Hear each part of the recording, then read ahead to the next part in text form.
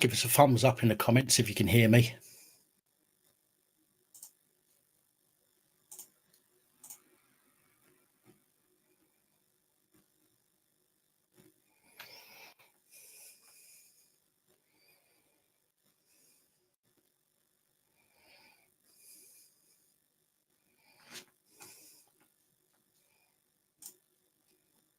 Thank you.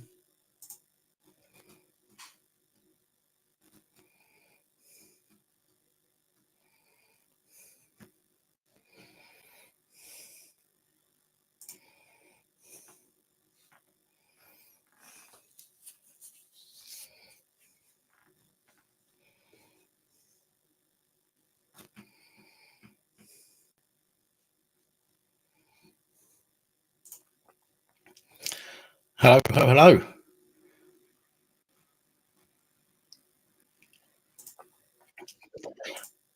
Okay, right. So shit is about to go down. Hey, Tiff.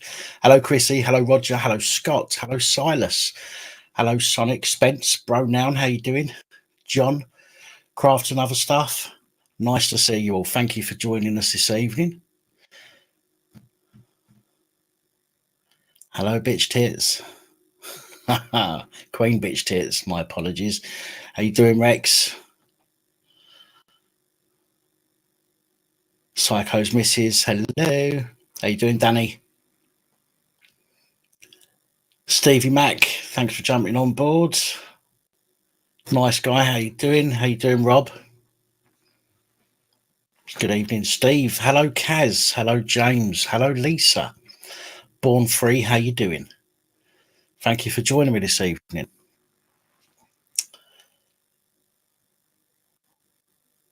I'm glad so far this seems to be working because I was messing around with my other camera, trying to get like for a second camera angle or something, just messing around with it.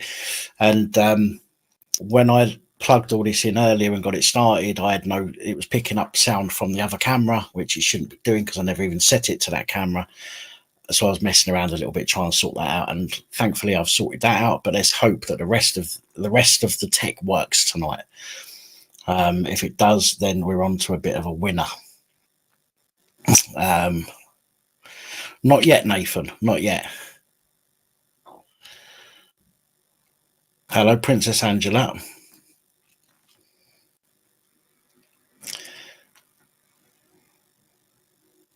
Excellent. Excellent. Excellent. Yeah, I'll tell you why it looks bright, Tiff, because I was using this camera in the other room to record for the other channel, for a video for the other channel. And in the other room, the lighting's completely different. So I had to set it to the lighting in the other room, and now I put it back in here, and I haven't had time to sort the settings out properly. And to be honest, I don't really know how to do the settings properly, so I'll just press them until it looks okay, and that'll do. Do you know what I mean? So, plus I did have a shave earlier, so that might have something to do with it, but we'll see. We'll see how we get on anyway. As long as you can see me, you can see my fat chubby cheeks, and you can hear me, then that's all that matters at the moment. So is everybody okay? My apologies for this week or last week. The lack of videos, as I said, as I put out in the update video. I went down south last weekend. I haven't seen my family I've only seen my mum and dad and one of my sisters, I think 2 or 3 times in the last 15 years. And the rest of my family I've not seen for about 15 years, if not more. So I went down there. It was my nephew's birthday. I haven't seen him since he was about that tall, and he's now 20, I think. So I went down there, and I was expecting things to go wrong. They didn't. I actually had a really, really good time, but it's taken me a little while to recover. I know there's a few people that watch these live streams that have chronic fatigue themselves, and you'll know that sometimes the fatigue will hit you during or after you do something. And and it hit me. And I've been really struggling this week to get up, get motivated. But this is it. This is the start of a new week, and yeah, back to the grindstone, so to speak. I do know how many we've got. 89, 90 people watching. Before I open the phone lines, which I will do shortly, I want to make something clear. I want, how can I put this? I want to clear the air, basically. I know there's some people out there that don't like me, that for whatever reason they don't like me. I know there's some people who have an opinion about me, and they like to share that opinion with other people, but not share it with me, which kind of shows me that they've got no bollocks. Yes, active shooter, this is live. So what I want to do is, for the first, I don't know, half an hour, okay, for the first half an hour, I want to hear from anybody that's got a problem with me.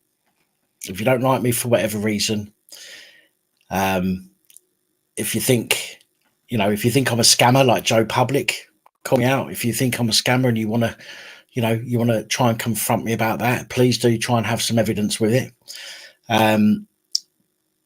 But I know there are people that are watching this now that have got issues with me, and they're going around talking about me behind my back to other people, and it's causing problems. Okay, I know that's exactly what you're doing it for. It's to cause problems and to make people fall out with each other.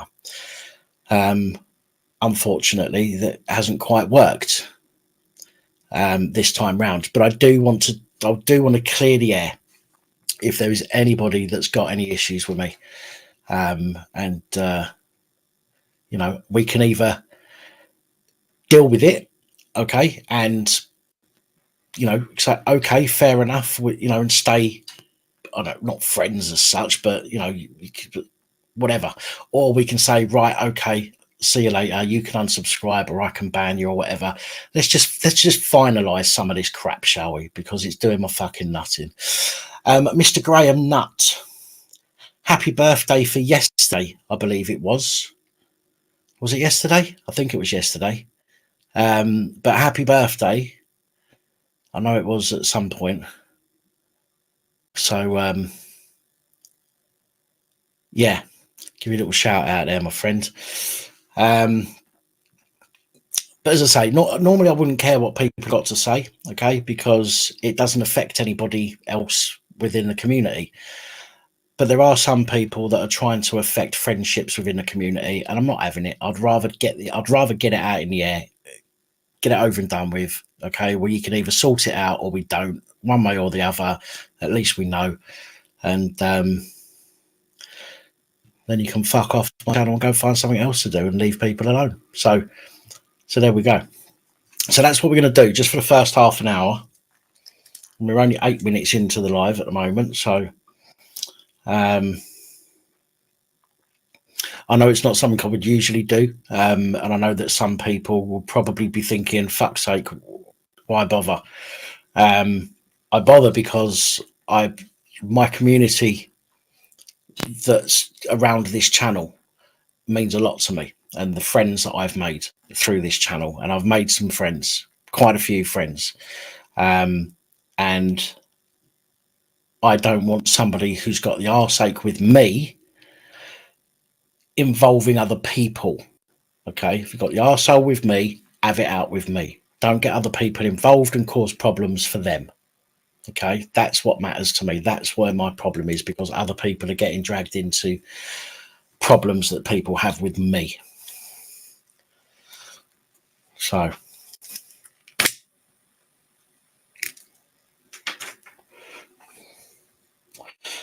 that's true, Tiffany. And I've also made some family on this channel.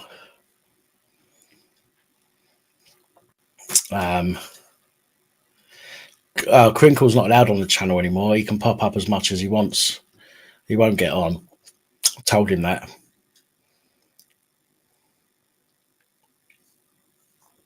So we shall get on that just a few minutes. We shall get the lines open for that, and then obviously we'll do what we've been doing. We'll give it a couple of hours or so, and then we'll open up panel, get sort of 3 or 4 people on, and rotate through some people on the panel.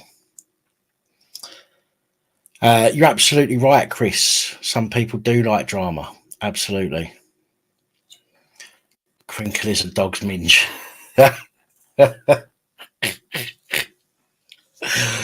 Oh dear.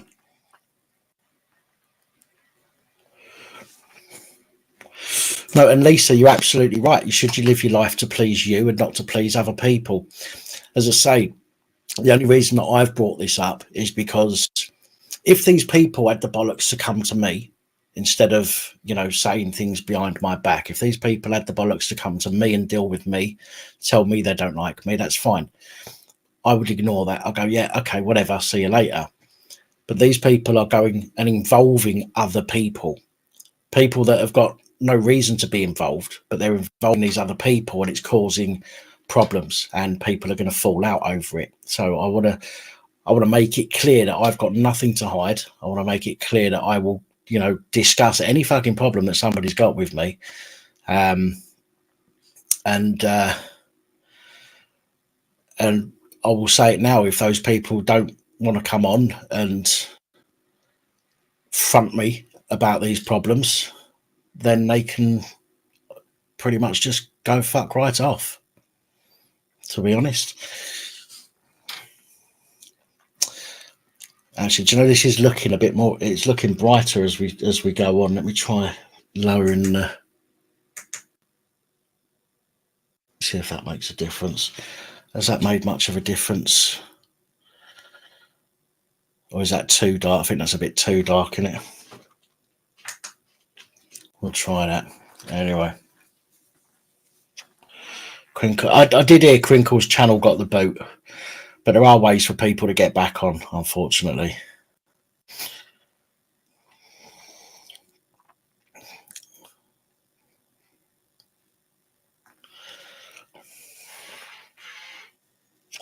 How you doing, Ricky? How you doing, mate?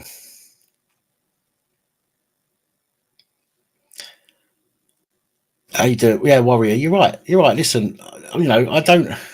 Darker was better. Is that because you can't see me properly? Let's do it again. Try that. What was I going to say then? Yeah, I'd rather people come to me and just say to me, Dan, look, you're a dick. I'll go, okay, why am I a dick? And then they can explain, and then we can discuss it and talk it out. But if people don't want to do that, then that's down to them. I've had a shave, bearded vet. I've had a shave. And to be fair, the camera isn't set up how it used to. It's a bit clearer. It's actually clearer today than it has been for a long time. So maybe that's got something to do with it. But we'll see. We'll see.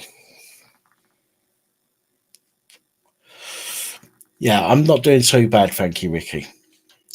Hey, hello, Lawrence. I'm all right, thank you. Hi, Shelley. Hi, Paul Essex. DJ Ray, doing well, thank you. We've got 128 people on, right.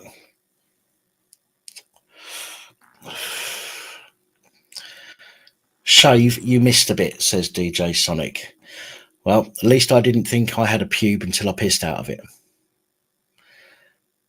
You have to be careful shaving in case you shave your penis off, haven't you? It gets lost within those pubes.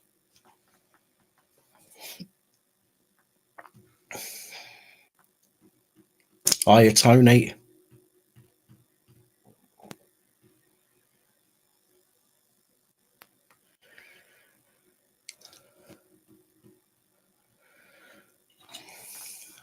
Right, 123 people watching, 53 likes.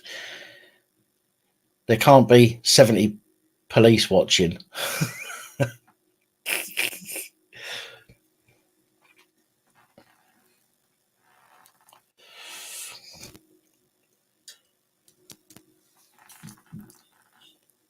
63 likes. Keep on going. Keep going. We're only halfway.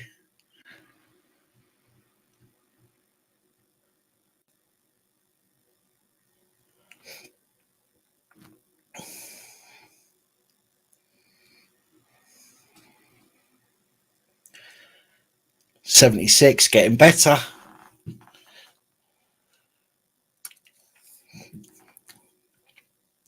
Oh, that's something I wanted to point out as well.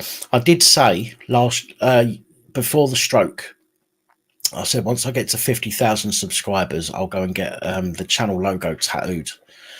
We're on 30, nearly 38. No, 38,000. I think we're on now. Oh, bloody hell! I can't even remember. Let me have a look. I can't remember. I should have looked at this beforehand. Studio 38.6. Yes, 38,624 subscribers. So I've only got another 1,300 odd, 1,370 something or whatever.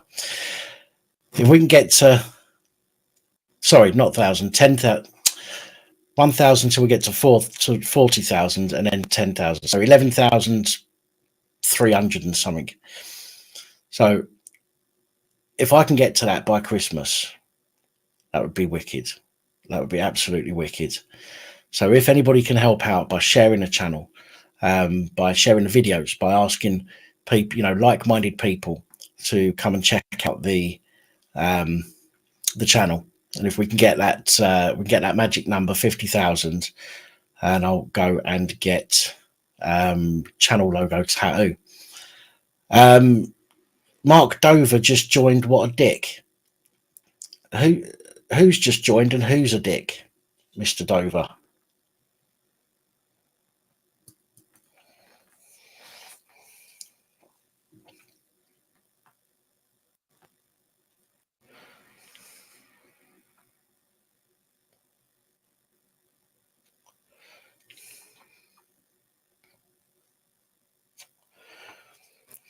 I know you do, Roger. Thank you, Psycho's missus.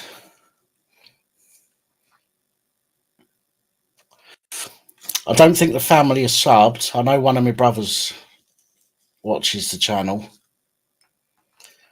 Are you Diane Abbott? I might be a Diane Abbott love child. My maths isn't very good. I make I don't hide that at all. My maths is terrible. Mark Dover, come on. Who was you calling a dick, Mark? Don't be shy. Come and talk to us.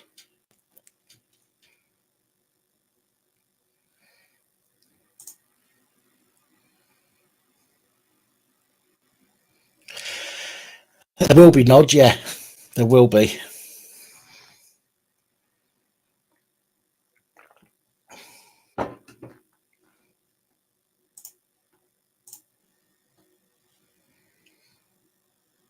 Oh, well, seems like Mark Dover hasn't got any balls.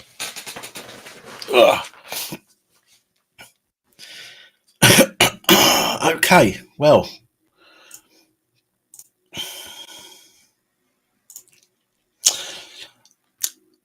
As I've said, what I want to do. Oh, I mean, how have you been a what? I mean, how have you been a dick? What do you mean, Mark? I'm lost, mate. What do you mean?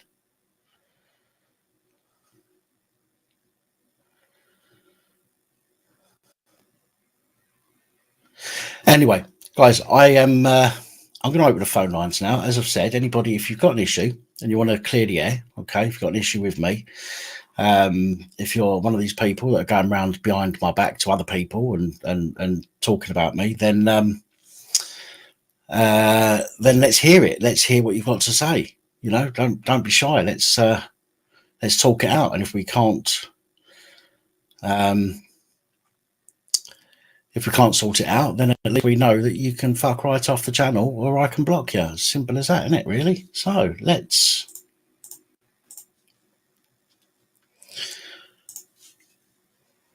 Let's get going. Let's hope this works, by the way. Let's hope that Skype actually works. Could you hear that? If I test the audio, can you hear it ringing? Did you hear that?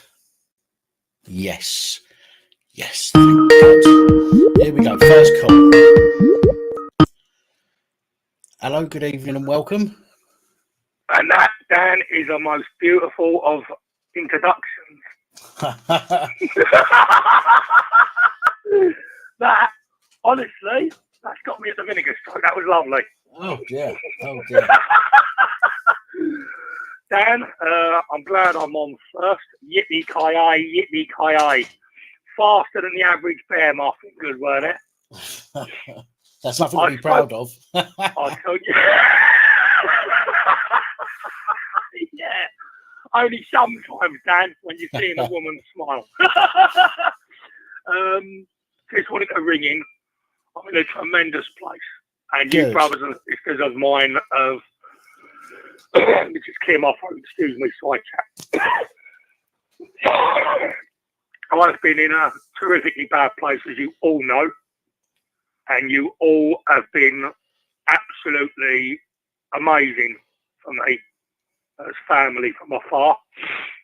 The support that Dan's given me and the guys in the side chat has been something that I'll never forget. Yeah. To the day I'll meet you, I'm throwing my arms around you and having a glass of beer, perhaps something to eat. I won't forget what you've done, and I'm going to try and push forward now with this positive feeling that I'm having at the moment. I went out yesterday, Dan knows. I rung Dan up, full of beans, didn't I, Dan? Rang him up, full of the Fosters, Dan. And told Dan how much I appreciate him and everything he's done for me, and to pass on my regards, which I can now do, to the brothers and sisters in the side chats. And I want to say something. We are going to have on Dan's channel, which is, as far as I'm concerned, needs some sort of an award, quite frankly, and that's not an understatement. We need to be mindful that there is going to be others that are jealous of our community, Of that are course. jealous of looking at the side chat and seeing nothing but positive comments, where most YouTubers have got side chat and people that are constantly derogatory and knocking and pulling down brothers and sisters and making them unwell. If you look at Dan's side chat, that's few and far between. 1, 2, maybe idiots that are swiftly booted off. Now, there's going to be people looking in and out, they're going to hate that because they live for misery. They live for making people upset. They love affecting people's mental health. Yeah. And then they love sitting back and waiting for the phone calls on Sunday with their popcorn and their Diet Pepsi. We will not give them that satisfaction. Dan's the anchor. Dan's the main man, as we all know. But we're not going to sit back and allow these people to ruin what we built up and what Dan's built up. And they can cup my balls in a COVID mask and whistle Dixie. That is what they can do, because you brothers and sisters have kept me alive. I wouldn't be here. This is not an exaggeration. This is an unbelievable, truthful comment, as I always am truthful with everything that comes out of my earthly mouth as I walk this earthly world, this earthly realm. My friendships for 10 and 20 years wouldn't have been enough. My faith in Father Jesus and Granddad God wouldn't have been enough. You brothers and sisters have honestly, the words are not enough, basically. So all last week, I was bouncing around like Zeppelin for the Magic Roundabout. I actually walked past the mirror, Dan, and I heard, "Oi, you!" And I spun back round, and it was me, looking at myself, and I liked what looked back. Have a word, son. I thought, hello, Saucy. Hello, Saucy. All tanned up, fresh haircut, all shaved up, looking like the daddy. And then I put on a new set of clobber, and I bowled up the road. And you know what, Dan? I felt for the first time, honestly, brothers and sisters, for the first time in, years, I'd say, I actually liked what looked back at me, and I liked how I was feeling, and I sort of pushed on with that, Dan, my good brother, and had another sunbed, and another sunbed, and another sunbed, and now I look like I've just come back from Barbados. But like my good friend Christopher said, he said, Scotty, he said, go and have them sunbeds, go and have that haircut. He said, because when you look better, you start feeling better mentally. Yeah. And he was right. And I did. And I started feeling so much better in my own personal self. I went out, like I say, yesterday, bumped into a couple of friends I've not seen for a little while because of the COVID. Went out with one of my good brothers, Glenn. We had a late night drinking with some other of our Asian brother friends that we got that he introduced me to. I had a lovely time. Really enjoyed myself, and that's born out of the love and the support that I've had from you brothers and sisters that have kept on pushing me, kept on picking me up when I've fallen down, kept on brushing me down, and sort of keeping me going down. And I will be forever in your debt, mate, because and the brothers and sisters like Danny and Ollie and Tiffany, and the list goes on, and Princess Angela and so on and so forth, because I wouldn't have made it. I wouldn't have. I know I wouldn't have made it, and I'm hoping there's not another fall down in health, but obviously we've got to be realistic. It could happen in the first universe that we walk upon on this world. Of course. Always getting challenges, but what I'm going to do, Dan, is every day I went out this week, which I've not done in years, I forced myself to go out, I forced myself to do things, and I'm going to do that next week as well. I'm going to force myself to go for a walk, going to force myself to get out and about. On Saturday, I joined the old ladies there. I had a coffee with the old ladies and a chat with me mate beside. It was really nice just to be out and about and mixing with good human beings, you know? Yeah. Oh, man, that's good. I'm really pleased to hear it. Genuinely pleased to hear it. Yeah, thanks, Dan. And also to the brothers and sisters, as I said to Dan as well, I bought 4 tins of drink, Dan, didn't I? And I haven't even touched them. They're still in the fridge from last week. Well, I've got to take your word for that, haven't I? Yeah, I haven't told you I've drunk them and replaced them, have I? But no, I promise you, bruv, the 4 original drinks that I bought the other day, they're still there, and I have no interest in drinking them. Good. Remember, drink to enjoy. Don't drink to drown your sorrows. Well, that's what I was doing, my good brother Dan. I was getting, as you know, I was very close to suicide. I attempted it, so you couldn't have got much closer than doing it and attempting it. But if you'd said to me, which you have done, all of you brothers and sisters have said to me, Scott, on the 2nd of October, you're going to be beaming like a Cheshire cat. You know, I'd have said, oh, no way, impossible, can't happen. No. And I was so closed down to the fact of any sort of happiness being brought back into my life. And happiness isn't millions of pounds, of course, that helps. Yeah. Happiness isn't, designer clothes. Happiness is just getting by and having a little bit of interaction with brothers and sisters, laughs and jokes over a coffee, a cigarette, and a sitting down the cafeteria. Yeah. And I just feel so much better, and it's all because of you guys. So much love to every one of you. Thanks for everything you've done, and long may it continue. Long may I keep feeling like this, because I don't feel so heavy. I don't feel like I'm walking around with, an unbelievable force on my shoulders and sort of weighing me down and sort of feeling so heavy-legged and sort of anxious Annie. And you know how it is with the anxiety, it creeps in, doesn't it? And that in its own right is a battle. When you get anxiety and you're out, as you, my good brother, will know, you're out, it creeps in like an unwanted guest, doesn't it, Dan? And all of a sudden, the laughter that you was having 20 minutes earlier, it starts subsiding, and you think, oh no, I've got to go.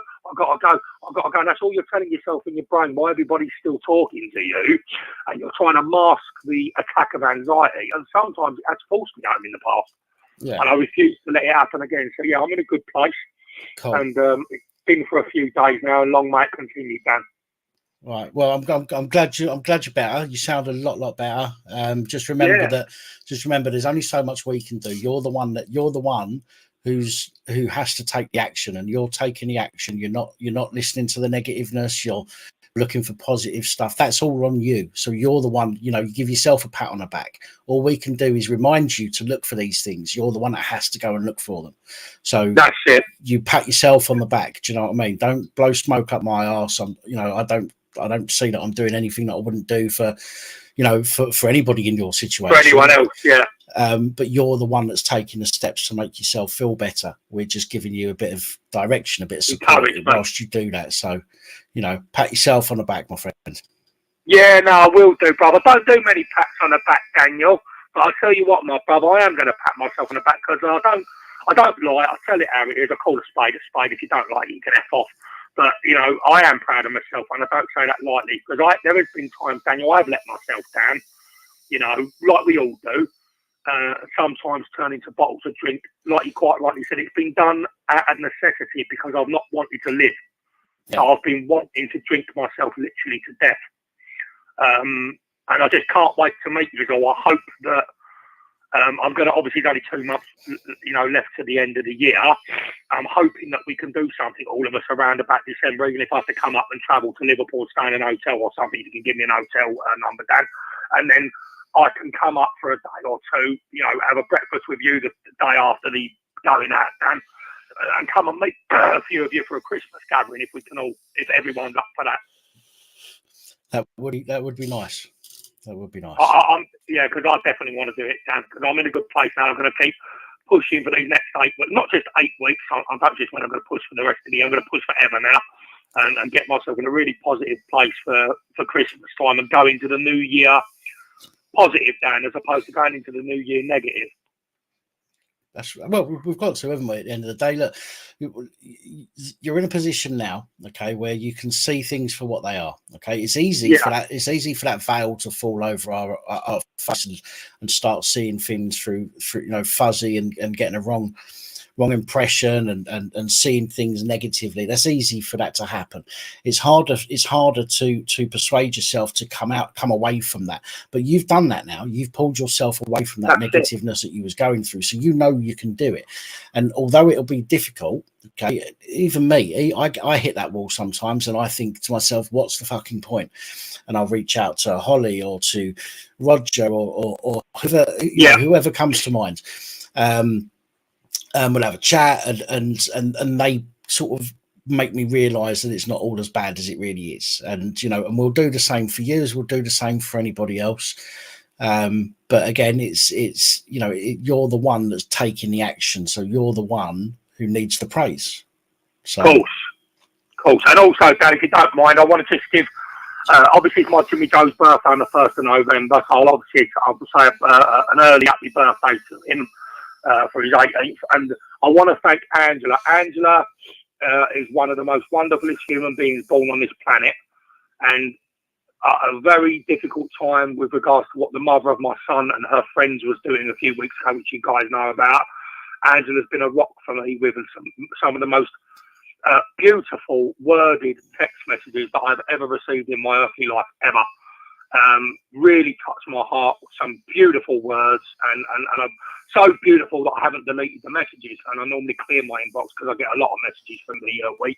Yeah. But it really touched my heart what she's done, and she's been on the phone with me, and she's really just a tremendous woman that I want all the happiness in the world for her in her earthly lifetime, because she's gone through some difficult times, and she's just a beautiful woman, like most of the brothers, well, like all of the brothers and sisters on this channel, and we all deserve the best things to happen to us in our earthly lifetime while we walk this earthly world, this earthly realm. So, amen to that, with a kiss, kiss, kiss, kiss, kiss, kiss, kiss. Let's hope it happens. Let's hope we all get blessed in our earthly life. Let's hope we all have a good earthly life, and we all meet up and have a nice drink over Christmas and a real good celebration. And you're all getting lifted up in the air, aren't you? You little trade goals. You're getting lifted up in the air. The fucking lot of you. The amount of takeaways I've had recently, you're going to struggle, trust me. Don't you worry, son. I'm going to pick you up in one hand. Ollie Willoughby's going up in the other hand. Danny Biscuits is going up. You're all going up. Going to be like Katie Winslet on Titanic. Going to pick you up and spin you around and around and around. Dear. Like Dirty Dancing. Right. Yeah, I'm going to let you go. All right, Scott, no worries. I want to try and get a few calls in anyway to try and clear the air with some people. If anyone out there that's going to, that's got an issue, they can phone in. I've got a call waiting to come through now. So I'll let you go. Have a lovely week, guys, and lovely to talk to you next week. I'll speak to you soon, Scott. Yeah, ta, Dan. All Thanks right, for everything, mate. Ta-da, everyone in the side chat. Bye-bye. Bye, mate. Bye. Typical, that call waiting was just hung up. Oh, there we go. Here's another one. Hello, good evening and welcome. Hello, good evening and welcome. Oh, Dan, how you doing? Hello, who's this? I recognise that voice. Can't put a name to it. It's Ewan. Ewan, how you doing? Right, good. Sorry, you'll have to forgive me, but when it comes to names, I'm terrible, so I do apologise. Right. You last caller. Right, yes. so he was just singing about his own praises. What do you mean? No, he was just thinking about about his problems with mental health, right, and how his family were sort of like coping with it. Yeah. Well, I think he's happy that he has managed to overcome a low point in his that he's been going through recently. I think that's what it is. That's a good thing. Yeah. Yeah. That's a good thing. How are you? I'm okay, mate. Right. I think I was in a bit of a bad spot last week, but I'm okay now. I'm sorry to hear that. No, listen. No, I'm not here to sing for somebody's praises. The way mental health goes, right? Okay, if you've got a problem, it's better to speak about it than what it is to hold it inside yourself. Absolutely. I haven't really got a problem, Dan, because I've spoken my problems out. I was just listening, right? Okay, because the last geezer who was calling in, it was a bit of a whingy, whiny. I don't think he fully understands people with mental health problems. Well, everybody sees things slightly differently, don't they? I mean, I understand. I've spoken to Scott for many times offline, and I understand where Scott comes from. I can say that he's just happy now that he has pulled himself out of the slump that he was in, because that's the good thing. Yeah, that's a good thing, Dan. Of course it is. That's a good thing. I just worry about you sometimes, because I think you take on too many problems yourself. You're not the first person to say that. The problem is, I'd like to try and help people. I know you do, Dan. I know.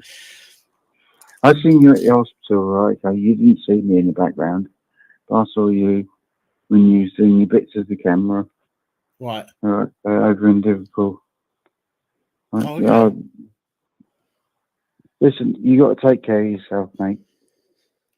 I'm learning to how should we put it? I'm learning how to prioritize and work with what I am doing, so that I can try and give myself some time to myself as well. Correct. It's not very easy, because I'm the kind of person, and I've always been the kind of person, not to ask people for help. And I get lots of people say to me, is there anything I can do to help you, to make it easier for you? And I'm so used to doing everything on my own. No. The answer is no. Because you have to do it for yourself. Well, this is it. I'm so used to doing everything on my own that passing things off to other people just doesn't feel right. Yeah, correct. I don't even like my home help being in my home. Yeah. So I understand. But you're a good man, all right, Kate, and thank you.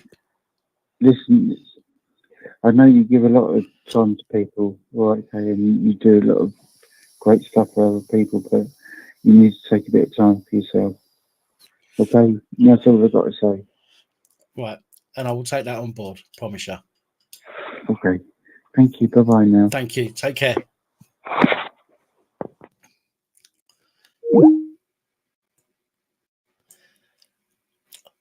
I never know what to say when people say nice things to me. You know that. I'm always like, what do I say? I feel rude just going, okay, thanks. I don't take compliments and stuff like that very well. But thank you, Ewan, for the call. Thank you. I appreciate the words.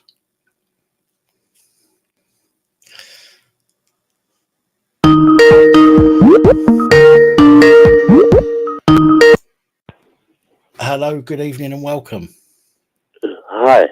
Hello. Hi, Mark Dover here. Moldova, how you doing? Mark Dover, yeah. I sent you a couple of texts earlier. I think you misunderstood what I was saying.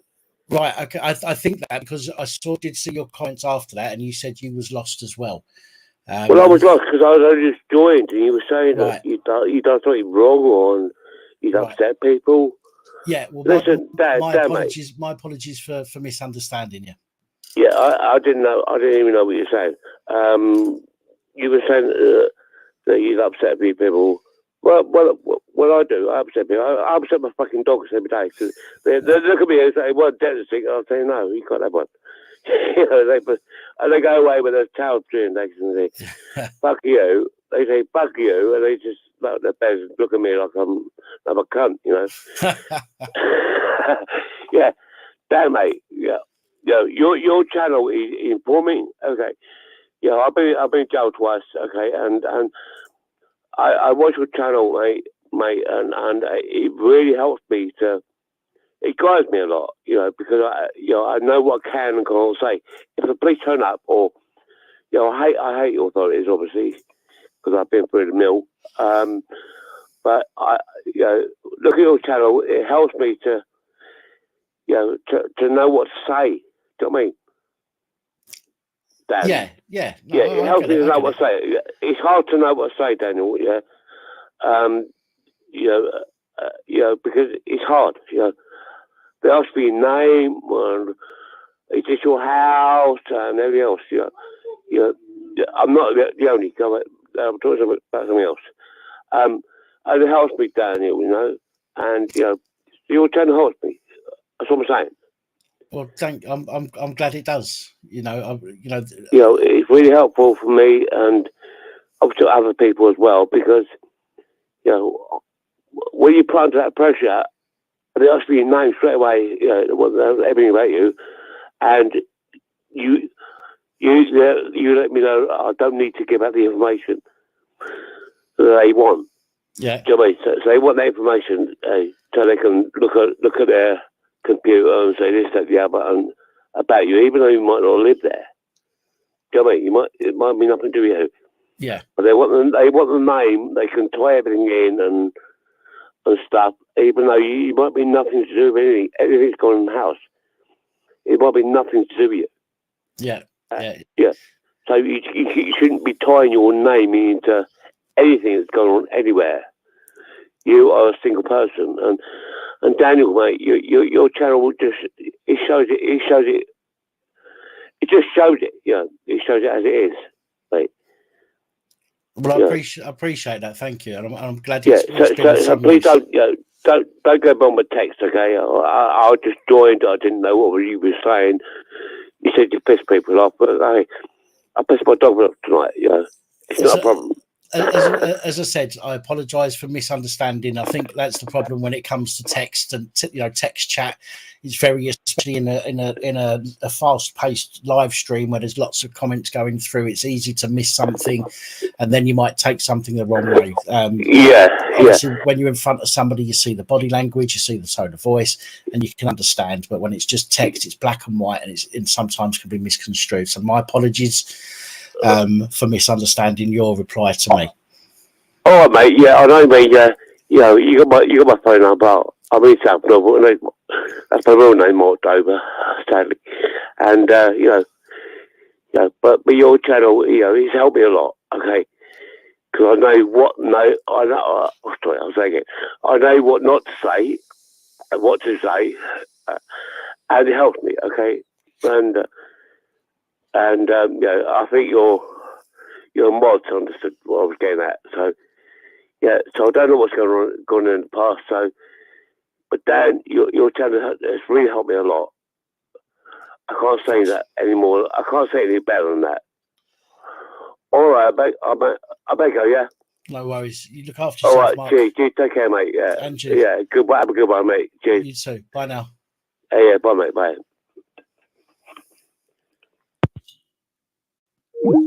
What's going on? Where's all the people that don't like me?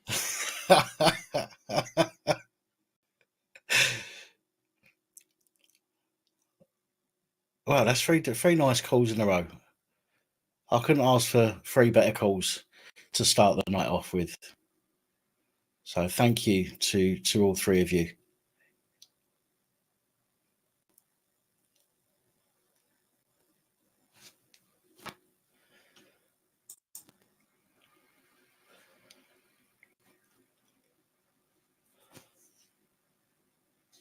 Yeah, I'll tell you what, Mark MC, I'm noticing that as well.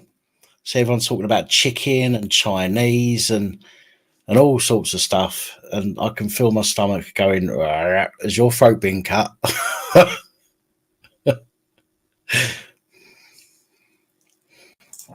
Ah, thanks, Sonic. You say the loveliest things to me, you know.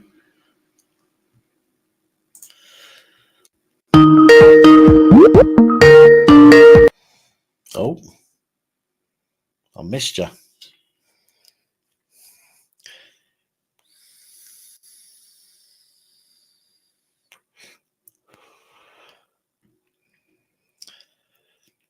Right, well, if nobody's going to phone in that wants to clear the air, if they've got any issues with me, then we'll take any calls. Here we go. Here's one.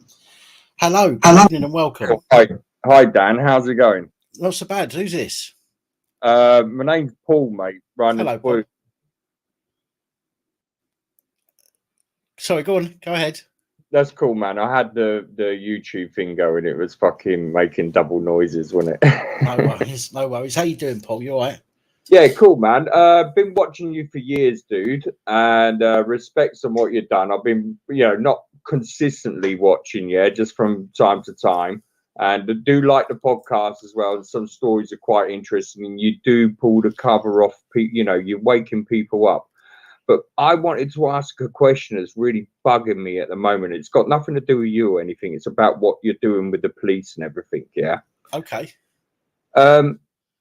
Based on what we're seeing around us, without knowing we're on YouTube and everything, without mentioning too much, based on what we're seeing around us with this, the common good and all this kind of stuff going on, where do you see the future of the police at the moment? Because as a normal person, I'm a law-abiding citizen, by the way. I have a job, pay my taxes and everything. But over the last 2 years, my respect for the police has gone about as far as dog shit on the fucking ground. And I'm sorry for my words there on that level, but I used to kind of respect them a little bit. But what I've seen over the last 2 years and what you're hearing with historic crimes over the last 40 years, like in certain countries up north, certain counties up north, sorry. Yeah. I'm kind of like thinking, can this shit really carry on going forward? Or is it going to come to a point where we as the people finally take control of what our policing powers are? Maybe do you feel that we might go in more in common law policing instead of this Right. Sorry. No, it's a great question, by the way. Absolutely great question. So thank you for asking. I personally, I think that 40 years ago, 50 years ago, if the police were in the state it's in now 40 or 50 years ago, I think people would have turned around and said, right, we've had enough and done something about it. I think we've grown this society of, the only way I can explain it is wimps and woke. Yeah, man, okay? Woke. And we've developed this society now that, and I think it's a long-term plan. I think it's been done purposely. I think that yes. We've been made to mollycoddle all these kids, over the Generation X and all that stuff, and they are now in a position where they wouldn't turn around and fight back. Okay, I kind of sorry for injecting. No, go on. I'm 52. Yeah. Right. I can still bang it down the gym. I can still lift 120 kilos above my head, and I'm still reasonably kind of fit. And I'm coming up against somebody. And don't get me wrong, I was in care from the age of 11. I've been in the care system all the way up through to, I had a care order put on me up to the age of 18. And I'm sitting there, say, in the tea room or a cafe, or I'm meeting some new people, and some of these people are a bit younger than me, and they're doing counselling because their mum and dad shouted at them a little bit too much. Yeah, and that's I'm exactly what I mean. What the fuck am I fucking? What the fuck have I just lived through? You know what I mean? But when I look at it, and like, you know, I'm not exactly what you call, like, you know, I'm a bit of a rough diamond as it is.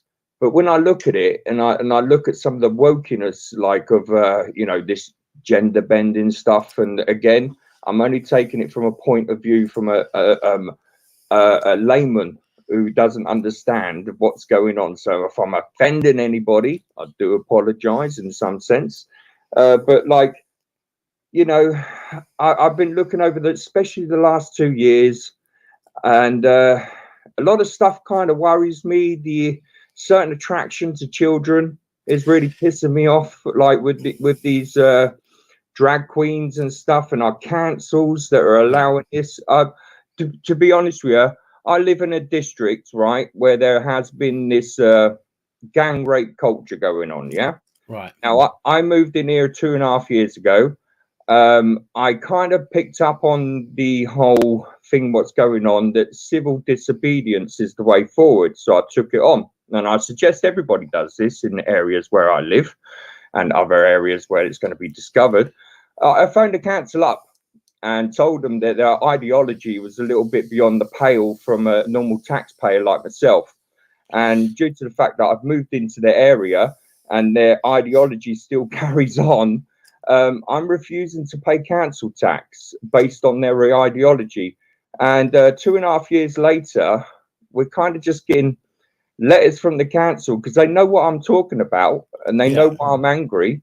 And we're not really seeing too much, like, you know, I want to confront it and deal with it because I'm not happy paying a police force that was quite happily to turn the other cheek. I don't pay for that as a tax fucking payer. No, of course. That's bullshit.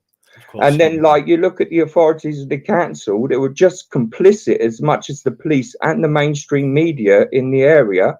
And you're like, no, I can deal with the mainstream media because I just refuse to buy the papers. But you're making me pay for something that I refuse to pay for because I'm not getting my fucking money's worth. So for the last 2 years, I've refused to pay council tax, and I've put my foot down, and they know what I'm prepared to argue over, and I'm not seeing no fucker on my doorstep banging my door, mate. Well, I wouldn't give two shits anyway, but like, the logic of it is they don't, because I don't show the fear no more.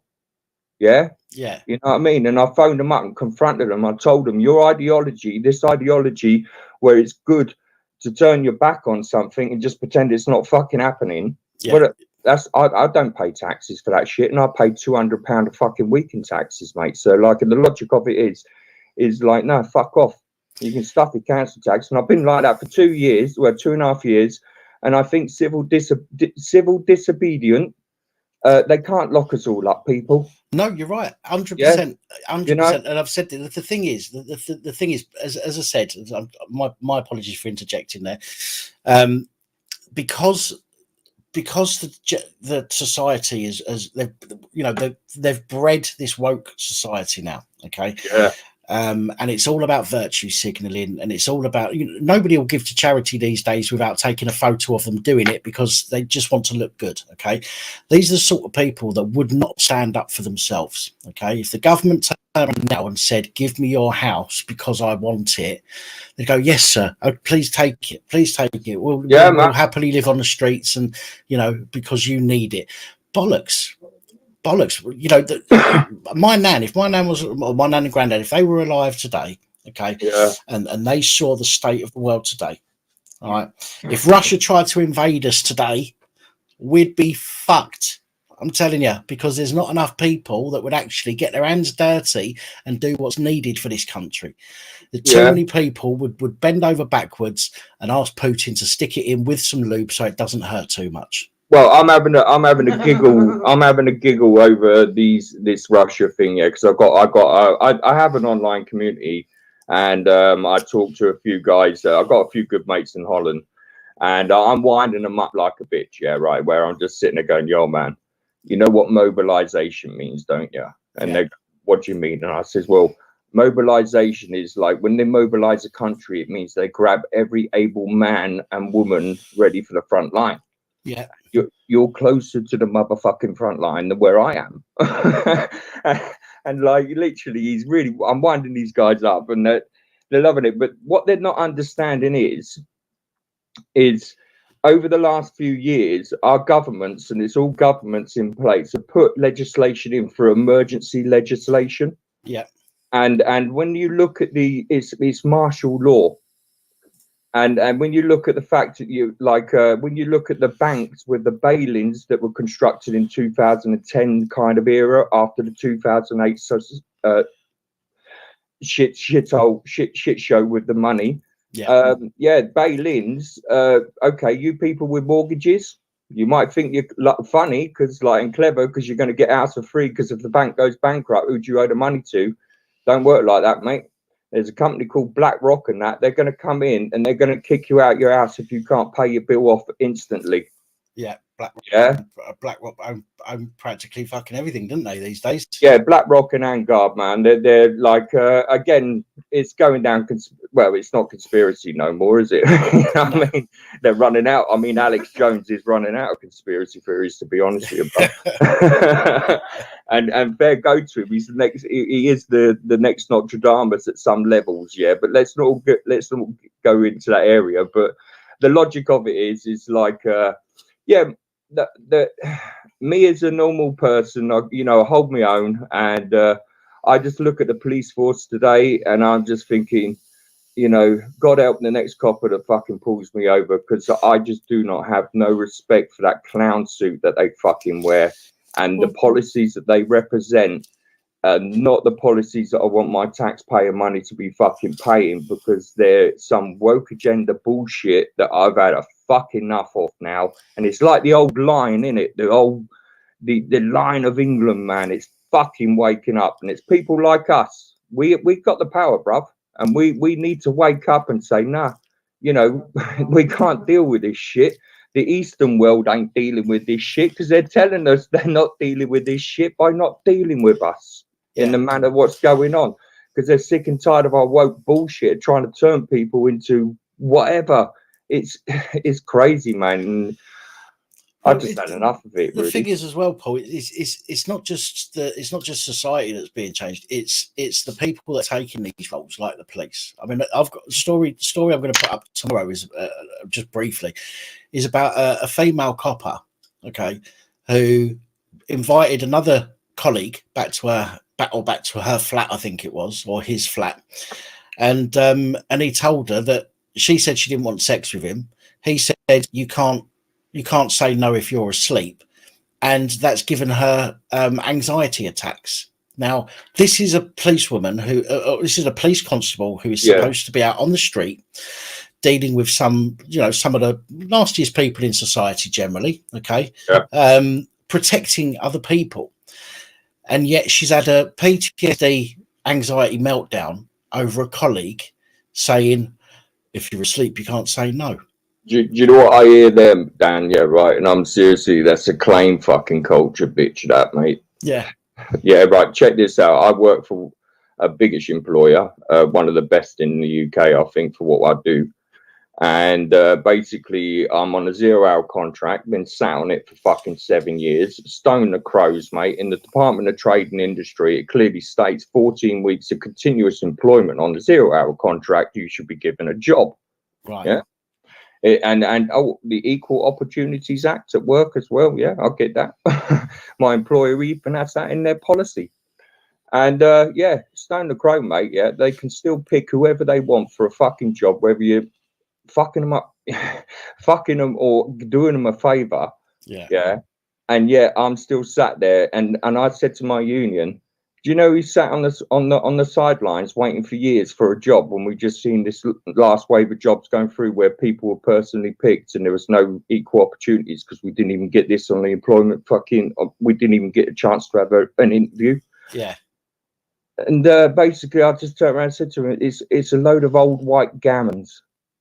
We're all sitting there, we've been there for years, and every single one of us are all old white.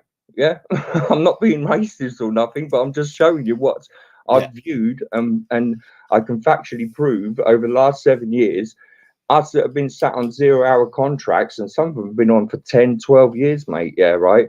And they've been overrid because they're not diverse enough. And this is exactly what I said to my union. It's disgusting what I'm seeing. I said, so at the end of the day, I question what I pay my fees for. I question everything, to be honest with you, nowadays. But like, so you should. So you should. I mean, look, you've got, in one hand you've got diversity, in the other hand you've got ability. Okay. Yeah. When it comes to anything, what should come first is the ability to do the job that you're tasked to do over anything else. If that means that everybody in a particular job is black, then so be it, because, you know, if they're the best at doing that, then they should get the job. If it means that everybody in a particular job is women, again, so be it. But this entire, as we said earlier, this entire woke virtue signaling culture that we now find ourselves in, actively looks to eliminate ability in favor of diversity. And I'm all for diversity, don't get me wrong, providing that it is actually what's the word, equally criteria, really, isn't it? Equally dealt with. You know, everybody has, you know, out of everybody, if you've got the right qualifications or the right mentality or the right physique or the right whatever for the job, you get the job. But this is what I'm saying to you, dude. Yeah, right now where I'm working, yeah, there's a few of us have been waiting. We actually applied. See, I've been there years, so I knew these jobs were coming up. Yeah, so I actually applied for them. And the job recruitment guy that I have emailed me back, the dickhead, yeah, right, said these not open for agency. And I was like, yeah, okay, I've not heard, you know, it's not the first time I heard that, so I just took on the nose. Stone the Crow, 2 months later, yeah, fucking 5 agency have been awarded the jobs. 2 of them have not been here a year apiece. Yeah, and the other one only been here 5 months, but he belongs to a certain social circle, like a lodge member, if you know what I say. Yeah. And then the other one was shall I say an Arab group of people, so he got in for his friends there. And then we're sitting there questioning it, and I'm going, what the fuck is going on here? I applied for that fucking job and I got told this was not going down like this, and it did. Right. So then I complained to my union about it. My union turns around and says, yeah, they're allowed to do that. And I tell her, I said, yeah, but you've got a fair equal opportunities policy in the company as well as like in the workplace, surely. No, they can do what the fuck they like. And you kind of realize the kind of big company I'm talking about, it's got a big crown on it, yeah? Kind of fucking says everything, really, doesn't it? Without talking too bad. But yeah, man, it's like fucking crazy days where, like, you know, you think what should be right and proper is completely upside down and reversed in, like, as if you look in the mirror and you're thinking, fucking, it's like you're living in a fucking clown world. Like, we go out, it's like an asylum when we go out every fucking day sometimes, man. It's like, yeah, Jesus, unbloody real, it really is. But yeah, I do appreciate your shows, man. And like, you know, I haven't done this before. This is the first time I've ever spoken on one. And my missus is here, like, you know. So I did hear a snigger in the background a minute ago. Probably thinking, dickhead, what you doing? No, man. Listen, it's nice. It's nice when first time callers call in. It's always good to chat to new people. So thank you, I appreciate it. Well, I do have a YouTube channel because I wanted to get into this, yeah. Because I'm quite. I do have a Facebook page called Judgment Day and a YouTube channel. I've set it up, but I've never used it yet, so I'm not plugging it because there ain't nothing on it. All right, it's just like I set all this up. And I was gonna, like, you know, come back at this when all this bullshit is over and this crap that's going on around us, yeah, right, has actually come back at it with the Judgment Day fucking banner and fucking hit it hard, like, and hit these people hard. Because, like, I've been a person who couldn't wear a mask, yeah, because one, I understood the terms and conditions we were getting involved with, and two, like, you know, I could prove medical condition, there's no problem. Yeah. And I actually got run out of a mail centre for that shit, mate. And now I got banned from the whole east of the fucking coast of the country, and all I can work in is another centre, and that's it.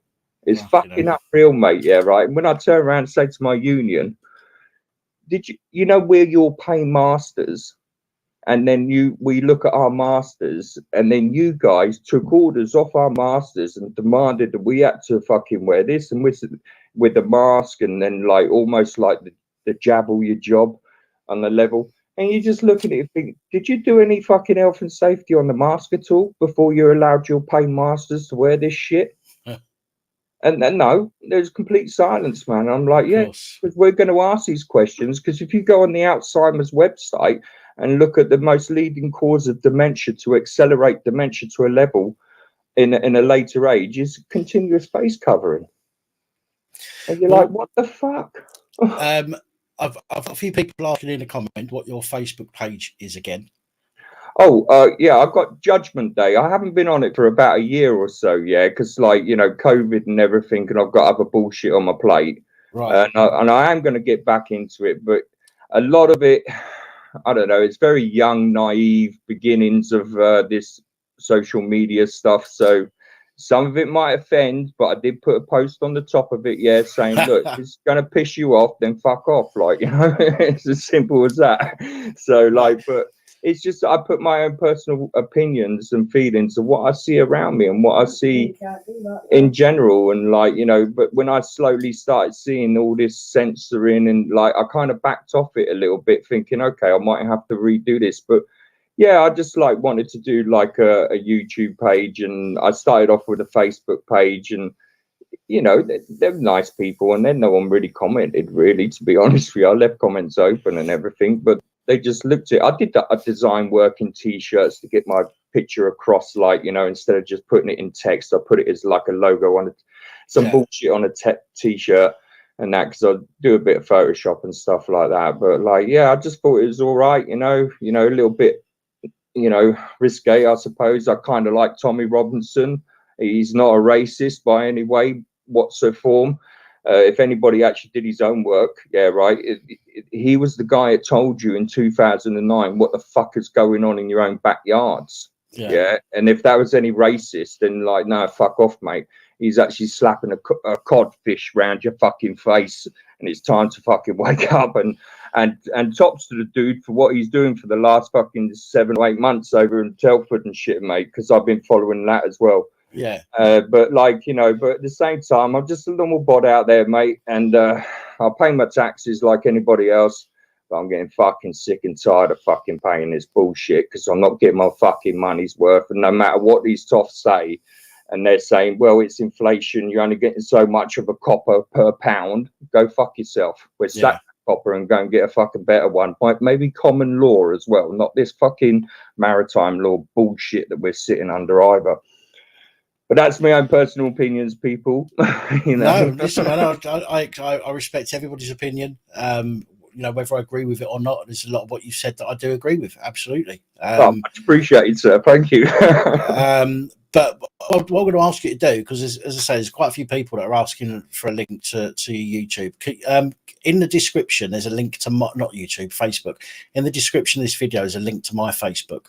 Okay. Oh right, yeah. I'll get on my Facebook because, like I said, I came off it because obviously, you know, I'm quite, you know, I'm John Ball, mate. Yeah, I'm straight to the point, and I kind of like thought, you know, you don't want like unwanted people fucking having the wrong attraction to you, if you know what I mean. If you're getting a bit too mouthy in the sense of it, because like I go down some fucking rabbit holes sometimes, and it does freak me out.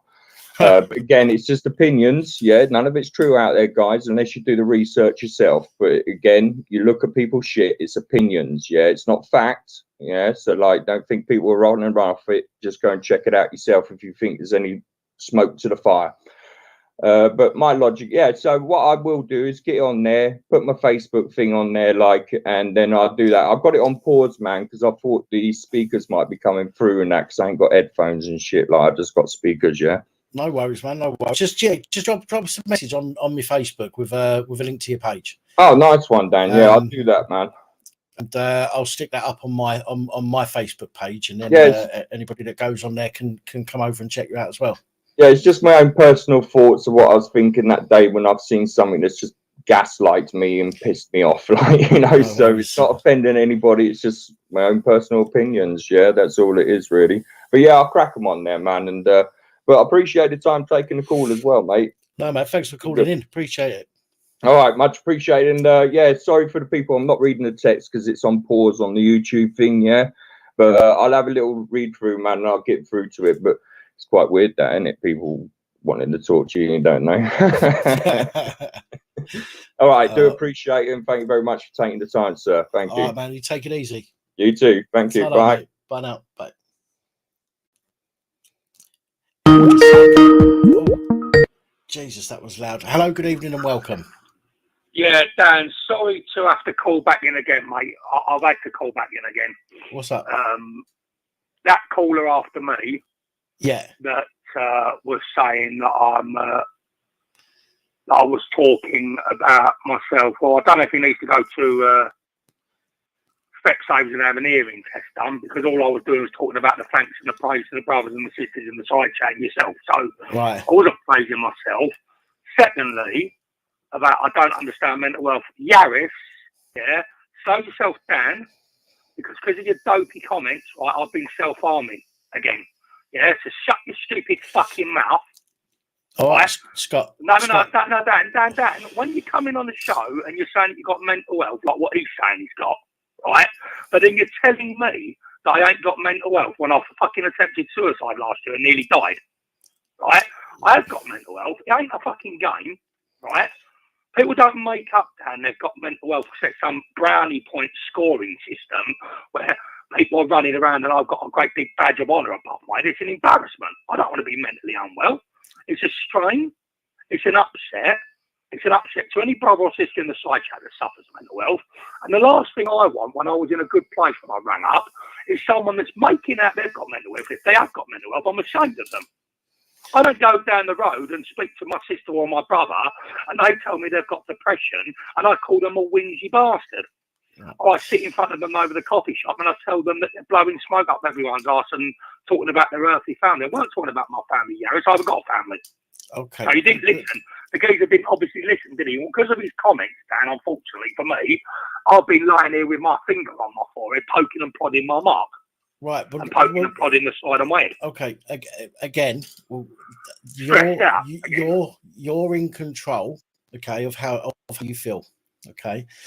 Somebody said something that you don't like, okay. You've allowed that to now bring you back down, okay. Yeah, because unfortunately, my brother, I'm not in I'm a strong place for 4 or 5 days only after 17 years of quite a lot of health, Dan, as you all know. I know. And also, just before I let you talk, Dan, just in case, you know, my house has gone up on the market that you know about, and Angela. It's gone up for £950,000.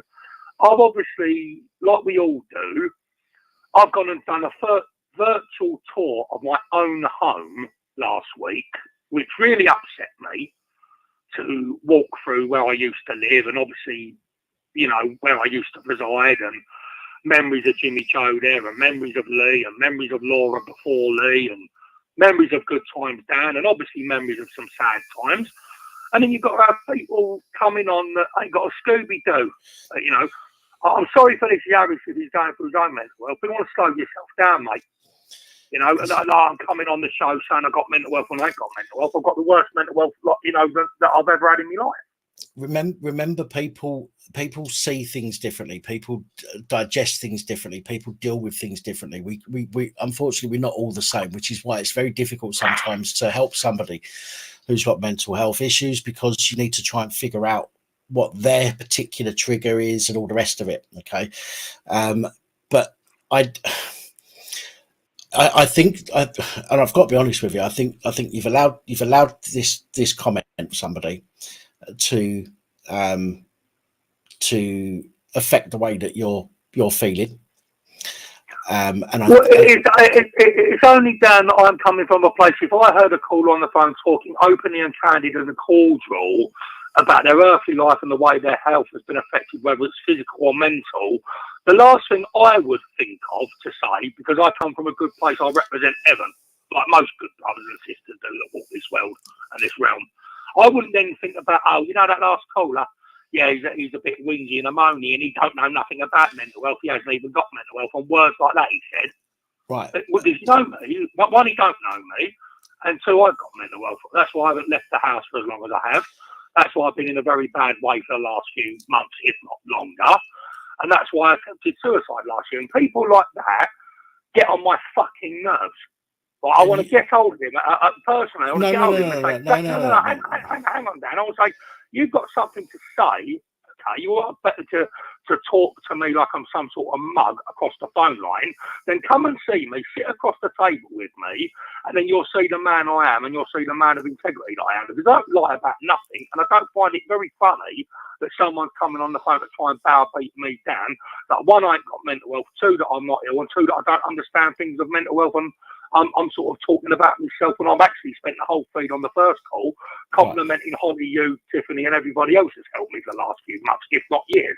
Okay. It just annoyed me, Dan, because you brothers and sisters don't see now that while I've been on the bed here listening to that, I've without realising it, and it is without realising it, now obviously I've become aware, I'm then poking and prodding the scar again, and I'm thinking, fucking, I was in a good place with it. Going now back to poking and prodding. So, you know, I just think to myself, people like that, if you've got nothing positive to say, then shut your fucking mouth, innit? Shut up. Right. Basically, I'm fucking fuming. I get it. No, I'm angry because no, I understand you're angry, but I'm fighting really hard. Really hard. I've been fighting to go out. Really hard. I've been fighting this last week, chest on by guys to be normal. You know, and what it's really horrible thing to say, isn't it? But we have to battle to try and be normal because our mental health has been so fucking battered. So I've been really, really, really, really, really trying hard. And then you have to have someone say something so bloody ridiculous that just absolutely has affected, which I won't allow it to affect me. It has affected me for half an hour or 40, 50 minutes. I just people like that. I think, you know, please, if you've got nothing decent to say to a brother or a sister that's ringing into Daniel's show, and you've got nothing but positive, nothing but negativity to say, then please don't say nothing at all, because I wouldn't dream of coming on the phone and even though Yaris has assaulted me, start assaulting him. I wish Yaris every bit of happiness and every bit of success in his earthly lifetime while he walks his earthly world, this earthly realm. But I'm not going to come on the phone because he's abused me and made me self-harm again. I just wish he would listen and people would stop saying the things they say without thinking before they speak. Right. Right. Couple of things. First of all, you said it right at the beginning of the live stream. Okay. People are going to say things. Okay. People are going to say things to upset. People are going to say things that they don't realise they're saying is going to upset other people. Okay. There's all sorts of scenarios where people are going to say things that we don't like, or that we think are an attack against us. Sometimes they will be, sometimes they won't be. What we've got to do is as I've said to you before, is we are in control of what we allow to affect us. Okay, and you've sat there, and I'm not having to go at you for sitting there and letting it get to you, because it will get to you, same as some of the stuff gets to me. I just try not to show it, and I deal with it, at a later stage. But yeah. We're never going to be everybody's favourite person. There are going to be people out there that don't like us. There are going to be people that say a hell of a lot worse things than what was said. Okay, but we have to be the person to say, right, fuck it, I don't care what you've got to say. Ignore that, move on. The more you sit there and dwell on what's been said, the worse it's going to seem to you. And now you've come on, obviously you're upset, you're irate, and the last thing I want is for people to start having a go at other people through the channel. Do you know what I mean? As I've said before, if somebody's got which is what he done, though, Dan. He's rang up not to talk about him, not to talk about his problems. He's rung up to ridicule me. You don't know me, all right? You haven't got a Scooby-Doo what I've been through. No one attempts their life lightly. That will be something that will live with me to the day I leave this world. It's a scary time. It's been a scary battle for the last 8 months of this year, 10 months of this year, with the love and support of you and Holly and everybody else and Angela in the side chat and Danny and so on and so forth.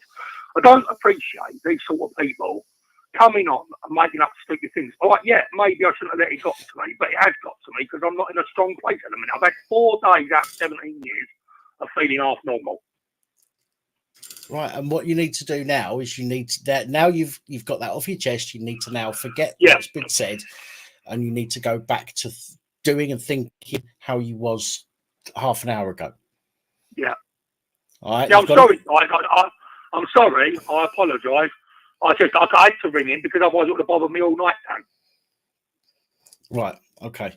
But as I say, now you've got it off your chest. Let's Yeah, move. Let's move on. Let's you know, if somebody said something we don't like, let's ignore it. Let's block them so we don't have to see their comments ever again. You know, that kind of thing. Let's move on now. Okay, let's get you back to where you were half an hour ago. Yeah. You know, bouncing, you know, like Zebedee. Right. So you can go out the house tomorrow as you walk past the mirror and you stop and double take and you go, yes, looking fucking suave there, son. You know what I mean? That's it, mucker. All right, so let's get you back there. Let's you know, forget it. You've been upset. You've cleared. You've said what you've got to say. I just had to call in down because I'm on my own. You know, I've got no one, mum or dad to speak to. So I thought if I don't ring up about this and get this off my chest, it's going to be something that's going to eat me up now. And I've only had, like I say, what we set Sunday today, so yeah, probably tomorrow it will be, you know, 6 to 7 days of where I felt the normalest I've ever felt in a very long time. And that from him, whether he's obviously not meant it, he obviously doesn't know what I'm going through. He obviously has no idea that I said this, so I don't recognise him or his name in the side chat from what he said on the telephone. So I'm not holding any, as much as I was angry 10 minutes ago, I'm not holding any anger to him. I just wish if he's still listening, you'd think about the things you're saying. Because I wouldn't dream, I'm not being horrible now to him just because he's been horrible to me. Do you get me, Dan? I'm not made that way. As I said, I wish him well. Sorry, I wish him well. I hope he gets better. But just be mindful that mental health is not an excuse to attack others. All right, I don't know. Well, I'm not well, and I don't know what I'm saying. You do know what you're saying, and words have a reaction. Every action has a reaction, and his words have a reaction to me. Because for 10, 15 minutes, and without realising, I'm picking the star again, which is all born out of stress and upset again. When I've been doing so well, so I wish him well. You know, get better, please, my brother. But think about what you're saying, mate. You ain't lived past 17 years. Don't question me when you ain't walked in my shoes. You ain't got Scooby-Doo what I've been through. Anyone else would have been through it. They wouldn't be in there. They would have taken their life years ago. All right, so I just had to get up. I said, sorry, brothers and sisters in the side chat. I apologise. I had to ring in again. I'm sorry, Daniel. I'm on my own. You're the only people I've got to talk to other than my friends, and I wouldn't have been able to get through the night. That would have really played on my mind. All right, brother. So yeah, I'll let you crack on, Dan, and thanks for taking the call. Yeah. All right, Scott. I'll speak to you soon. Yeah, thanks, Dan. Love you, mate. Take care. Ta-da, mate. Ta-da. Ta-da, pal.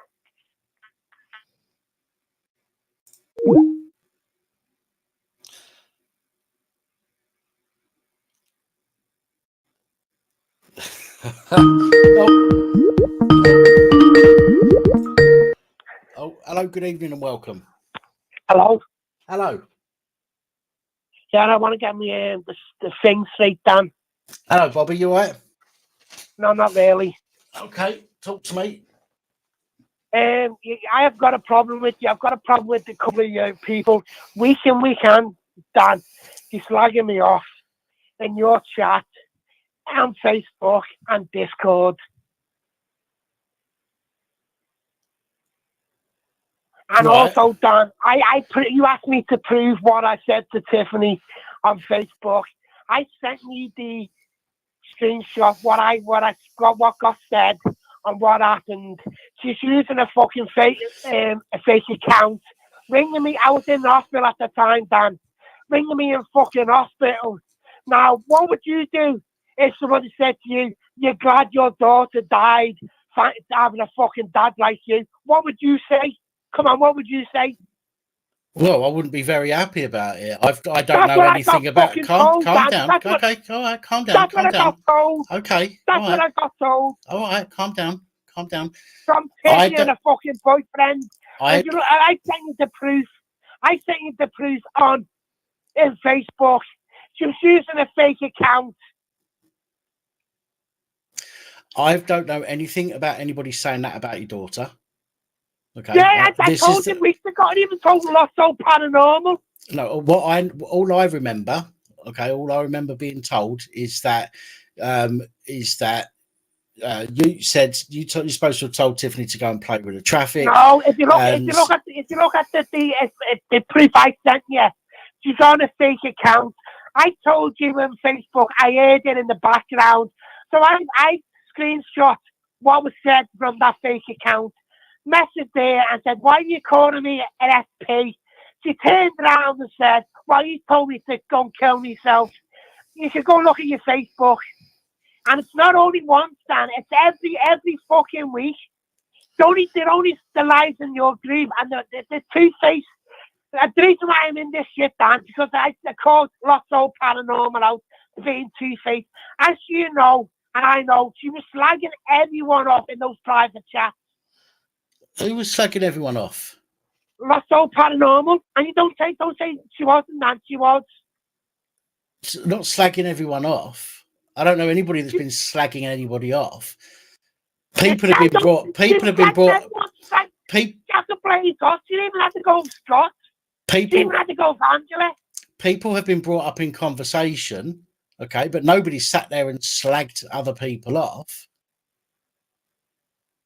I just want to get the facts straight. I never said go tell Tiffany to go kill herself. I never told her it was a boyfriend out in fucking Oslo, the prick, the little fucking rat goes to me. "Oh, I'm glad your daughter died having a fucking dad like you." Right. Now, as I say, even if you've got, I was going to have nothing to do with this Sam anymore, but he kept on slagging me off in Discord. I saw all the evidence going back, even last month with the little rat, fucking Josie Wales. well, You just said that you got something to say to your face. I got something to say to you. I would go round. Am I telling you not to?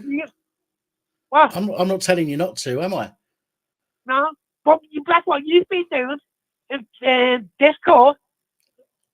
I've been slagging people off. You've been slagging me off. No, we've not been slagging you off. You call me, what did you say? It said, that Scout man slug. You and Josie had the conversation. I don't. I've said that. So, yeah, I've got it. I've got the information, man. I saw it. Okay, well, send me what you've got. I've checked, and I would. But I'm not being funny, Dan. There's one thing I fucking hate is two-faced people. Right. That Lotto Paranormal two-faced. That's why I called it out on it.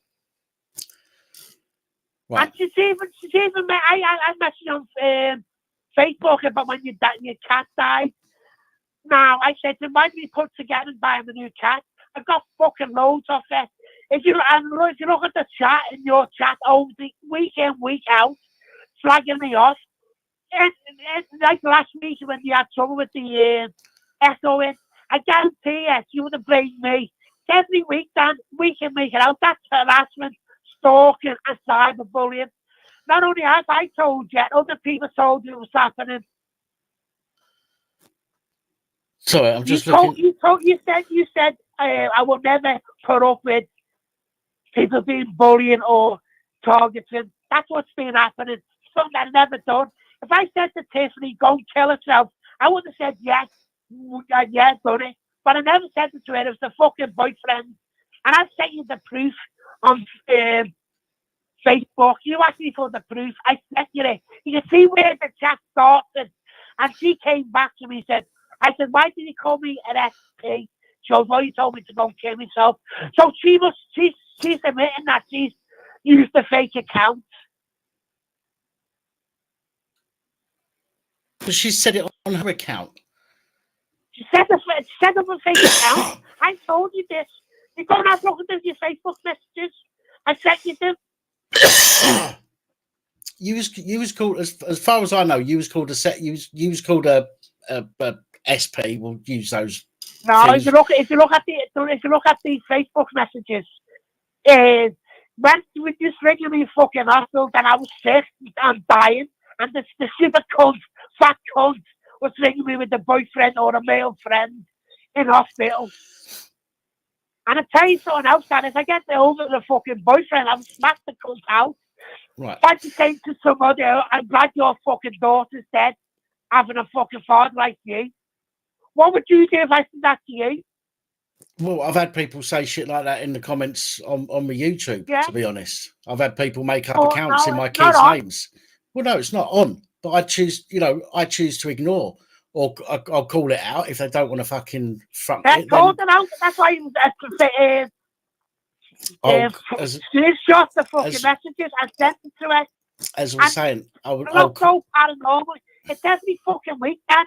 Every week.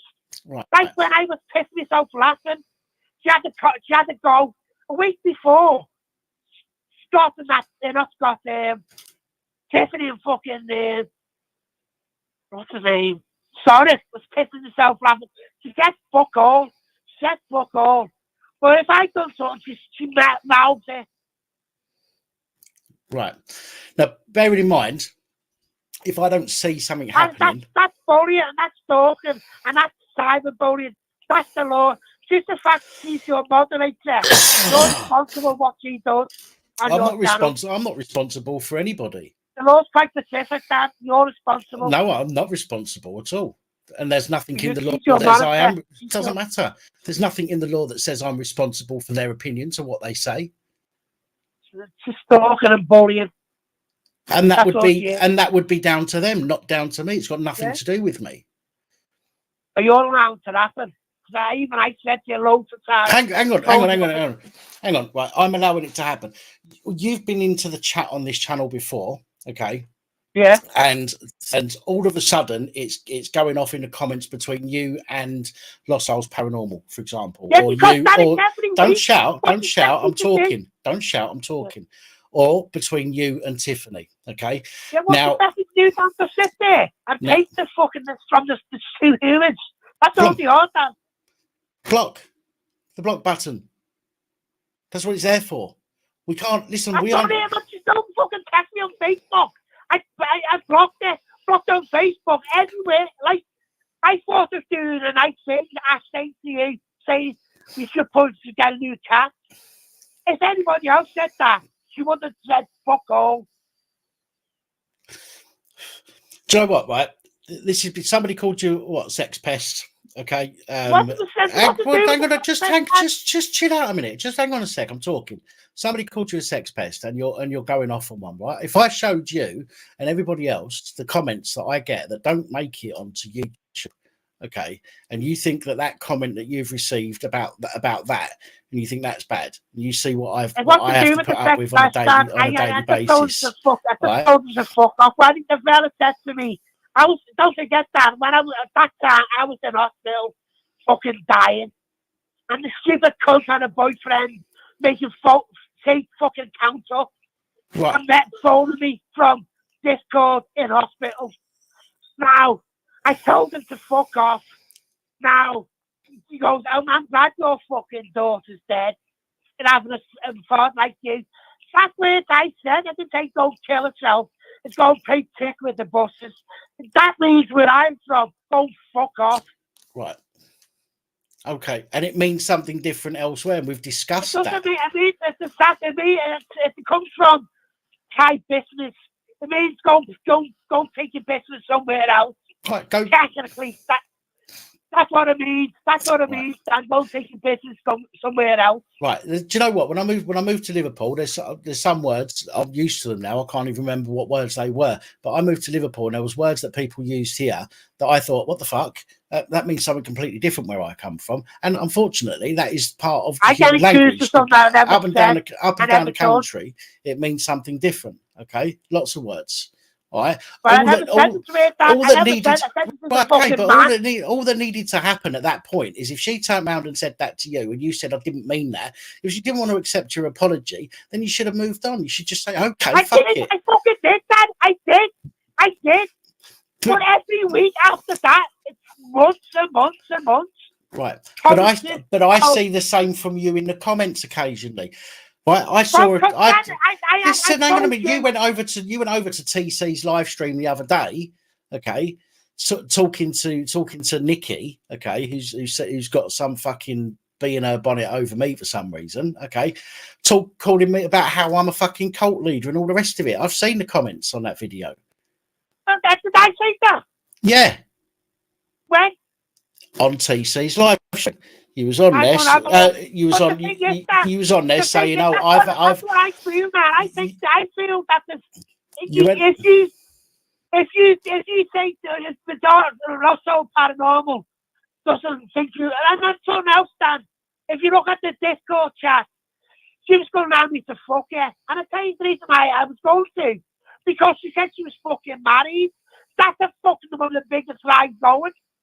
So what? So what if fucking she says text she's them out. married? Who cares if she's married or not? Yeah, What and does that that's the reason why I matter? was fucking going. That's the reason why I tolerated her. And I told loads of people, I'm into married women. I fuck married women left, right, and centre. That's the reason why I tolerated her. And then I got told, no, he's never met her. That's a fucking lie, Dan. Talking about people lying. So people, okay, right? People lie. Okay, people Lie? don't. People like or they don't like people. Okay, it is part of life. But You I should don't, know I this. don't, You're I fucking. don't You're be not a serious child, with something I never said. And I got fucking shit week in, week out. right? And do you know why? The reason it's still going on is because not just you, but when you say stuff to them, they say stuff to you. I haven't said nothing. Every time I blocked them for fucking weeks. Again, last 2 weeks ago, and I was pissing myself laughing.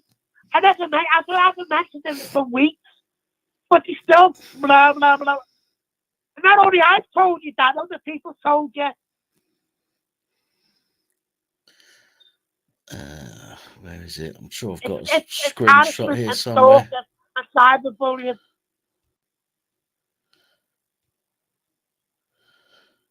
Have to bear with me. I'm looking for a screenshot. It's been months, that over 2 months, 3 months. And I even asked them, because I won't say their name, they don't say my name, but every week, constantly.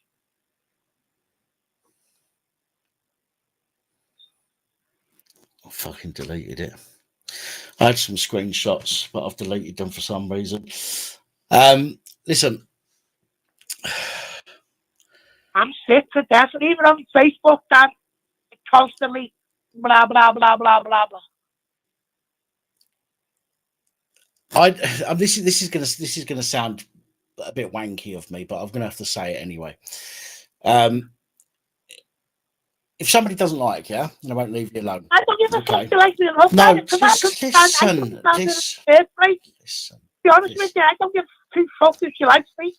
I'm not a likable person. I've told you this since I've been phoning in. I'm not a nice person. I never will be, or ever won't be. Right. But you obviously do care. But you obviously do care, or you wouldn't be getting so worked up over it. That is fucking week in, week in out. And then I left it. I blocked you from Facebook. This. Now, on Discord, why you still chatting shit about me on Discord? Why you still chatting shit about Discord on Discord? You said about chatting shit. Do you know what people say about me? Yeah. Listen, right? I was having a conversation with Scott, okay? And we was discussing how sometimes people might, I might piss somebody off, or somebody. Can I talk? Can I talk? So we was discussing how sometimes people might be pissed off with somebody, or people might be in a shitty place, or they might be low or whatever, right? They might have just kicked the fucking little toe on the side of the table, and something's come up, and they've gone, "Oh, fucking that cunt's really annoying," or "That cunt's a fucking melt," or "That cunt doesn't stop whinging," or whatever. Okay, everybody says all sorts of shit about people. I say it. I've said it about you. I've said it about Lost Souls Paranormal. I've said it about Roger. I've said it about fucking Graham. Okay, I've said something like that about everybody. Doesn't mean I mean it. Doesn't mean that I'm fucking being a cunt to them. Okay, we all do it. Roger, I probably phoned people that have turned around and looked at my number and gone, "Oh fucking hell, it's Dan. Fucking here we go. Let's ignore it or whatever." Right? And do you know what? It's part of life, and we've got to grow up. We've got to grow some balls and a backbone and say, "Okay, look." I'm not going to let some fucking hooer slag off constantly, week in, week out. You say, "Well, you're slagging her off." My mindset's not like yours. So you say you're not going to. So you say you're not going to let some whore slag you off whilst slagging her off. That doesn't give you any credibility. That doesn't give you any credibility, does it? Well, it's the first time I've ever mentioned it for months. but it's every week. And I'm going to tell you what it said on Discord. He's just a fuckwit through his opinion, anger issues, paedophilia, covering opinion. He's just another fifth fuckwit. You can go on the list. Crinkle, one woman vigilante, Joe Public, me, Flute Dog, and she said, quote, "Don't you mean a cock wobbler?" She said, what, quote what? Where is it?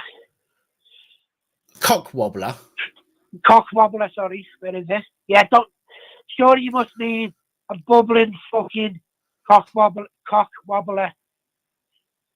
Why are you still discussing me on Discord? I've never known anybody to use the term cock wobbler. I've got to I'm be looking at honest. now. I'm just saying. I don't know anybody that's used that term. I've never used it. I don't know anyone that's fucking used that. That's what you used with me. What have I got on a list with Trinkle, Brownie, Joe Public, and Fleet Dog? I don't know. But Is that my list? That's your yeah. It's my list, is it? So I made the list out, did I? No, that's what it's on you Social Wales. So I wrote the list out, did I? Well, you must have done because it's on your name. It's Joseph Wales. And I can send you right. I tell you what, I'll put it on Facebook. I don't know what to say. I don't remember that. I don't remember that. Oh my God, you're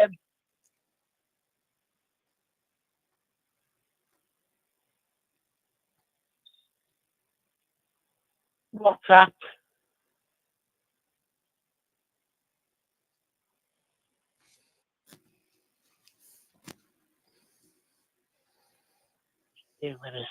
I'll go back through this. Give me 2 seconds. I send you on WhatsApp.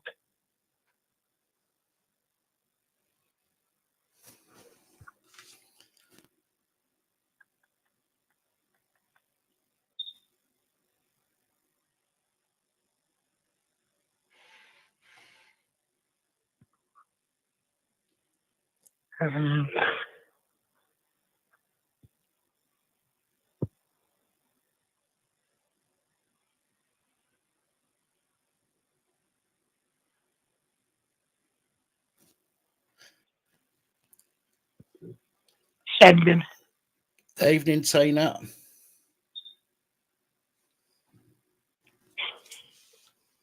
I just sent it. I just want to be left alone, Dad. I don't give a fuck with what she does. Because I couldn't stand in the first place. And the only reason why I would tolerate her, because she said she was married.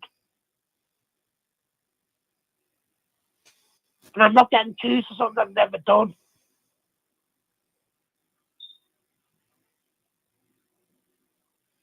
I could send you more. Right, well, hang on a minute. Right, so this says he's a fuckwit. Screw his opinions, anger issues, and paedophilia covering opinions. He's just another fuckwit to go on the list. Crinkle Briney, Joe Public, Bobby Kent, Fluke Dog, and I'm sure that there's going to be more. And I said, it's the full conversation. And then I said, and Pap, he is a fuckwit too. Yeah, but it's just you called the Pat. You called Pat fuckwit. Blah blah blah. Not the fuckwit. I get this is must have been Joseph Wales to you. I get in for you, Lord Pat, especially that scouser man slug dribbling fucker. Well, as I said, I've not said that. If other people have got.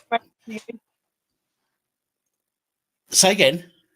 That was Joseph Wales to you because somebody said, I get that, especially that scouser. And people get the facts right. I'm not a scouser. I was born in France. My mum's fucking Russian. My aunt's Jewish. So I'm not actually a scouser. Okay, but again, does it matter? Yeah. In the grand scheme of things, does it matter if some? Where are you from? I'm from Essex. Well, I think you're from whatever. Well, most I people was in born in Liverpool, Glasgow.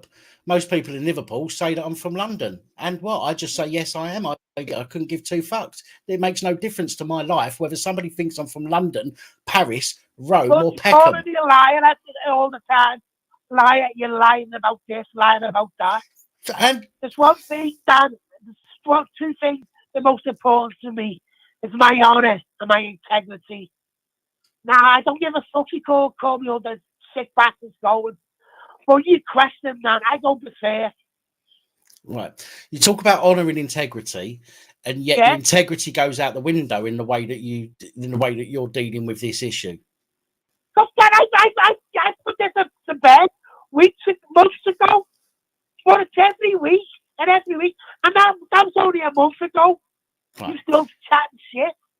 As I've said, I've seen your comments. I've seen you comment towards the girls. Okay, when you didn't have to. When did I like comments, Dan? I've seen them comment to you, and I've told them the same thing. I've told them to not comment. I'm not responsible for people. All I can do is say the Lord doesn't say I'm fucking responsible. Behave yourself, Bobby. You're representative and agent. Select. Right. Well, in that case, send me a summons. I'm not fucking responsible for what other people say and for other people's opinions. That has got fuck all to do with me.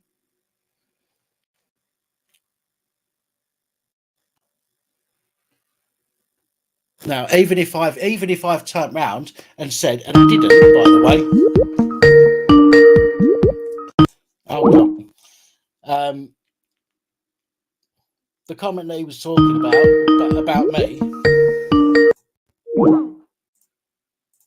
Let me turn this down. Turn it down for a minute. So the comment that he was talking about there was a comment from Josie Wales. The screenshot he sent me doesn't say who it's about. It just has a list of people. 1, 2, 3, 5 people's names. And all I do is I say, and Pap is a fuckwit too.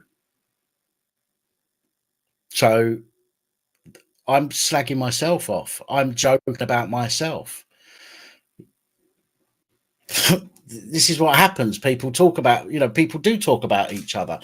It's part of human nature. It is part of what we do. Sometimes people will piss you off and you'll say something about them. Okay.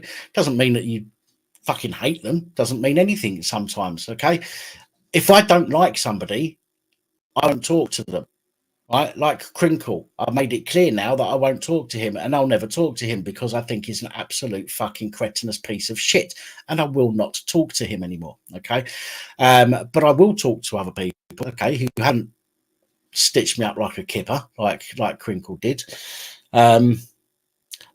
But as I expect people to do to me, sometimes I say stuff in my videos, and people call me out in the comments and go, "Don't be a dickhead, Dan. That's not right." Blah blah blah. Oh no, I'm not going to melt over it and fucking wet myself, right? I'm going to go, okay, didn't like that, move on. You know what I mean? Holding on to all this fucking anger and shit when you block somebody. I get what Bobby's saying there, right? He goes, I blocked them, but I'm still getting shit. Well, then you haven't blocked them, have you? Not being funny. On Discord, somebody put it in the comments earlier. On Discord, you can block somebody, and I believe it blocks their IP address. There's an option to block their IP address, which means if they create any new accounts, they're blocked from you as well. You obviously have Facebook, you've got Twitter, you've got YouTube, you've got all ways of reporting people. Okay, if you genuinely think people are harassing, alarming, harassing and distressing you or stalking you, right? All you do is you go in and you pick out, several of the messages that you've got. They will look at them and determine whether or not think it's stalking or harassment, and then they'll deal with it. Other than that, we've got to move on with our lives, haven't we? Otherwise, we're going to be sitting here fucking falling apart at the slightest thing. Okay, living, hating everybody. There is fucking so many people that hate me. So many people that talk shit behind my back. I know for a fact old fucking TC, and this was not something I ever wanted to bring up on the channel because I had no need, but I know for a fact TC and Nicky Jackson, they have their little conversations about me. They call me a cult leader. They call us all fucking fucked up in the head and all the rest of it. They slag me off. They slag off other people from the community. I know that for a fact. This is the first, I've known that for months. This is the first time I brought it up because of what's just been said by Bobby. I wasn't going to bring it up, and to be quite honest, I couldn't give a fuck what they think. The only time it becomes a problem is when people start getting dragged. For example, Bobby, you going and talking to Scott or Angela or whatever and telling them that we'd been slagging them off behind their back when we hadn't. Anyway, what's the time? 21:90. 10 more minutes. Hello, good evening and welcome. Bobby, get out my pub. Who's that?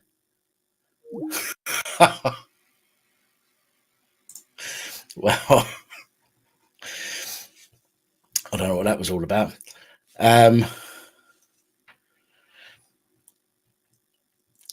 Well,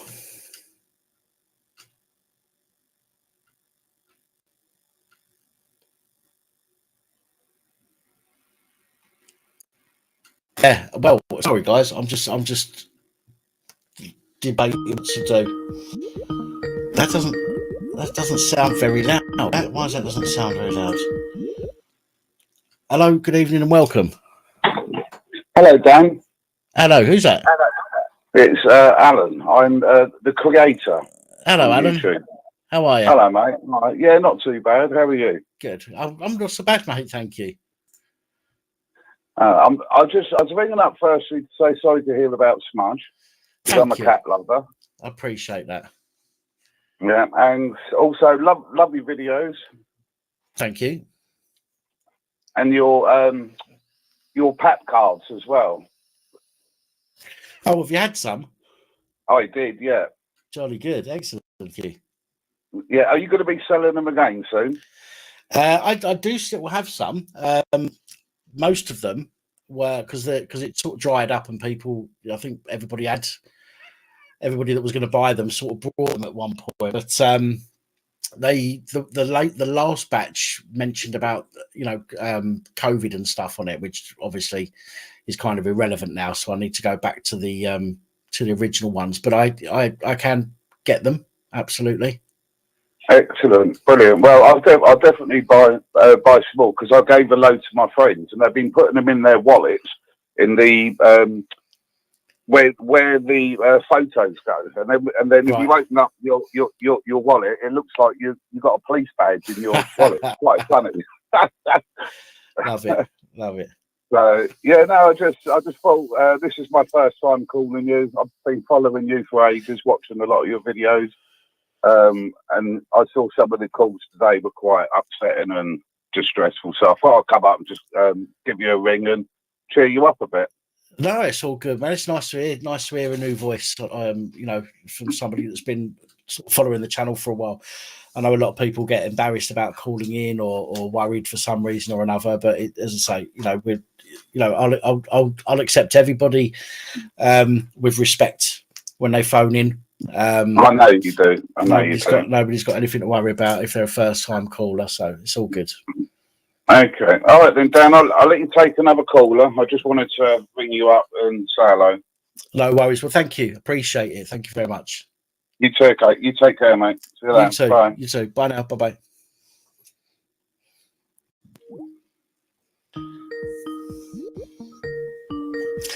Guys, can you hear that properly? Because it sounds like the volume has gone right down. When they phone in. I know you do. Hi, Dan, it's me. It's Fridge and Microwave. How are you doing? You all right? Yeah. I'll let you take. Do you want me to turn this? Please, mate. Yes, please. Yeah, sorry, mate. Yeah, can't be all right, mate. Yeah, I'm getting by. Yeah, nice show tonight, but some people it's like you say, you can't help them sometimes. You can't help them at the end. You sell them at the end of the road, as they say. Yeah. Well, I mean, look, at the end of the day, we can't please everybody, and there's always going to be people out there that don't like us, and don't like, I don't know, what we've got to say or what we stand for, or whatever it might be. And to be fair, I know people will call me a wanker out of frustration, maybe, or whatever it might be, and it happens to everybody. And I see Simon did it. We had a good chat with Simon yesterday, and the microwave and fridge he sent me was doing all right, you know. He doesn't like it when I start making the old apple crumbles and all that. He says, you know, it's like my Chelsea. Well, I'm doing pretty well, you know. So it's you know, they I don't know, they've all just gone to rubbish. I went to a thing last week. I went to a veterans do, and some of the guys were saying about the fit for role now for the armed forces, you know. Yeah. And then someone was saying it to a certain camping, well, you know where I live, down that way, they're going to train 7,000 troops in a year. Really? In the next 8 years. I mean, these Ukrainians, they're just taking the biscuit now because, you know, they've taken without loading all our big kit. Have we got enough to go to another war? I don't know. But logistically, they just, we geared up. Yeah, what else do they want? You know, people complaining about how they come over here and they take everything else back to the kitchen sink. But hang on, if you don't like it, go back to Ukraine and fight on your own front door. Yeah. But they don't. They go, oh, I don't know about that. Yeah. If you look at Ukraine's history, many years ago, you know, they're not brilliant. They want to join NATO. Well, hang on, we're helping you out because, you know, what have you been doing the last 14 years? Sitting on your backside and doing what? You know? Well, they've actually refused to deal with that acceptance at the moment, haven't they? NATO have actually turned around and said, "Yeah, we're not gonna bring you into NATO just yet."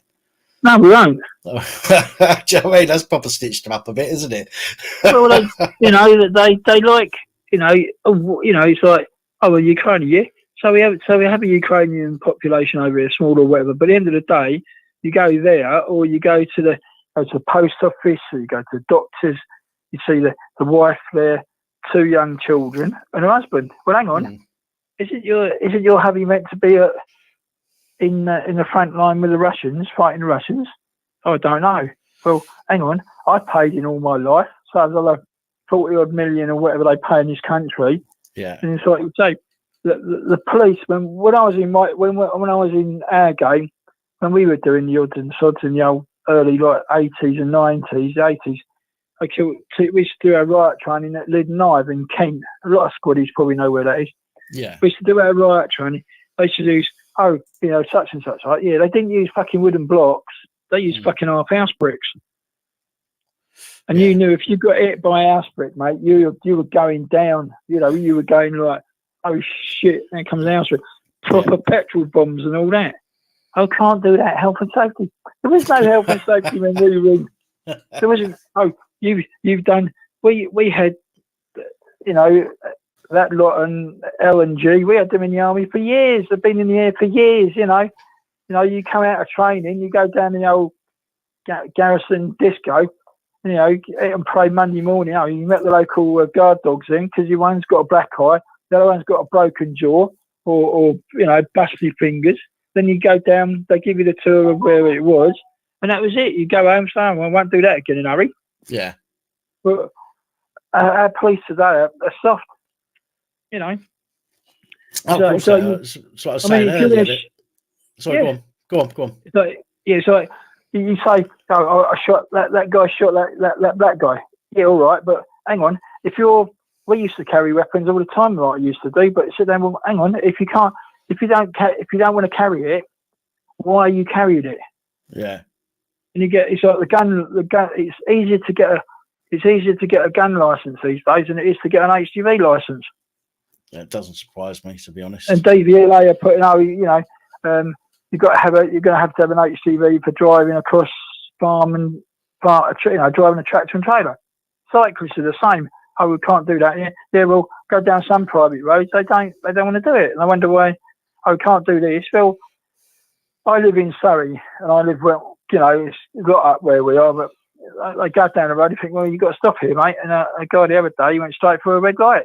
I thought, well, how the hell you never got killed by a 40-foot truck? I do not know. I really don't. It's like slow-moving road sweepers, dust carts, rear steer. I didn't see it. Well, if you didn't see it, why is that?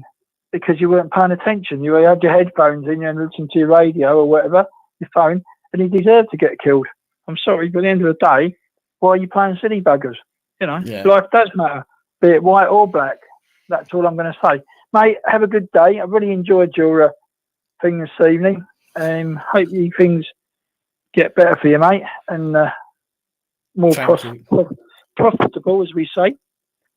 Well, it's less about that and more about keeping me sane. Although this evening would probably indicate otherwise, wouldn't it? But it's more about keeping me sane and giving me a reason to get up in the morning and stuff like that more than anything else. So thank you for the call anyway. I appreciate it. Nice to hear from you. I'm gonna wait until they send me back for the refit at Sellafield. An old school Cold War soldier, the Teflon's still on there, so as I say, there's not a lot they can do, but what can I do? They're all knackered in the end. Right, you take care, mate. All right, you too. I'll speak to you next week. Bye, mate. Bye. Bye, mate. Ta-da.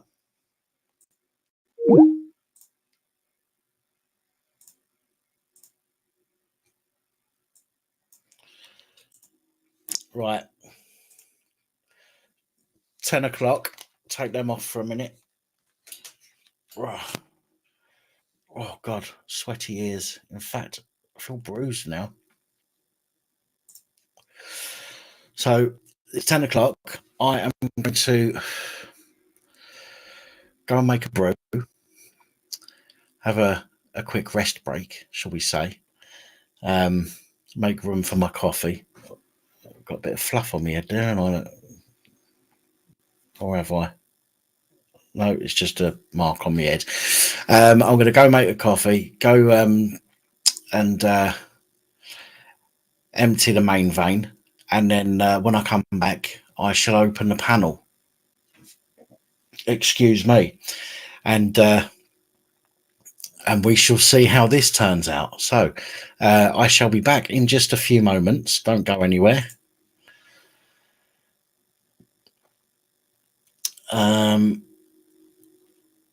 In fact, go and have a piss now. Go and make yourself a brew, and then when I come back, we'll get onto the panel.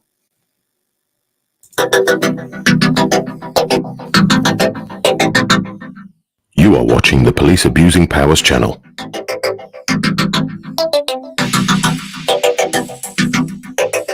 Your host Dan is currently taking a comfort break and will be back momentarily. Your patience is appreciated.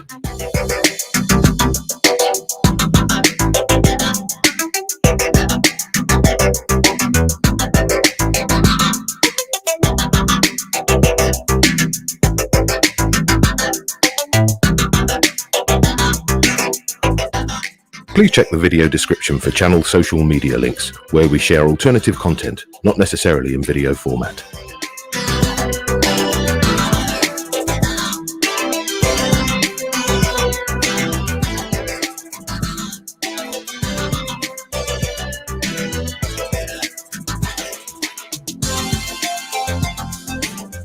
Did you know, contrary to popular belief, it is not legal for a pregnant woman to urinate into a police constable's helmet, unless of course their head is on fire.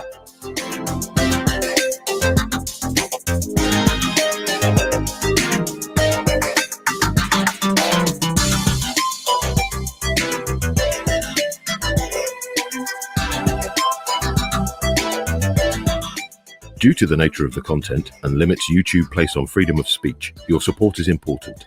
There are ways you can support the channel listed in the description.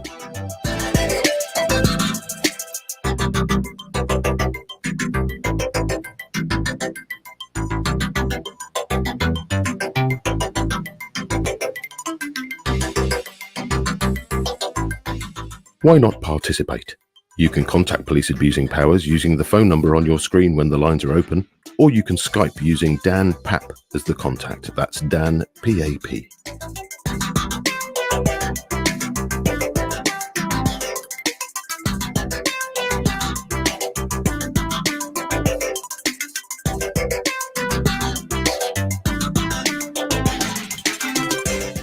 Don't forget to hit the subscribe button and click the bell so you are notified when we upload new content.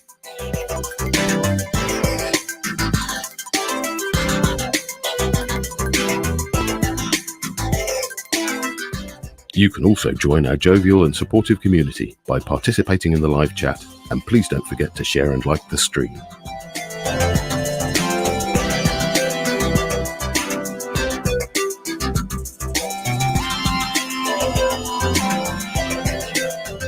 Did you know it's illegal for a London black cab to enter the city without a bale of hay in the boot for the horse, a law that still hasn't been repealed?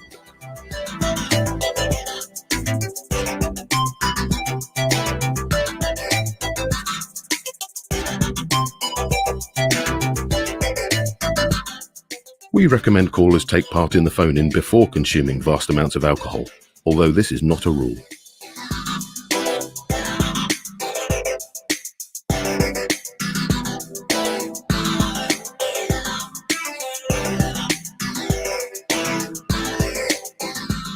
The views of callers may not reflect the views of the host or the channel, but we greatly value the opportunity to give everyone a voice.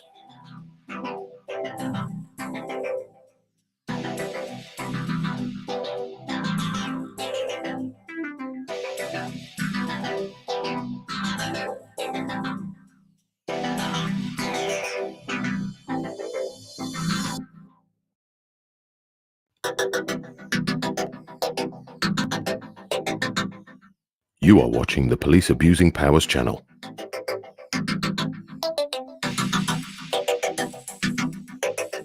Your host Dan is currently taking a comfort break and will be back momentarily. Your patience is appreciated.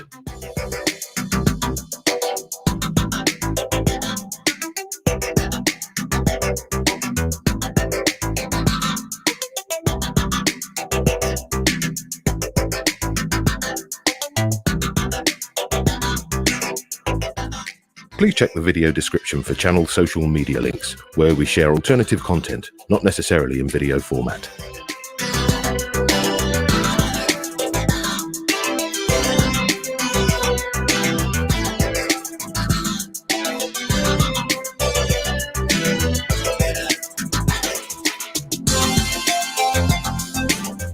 Did you know, contrary to popular belief, it is not legal for a pregnant woman to urinate into a police constable's helmet, unless of course their head is on fire.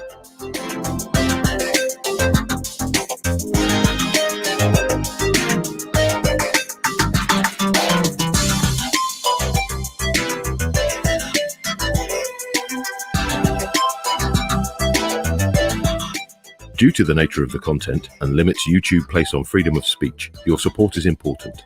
There are ways you can support the channel listed in the description.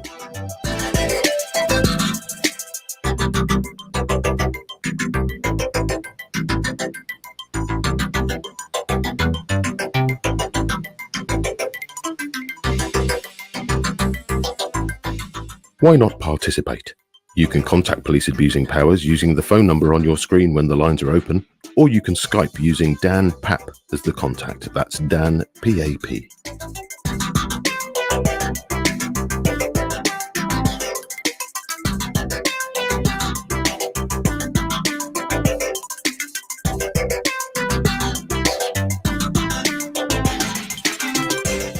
Don't forget to hit the subscribe button and click the bell so you are notified when we upload new content.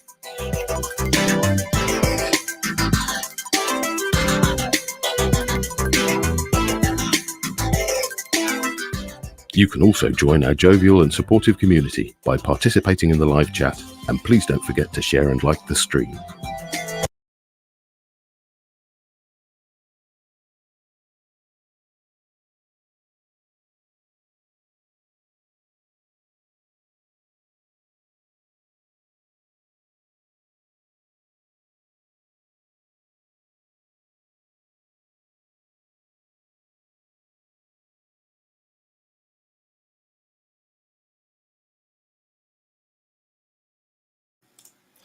Thank you. Muted it, so you didn't have to listen to the kettle. But now it should be okay. So, so we're going to open the panel for a discussion. I do have I've an adjudicator with me today who's going to make sure that people behave themselves. Okay, and there's no fucking with this adjudicator because he wears a uniform, and you won't stand for any shit, will you? No. See, when somebody's pissing him off, he's going to get on that button. Which button is it? That one down there. Yeah, he's going to get on that button and he's going to mute people, and what he says goes. Otherwise, he'll eat you. Anyway.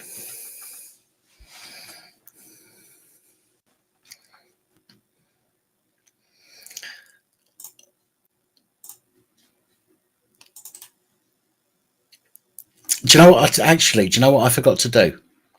And I need to do it because I forgot. Is I need to put a picture of him on my page, and I need people to choose a name for him. But I'll do that tomorrow. I won't do that now. I'll do that tomorrow. But let's get the panel rolling. Pin that. There we go. So that's pinned. Let's try and keep this about discussions, shall we? Let's not get into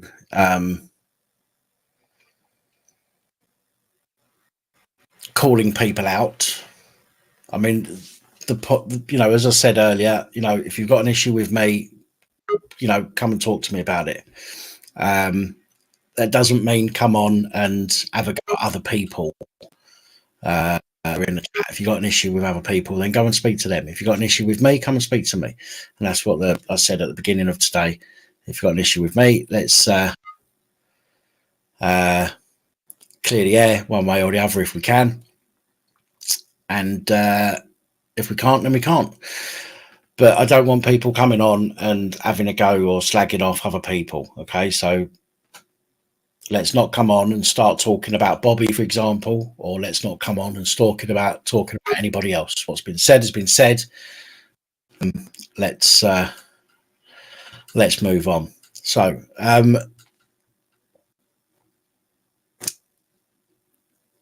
okay. So there's right. I'll bring five people on. I'll bring these five on first of all, and then we shall swap and change afterwards. So, Tina, can you give us a wave? Thank you. My lovely. All right. Hang on, got to put my headphones on or I can't hear you. Let me know if the sound's okay, Dan. It is. I can hear you loud and clear. Good. I've got myself a desktop mic, a new one. Oh, it does sound better. We've got Mr. Whittington. Can you just touch your nose? Oh, definitely. How you doing, Mr. Whittington? Am I coming in all right, Dan, sound-wise? Loud and clear, my friend. Loud and clear. Brilliant, because I bodged that old microphone up because the new one ain't come yet. Apparently, I had it all on the wrong settings. Oh, no. Is a little wave for Psycho's missus there? Yeah. Wave. Are you looking? Little wave for you? No, just getting up. She's coming over. Evening, darling. Jesus. Oh, pipe me bike in that.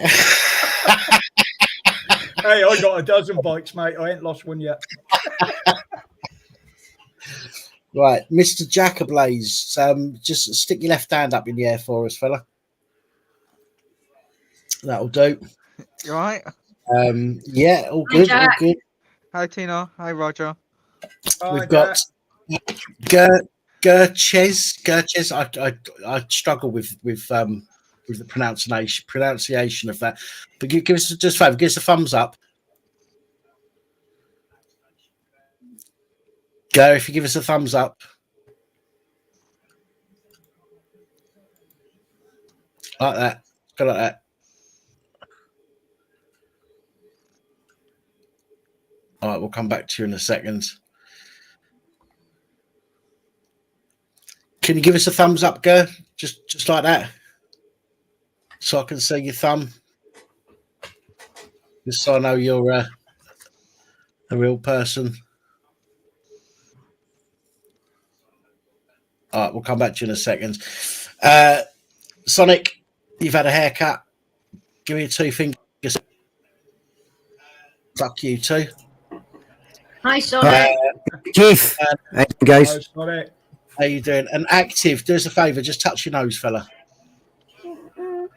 Yeah, lovely. Right, I'm bringing you on, Active, just in case you want to come off camera or not. I'm bringing you on now. Right, how you doing? Hi, Active. Hi, you all right? Yeah, man. I thought you was the other Active for a minute there. How the fuck are you, mate? I haven't heard from you for ages. Oh, mate, I've been arrested so many times. I need your help, mate. Oh, I saw the one in London. Did you see the car chase yesterday where they made out I had a bottle of acid in the car and then they changed it to Section 23 Misuse of Drugs Act? Oh, I haven't seen that. No, I haven't. No. You not just seen my live an hour ago where a paedophile's door's just been kicked in the street? Mm. No, man. Is that on YouTube? Yeah. Yeah. Yeah, I'll come over and check them out in a bit, man.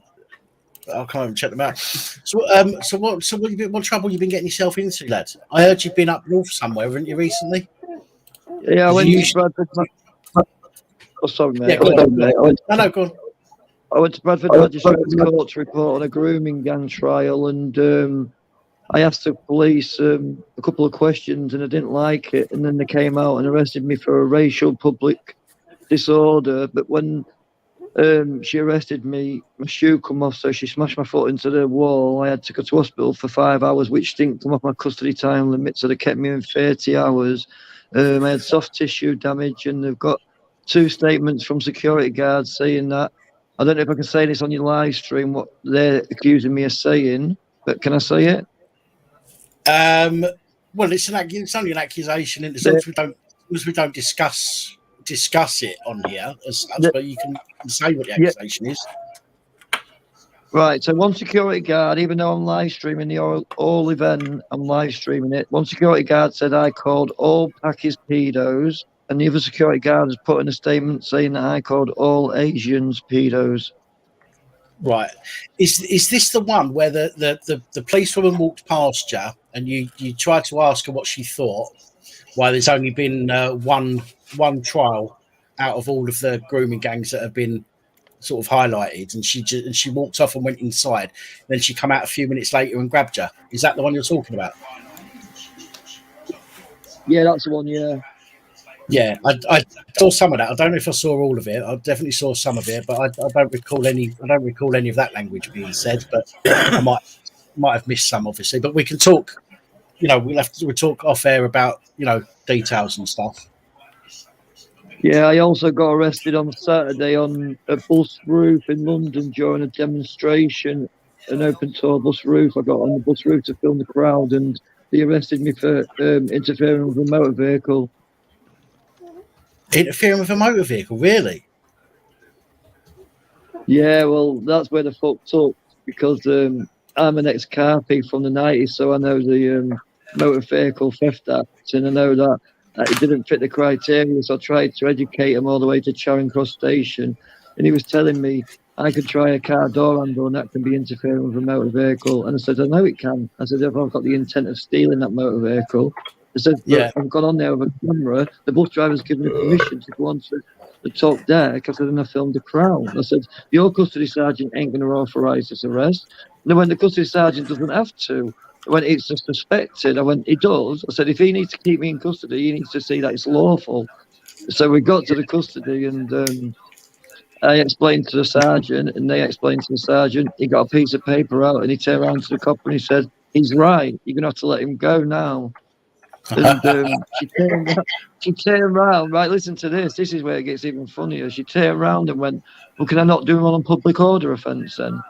And the charge room sergeant laughed at her, and he went, You can't bring him here on one charge, realise you can't keep him, then change the charge. Now, if you'd have brought him here on a public order offence, I may have been able to keep him. But you brought him here for vehicle interference, so you've got to let him go immediately.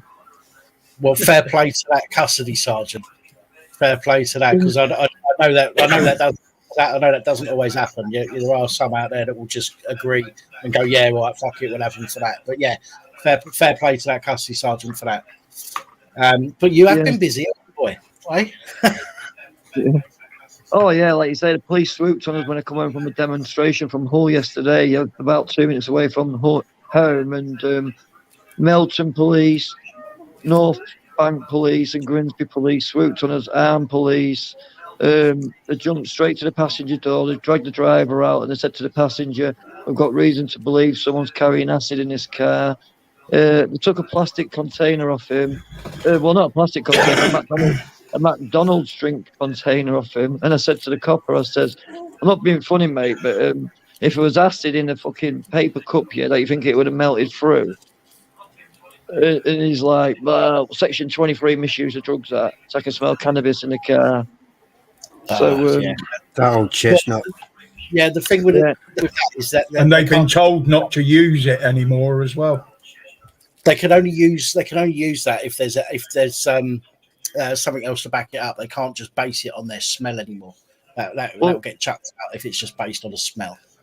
Well, then they turn around and says, right, we have reason to believe this vehicle may or may not be involved in the involvement of drug dealing, right? And before I finish, the person that owned this car had only passed his test the day before. He'd only just got his car, and this was his first trip taking me to Hull to a demo. So how can this car be marked as involved in the dealing of drugs? Yeah. The only way that, I mean, it could. Don't get me wrong. It could. It's a long stretch, but it could. If the police had seen or knew that he is an associate of yours, and then sees that he's now got a vehicle. Okay, that could go on intelligence on the intelligence list, but it's unlikely if he's only had it for like 24 hours. But there is a possibility, very slight possibility. Yeah, I just believe it was political, and we was followed all the way back from Hull demo, and they obviously know that I smoke cannabis, so I don't know. It was just weird, because I'm not being funny. The search of the car was like 30 seconds. They didn't search the car. They didn't really search it, and then they let us go. It was weird. Did you film it? Say that again, mate. Did you film it? Yeah, I filmed it all, and you'll probably tell me to take it down because it's had quite a few views, but I didn't, because afterwards I'm trying to press mute on the mic because people are talking in the car about stuff they shouldn't be talking about, and the police are watching the stream, obviously. So this same cop car that had only just pulled us over was at the side of us at the traffic lights, and it's put its blue light straight on, and it's tried to spin round and turn on us. So my mates quick turned the corner and gone around a few streets quite quickly before the cop car could get behind us, and I jumped out and got away. Fucking hell. Oh, you are a boy. You do get yourself in the midst of it, don't you? Right in the thick of it. But it's good. It is a funny paper. Someone's got to do it, haven't they? Apparently, though, I've got a claim because it was political on Saturday on the bus route, because when the charge room sergeant, after he realised it was an unauthorised arrest, he said, "Are you the arresting officer?" to the policeman. And I've lost you.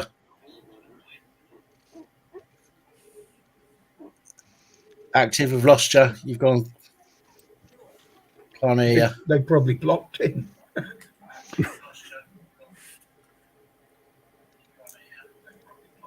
No, we've lost you for a moment, Active.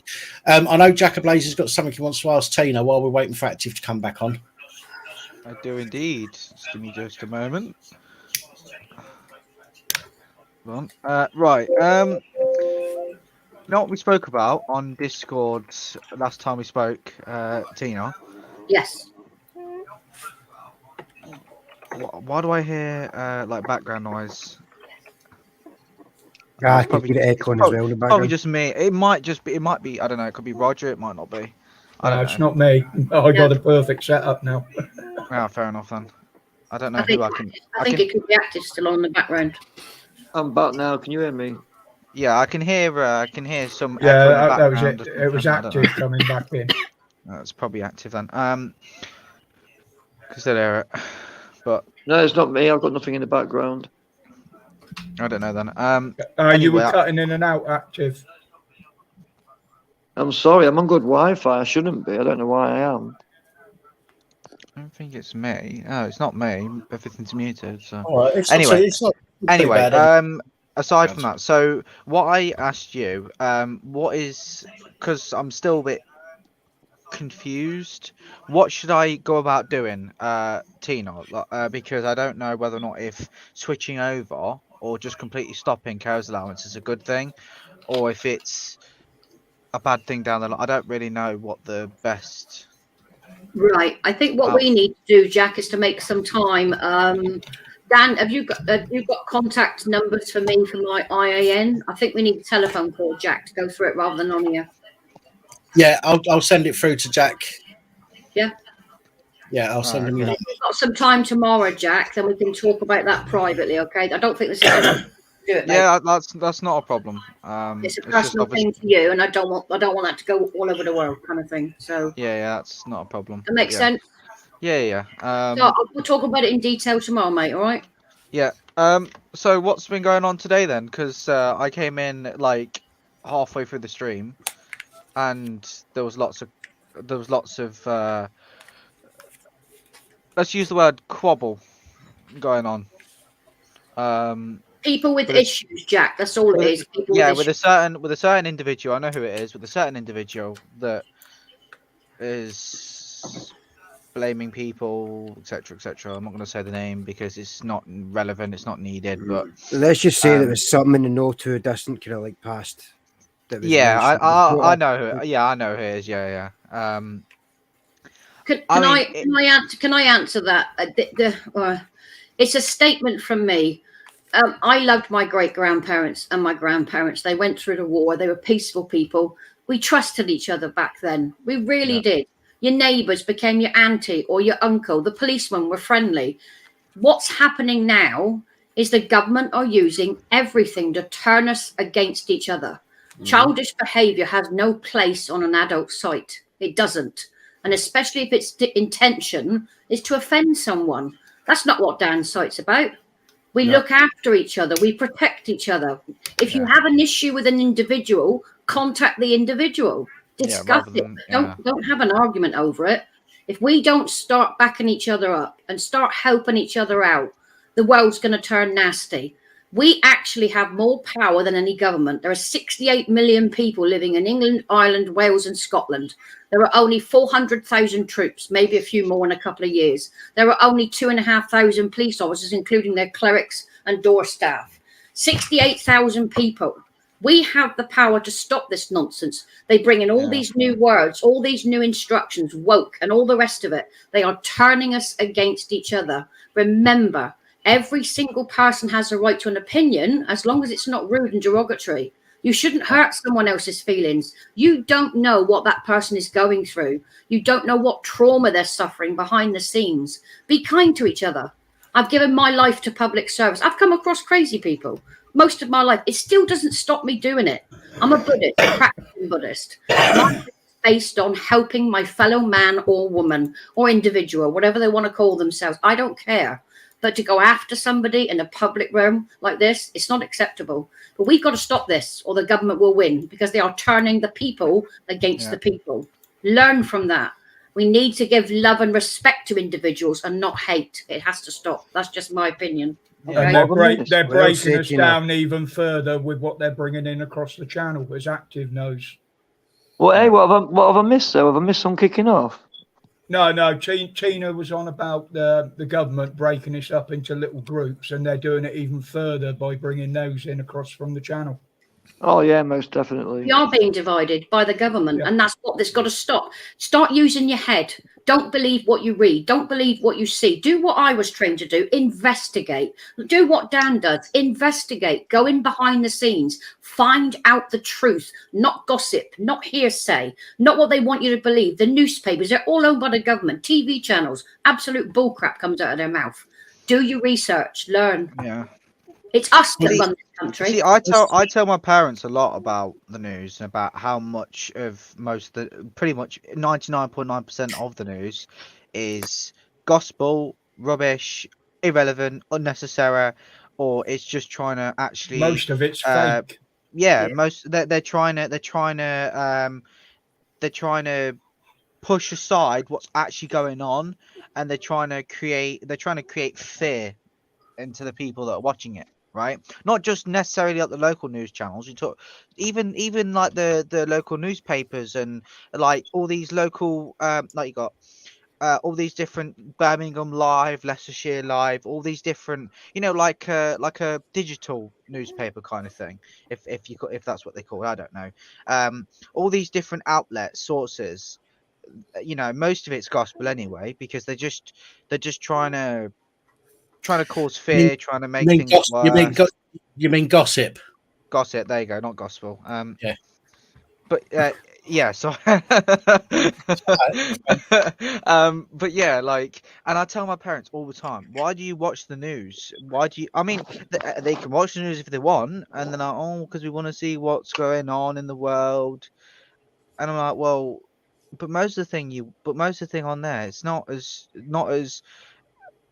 accurate as what they're claiming things to be. I mean, but they don't listen. They think they know more than me, and they probably do, but there are some things that I know more than them. But I mean, you know, your parents, well, if you've got decent parents, they bring you up into society.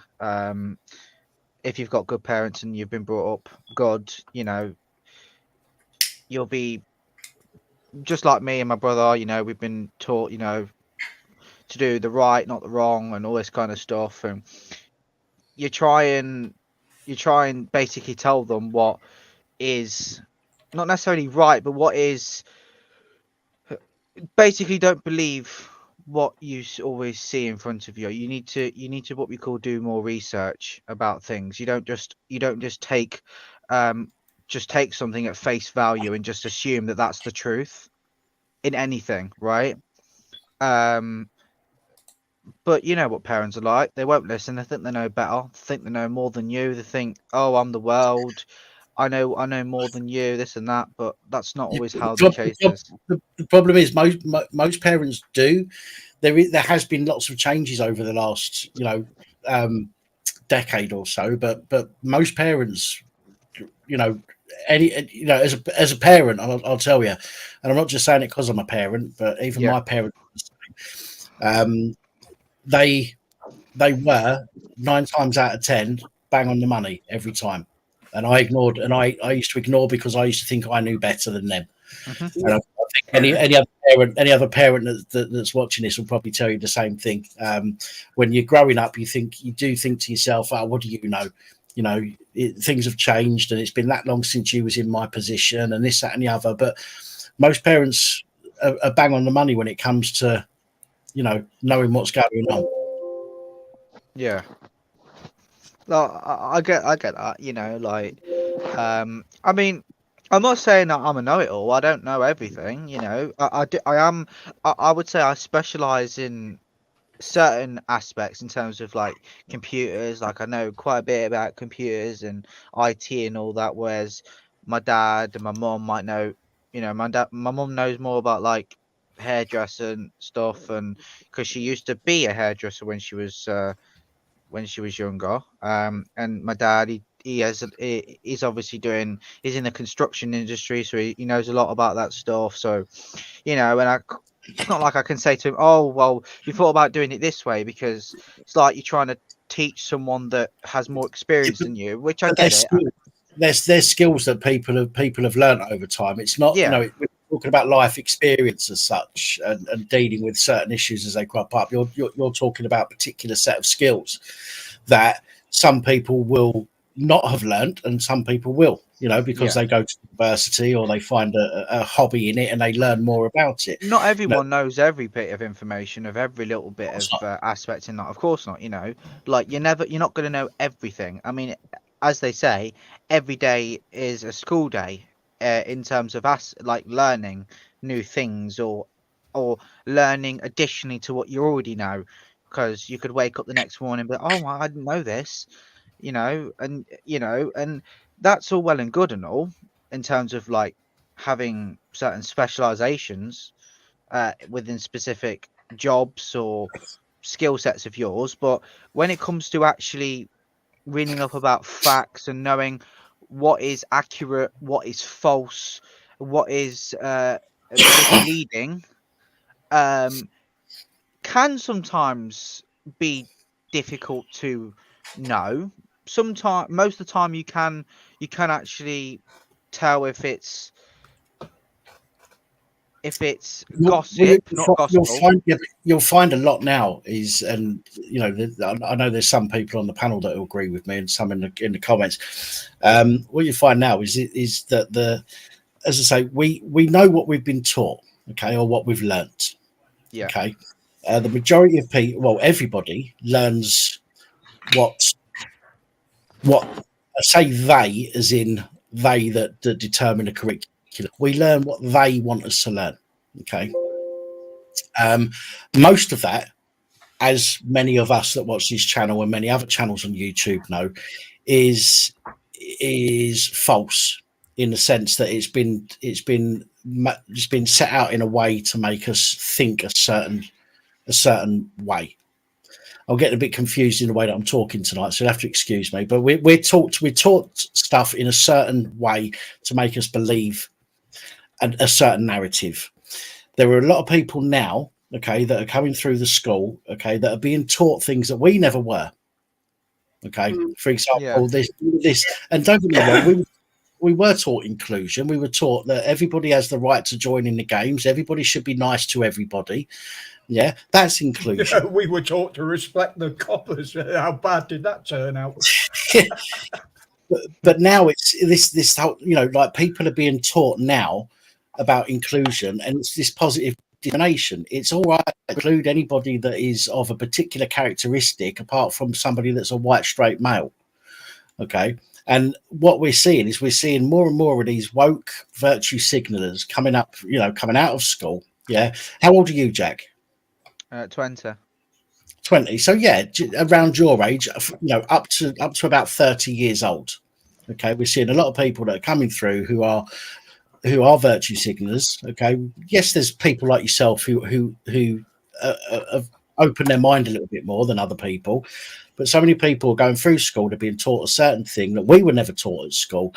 And it's for me, it's a lot of it is false. This whole you know, 50 shades of sexuality, you know, whatever you want to call it these days, yeah, the alphabetti spaghetti and all the rest of it, right? As I say, yeah, we respect everybody, or we should respect everybody. Yeah, we should be nice to everybody. The worst thing that happened to that generation was bloody social media. Yeah. Oh, got a nice echo off there. Sorry? Got an echo off of someone there. Is it still there? Active, maybe? You're echoing off it. We're all echoing. It's not when you speak, Tina. It is Hold this on. end. Hold on a minute. Was active, I think. It's Tina. It's you, love. Okay, hang on a minute. Sorry. Oh, my echo cancellation got turned off. Well, then. Yeah, that sounds better. Right, okay. Sorted. Yeah. So anyway, as I was saying, because I was going on a bit there, so I'm probably boring a few people, but people are being taught something now that we was never taught when we was at school, and this is all to do with getting people to think a certain line, to think a certain way, to think a certain narrative. Okay, I don't know what the end game really is. Okay, but there is definitely an end game for it all. But all this has done is caused more people to fight and argue against each other. It's caused more people to fall out and when I say attack people, I don't mean physically. I mean attack people as in their beliefs and all the rest of it. When, you know, we should all, as I say, we should all respect everybody's beliefs, providing it doesn't interfere with with our lives as such. But people can't do that anymore. People can't, you know. Yeah, there's a lot of people that can't seem to do that. If somebody believes something that somebody else doesn't like these days, they get a bee in their bonnet and they go on social media and they start slagging that person off, and then the next thing you know, you've got X amount of people slagging that person off, and because they haven't been taught respect. Actively creating hate. People nowadays cannot challenge other people and have a debate with them, where they can put their point across without. I mean, yes, you can get frustrated or agitated, but there's a different way of delivering agitation or frustration without the need of being aggressive and basically throwing obscenities at people simply because that they don't agree with what their ideologies are of that specific thing that they're talking about, whatever Nah, it is. too busy getting offended about everything. That's You down know. to respect, I think, Jack, as well. Very much so Yeah. down to respect for the individuals that you're with. I mean, Yeah. at my old house, I would host parties for friends of mine, associates from work, from all different backgrounds, all different faiths, all different types of people from different cultures. And we would Yeah. have honest to goodness debates around the dinner table. There was no aggression shown. We respected each other's opinion, which is their Yeah. right to share. But today's world is different, Jack. Yeah, I know If exactly. you say that someone's wearing a wrong coloured shirt or something, they're going to take offence. If you don't like someone's hairstyle, they're going to take offence. That's what it's come to now. I've been through the thick of it. Well, I say the thick of it. I've experienced that to a certain extent because I had a conversation with someone who was a lot older than me that isn't even in the UK. She's in the US. She's like 60 something. I don't even know how old she is. I don't talk to her anymore. But we had a debate. Well, I would say it's debate. She would say it was more of an argument, but I don't really agree with that. But that's my opinion. About the whole, it was last year. But obviously, when we were still told to wear face masks, still told to get the jab, not the jab, the COVID jab and that, all this and that, and I was basically saying, well, it's already been proven that face masks don't work, bloody blah, and they're talking about the masks, the face masks and the vaccines and that. And then she was like, "Oh well, it does protect you, this and that, all these different things." But rather than actually having a conversation about it, she was basically, it was like she was what's the word, attacking me simply because of what my belief was.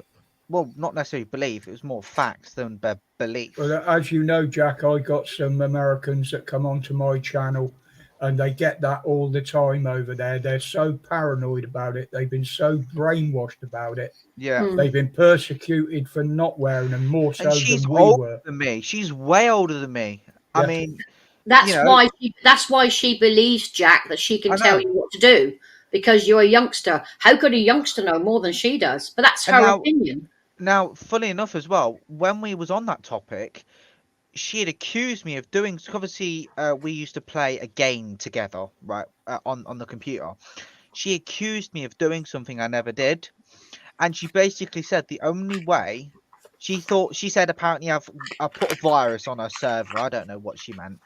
And she said the only way that I could physically be allowed back on her server, it's relevant to what I mean, is if I formatted my computer. Now, as I'm fairly specialised in what I do with computers and that, I know when people are talking out their arse, effectively. Yeah. She told me to format my computer and to reinstall it, and I said, do you not know how idiotic and moronic that sounds? Because I know when issues arise and all this kind of stuff. Effectively, don't always believe what people tell you to do. She hasn't got a clue about computers. She was using.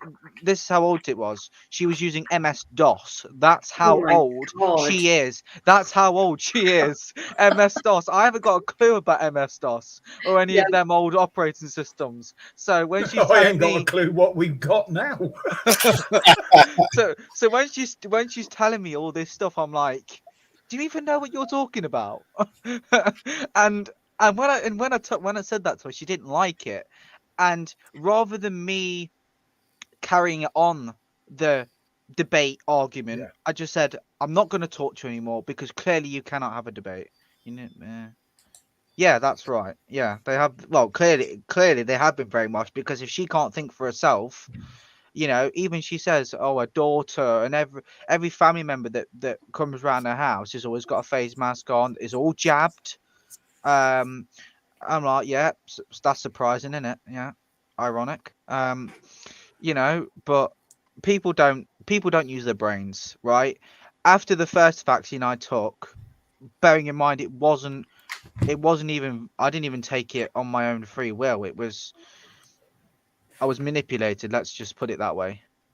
But I'd already dealt with that, and I've already told my parents, look, you're not doing that again, no way. I even said to my mum recently, because now they want to give mum a 4th COVID jab, right? So she's already had the 2, and then how many boosters have gone out so far? I don't even know. It's on the 5th one coming up. There is going to be a yearly booster, which will be the flu jab, which contains avian flu, bird flu, and another flu. Alongside that, you're going to get the COVID jab. For me personally, people need to understand. Look online, do your research, see how many people are affected by those drugs. See, as much as I say to Mom, look, I don't think that you should take it now. Obviously, because she's got underlying health conditions, it's kind of an iffy one, really. Because I'm obviously not going to say to her no, because it's her choice. But at the same time, if it makes her, I mean, I don't know. It's kind of a grey area, because I don't really want to say. Well, it doesn't really matter if I say no, yes, because she's going to do it anyway because it's her choice. It's a person's choice. You're right. Yeah, but obviously, my opinion is, in my opinion, they're not worth it. And also, you don't know what it's going to do to you 20, 30, 40 years down the line. It could affect. I mean, I don't know. I'm just making a theory here. It could do something to your DNA in some way. It could affect your body in some way. It could start creating a cancer. I don't know. Could do anything. You don't know, right? No, but nobody will know. But you've already got, Jack, 4 million people who now can't work because of the effects of long COVID in the United Kingdom. 4 million. Wow. And they are struggling with diseases such as some are paralyzed, some have got lung diseases, stomach problems, heart issues. Myocarditis is the biggest one, which is fluid on the heart. Do you think most of that is a cause of the vaccine? Yes. Yeah. One was a marathon runner. He used to do the 50K stuff, like the swimming and triathlons, and he was healthy, and he had the 3rd jab, and now he can't work. He's literally got major heart disease, and he's 32.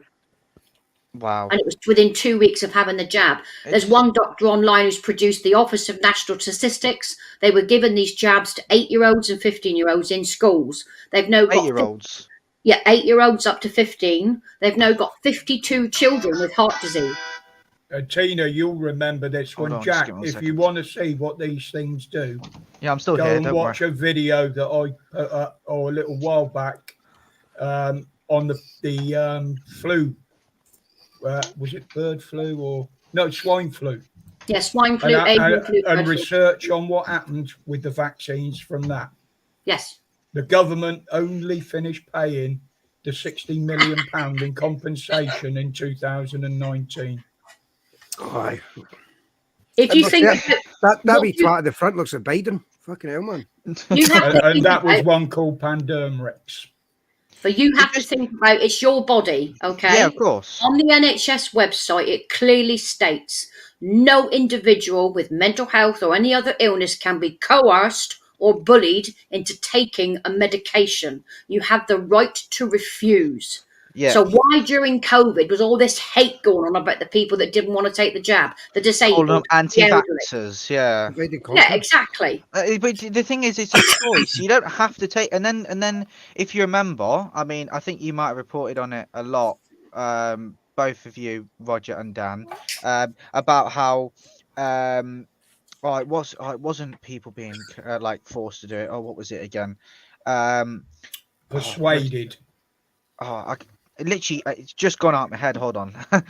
And I've actually got the document that trains the NHS staff on how to persuade every age group in this country to take it. Oh, it's peeing me off now. I can't remember what I was going to say. I hate that. It is true, though, Jack. It is a choice. But unfortunately, when COVID hit, the government started to discriminate against those who were elderly, disabled, with mental health, because they wouldn't take it. That's were it. spreading the disease. I remember what it was now. Sorry for interrupting, Tina. I remember what it was now. I think it wasn't just the NHS, because they were also doing independent businesses as well. Were also doing it to their what do you call them? Employees, right? Yes. They were making them take the vaccines, so they had to have some sort of I don't know sure if it was a COVID-19 vaccine passport or something or other to say that they've had both of the jabs, right? Not the boosters, but just both of the jabs. And if they didn't have it, then they would be either made redundant from their job or they would be sacked. Yeah, that happened down here with a pub chain called Weatherspoons. He told his staff that if they weren't, he was not going to pay furlough, even though he's a multi-millionaire at the time. And he told his staff to go work for Tesco's. Guess what they did, Jack? They walked out, all of them, from every single pub. Guess what's happening to that man's business now? He's having to sell 32 of his pubs. Oh, shit, and this is what people need to do. I mean, that's that it shows that people can affect change if they come together. Yeah. And this is what frustrates. Well, the thing is, right? Is anybody else getting StreamYard freezing up? No. No. Not that I've noticed. But that's one of the cases, Dan, that I looked at because it's local to me. And he's just put 32 of his top pubs up for sale. He should never have treated his staff like that. But they walked out, all of them. No, there was another one, Plimco Plumbers. That's right. Who done us exactly the same thing. He was all for it. Oh, I'm not having people work for me if they've not got a jab. Well, fuck you then. See you later. Yeah, they walked out. See, the thing is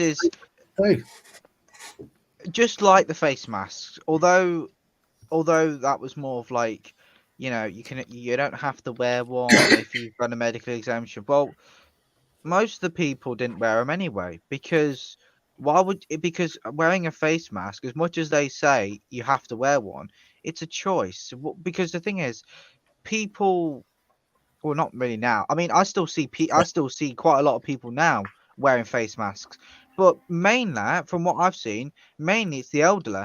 I don't really see a lot of people wear face masks in my local area now.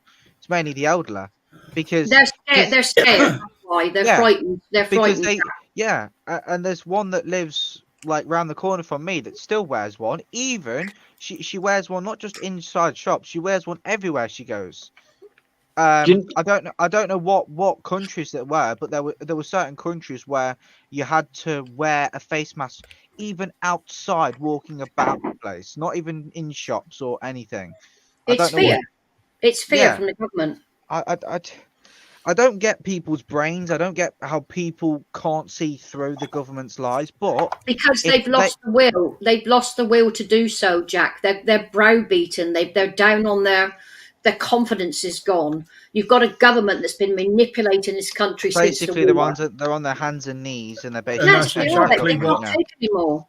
That's exactly what the police have been doing. Yeah, I think. I think Active wanted to say something just a moment ago.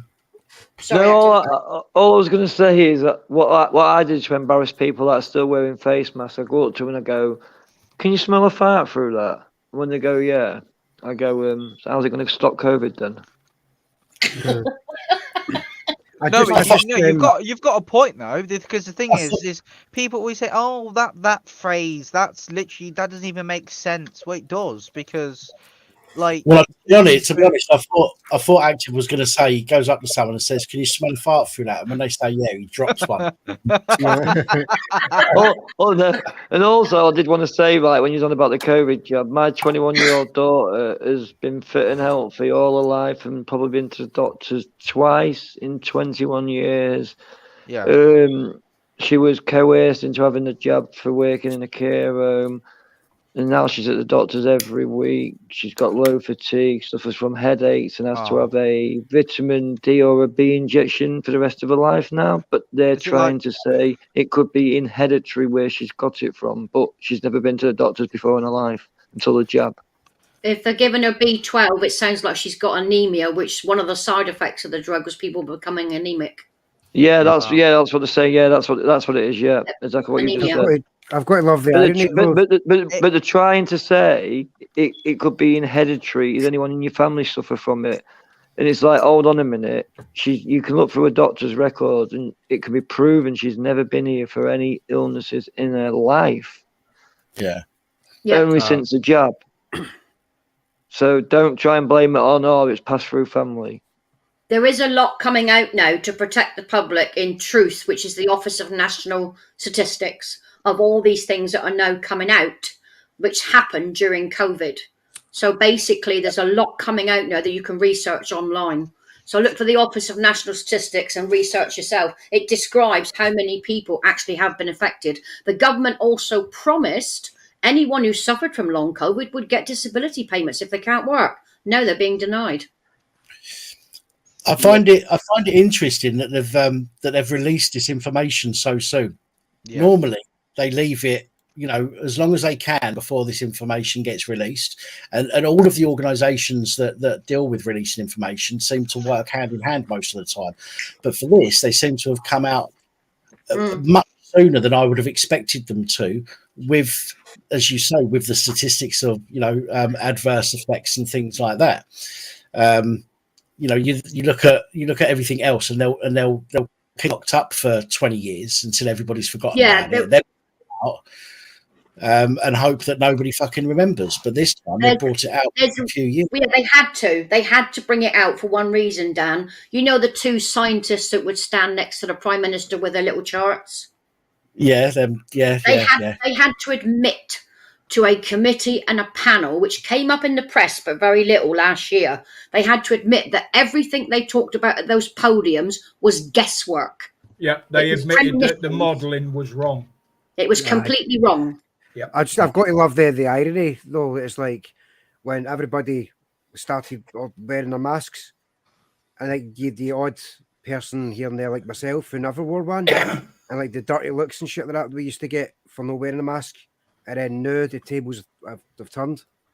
Because majority of people now no bother, but you see the odd one here and there who are still wearing them, and then now the other ones are getting the dirty looks with it. Yeah. It's a personal choice on a vaccine. If you want it, take it. But when you've got, I don't know how many of you use System Online with your GPs, you can access your medical records, okay? When I access my records and check what they gave me when I was a child, when I had no damn choice, from the age of 4 months to the age of 4 years old, I had over 100 different jabs stuck in my body of drugs they were testing in the 60s. Yeah. Wow. That's what I don't trust the government for. We were used as guinea pigs when we were kids. Well, so was the veterans though as well, weren't they, with the Gulf War syndrome, what they was all injected with. Yeah. Yep. Well, I've just had a text message in the last couple of weeks saying, "Oh, you're eligible now for a free flu jab." Now, I do get when I get a cold, it always turns into the flu. I always end up with bronchitis. That's just how it is for me.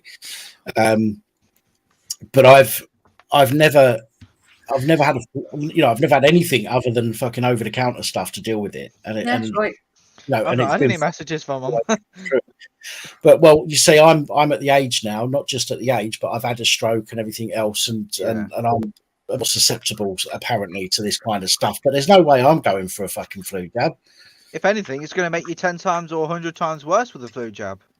Well, it gives the thing that the jab, the way the jab works. If you know, Crinkle's not here to confirm this, but as far as I know, the way it works is the jab actually gives you the virus. Okay, It does, and it causes you to go through the motions of having the virus. It's supposed to create antibodies, isn't it? In order for your body to create those antibodies, Yeah. but you have to go through it still. I'd rather risk getting it or not getting it rather than definitely getting it. Yeah, exactly. Yeah, we have a way of our own immune system kicking in when something comes in, but people are forgetting about the flu jab. Every year in the flu jab, between 50,000 and 66,000 people die after having the flu jab. They get pneumonia and they die. They don't talk about that in the press anymore. Of course But these not. are the elderly people coming from nursing homes because they're forced to have it.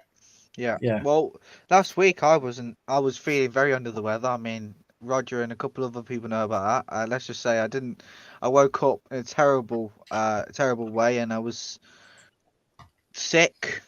I obviously it was like a bug, like a sickness bug that I had. But that made me feel terrible. I mean, especially when you're younger. From what I understand, I could be wrong, but your immune system tends to be a lot more stronger. So it's like really, really, really fighting whatever it is that's in your body that's trying to get rid of. Whereas when you get older, it takes a lot longer as your immune system starts to become weaker a little bit. In when you that get way, older. you're correct, Jack, in that way. So, right, I'll give you, for instance, with myself, I was born disabled with osteoporosis, anemia, and a lot of other issues. Didn't stop me working, didn't stop me doing what I wanted to do. I don't trust doctors when they start saying, you've got to take this, you've got to take that, you've got to take that. When I shattered my tibia in 2020 under my knee, I've now got metal plates and a screw, and it's life-changing, adding to the rest of the stuff I've got. They offered me a drug to help with my brittle bone disease. I basically looked it up. The first 10 parts of it is warning about other bone fractures, hips, jaw, fingers, ankles, knees, everything, shoulders. And I said, I'm not taking that. So 2 years ago, I started taking 2 vitamins, K2 MK7 and D3. K2 MK7 basically helps you to get the calcium back into the bones where it should be. D3 is a binder. Now, here's the side effect of that drug. I've worn glasses since I was 8, as you can see.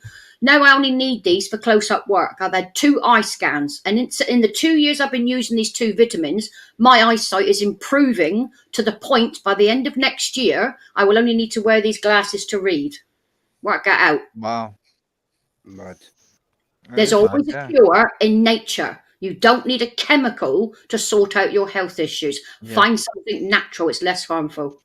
Well, it's going to get to the point for me where I'm going to have to wear my glasses to see my penis. Well, because you need a magnifying glass. Is that the specialised surgeons wear that's got to be making? I can only see the last inch, whether I got my glasses on or off. You've only got half an inch anyway.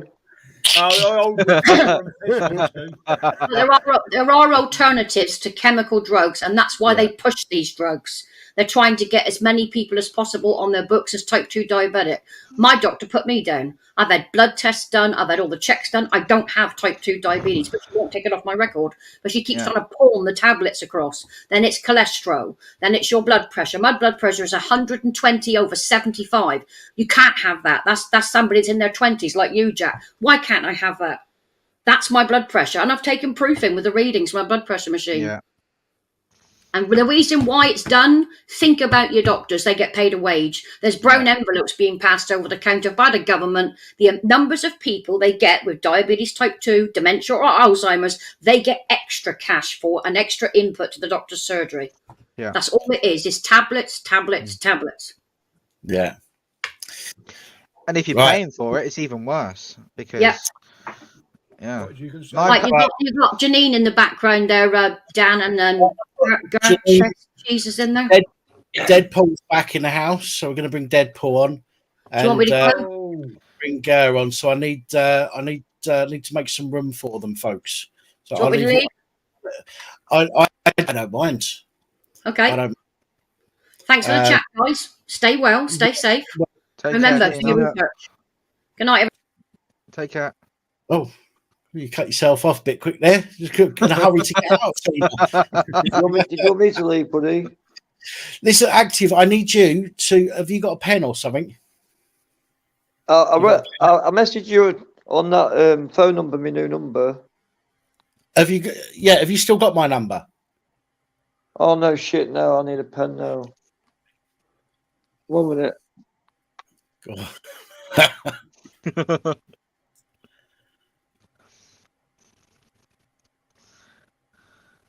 Go on, give us it. Right, 07376. Yeah. 939. Yeah. 370. If you give us a text on that one, because you had my personal number before, but that's the channel number. Give us a text on and just say it's active.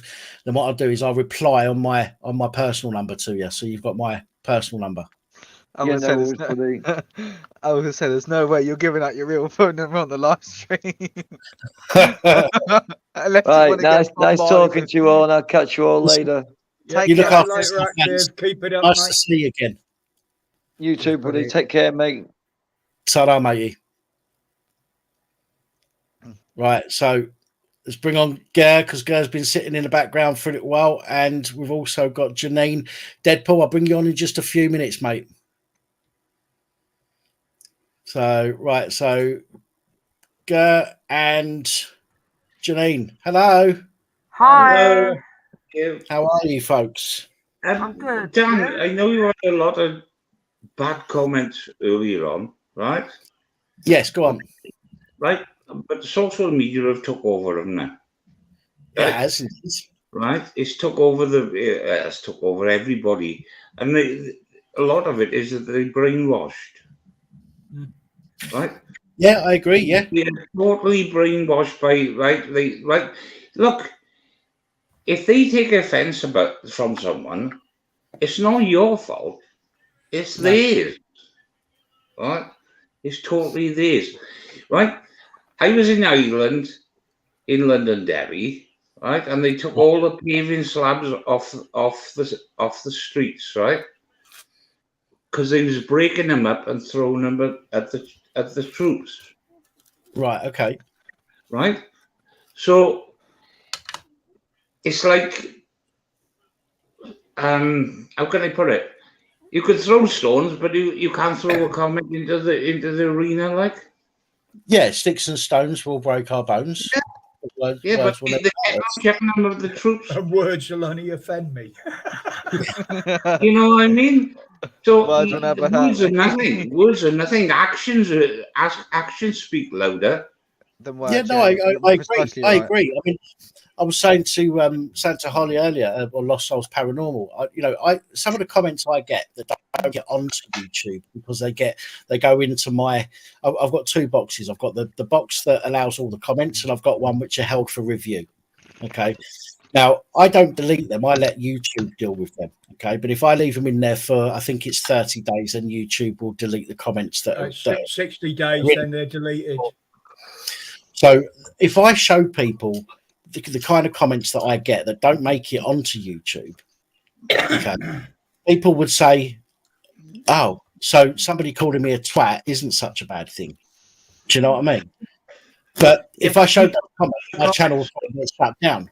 The things I get called, the threats that I've had in comments that haven't made it onto YouTube.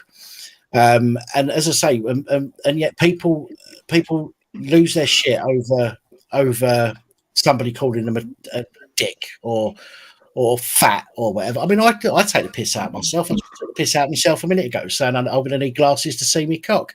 Listen, if you can't joke at yourself and have a laugh off other people's comments, you're going to lead a very angry, a very depressed, very lonely life, because you're not going to interact with people because you're going to be scared that they're going to upset you. So we've got to. But you tried to explain to that lady, right? And you made a joke of yourself, and she still couldn't believe it because of what. If you understand what I mean, she couldn't understand. You made a joke of yourself, right? Which was insulting to you, really, in a way, right? And she couldn't understand the logic behind it. I quite often take the piss out of myself in my videos. Listen, if you take the piss out yourself, you take the power away from other people to upset you. Definitely. You know what I mean? And that's what I kind of. It's like as if everybody's brainwashed and like everything else. It's like how can I put it then? The way the government is working at the present moment, right? They're actually brainwashing people to accept what they're saying, right? And it's not. Yeah. People can work out. See, I wouldn't make a statement if I didn't research it. Yeah. Right. And if I said to some person who disagreed with me, and I say, "Do you know what the government is doing to this country at the present moment?" Right? And they say no. I said, "Well, I tell you something now. Right? You have a really good look at it now, right? Because what they brought in and the Bank of England had to come in to stop the pension industry collapsing." Yeah. You know what I mean? And people don't understand that, right? And that's what it was about. You know what I mean? But people believe in what they're saying. But of course, again, they've been conditioned to believe it, haven't they? It's like from school, from starting school, we are conditioned to do as we are told. We're not conditioned to think for ourselves. We are conditioned to think how we're taught to think, okay, along the lines that we're taught to think along, okay.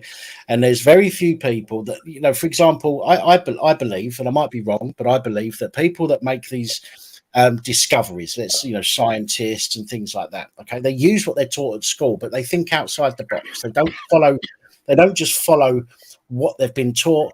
They need to expand on that, and they need to look at different things that haven't been thought of before. And this is how we come up with inventions.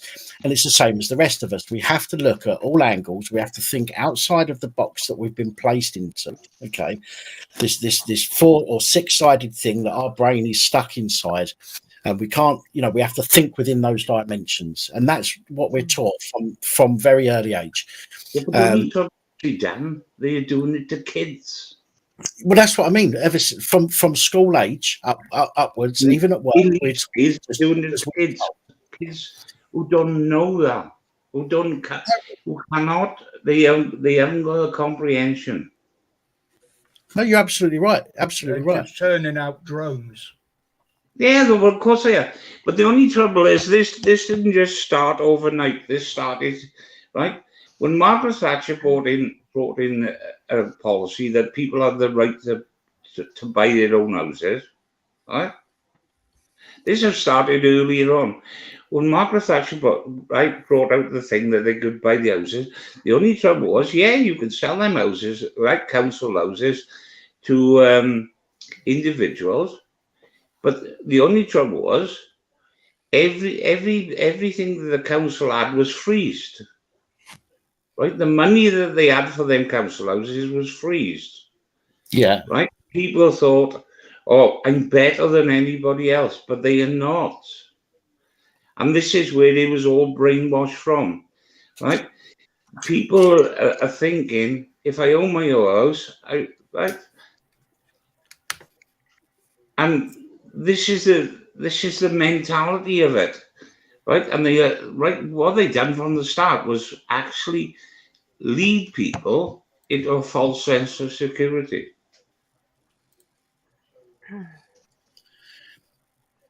Yeah, no, yeah. So go on, Sonny. Do you agree with me? I was just saying good night to Scott, mate. No, we do agree. I do agree with you, Gab. Absolutely. People, the people are being brainwashed. As I say, they're being taught as soon as they go to school, they're being taught to do exactly what they're told. They're actually actively taught not to listen to their parents anymore. Okay? And the thing about it is, right? When I was, I'm in Wales, right? Right. Never have guessed. And no. Well, I don't think the accent that's wrong, but anyway. We was forced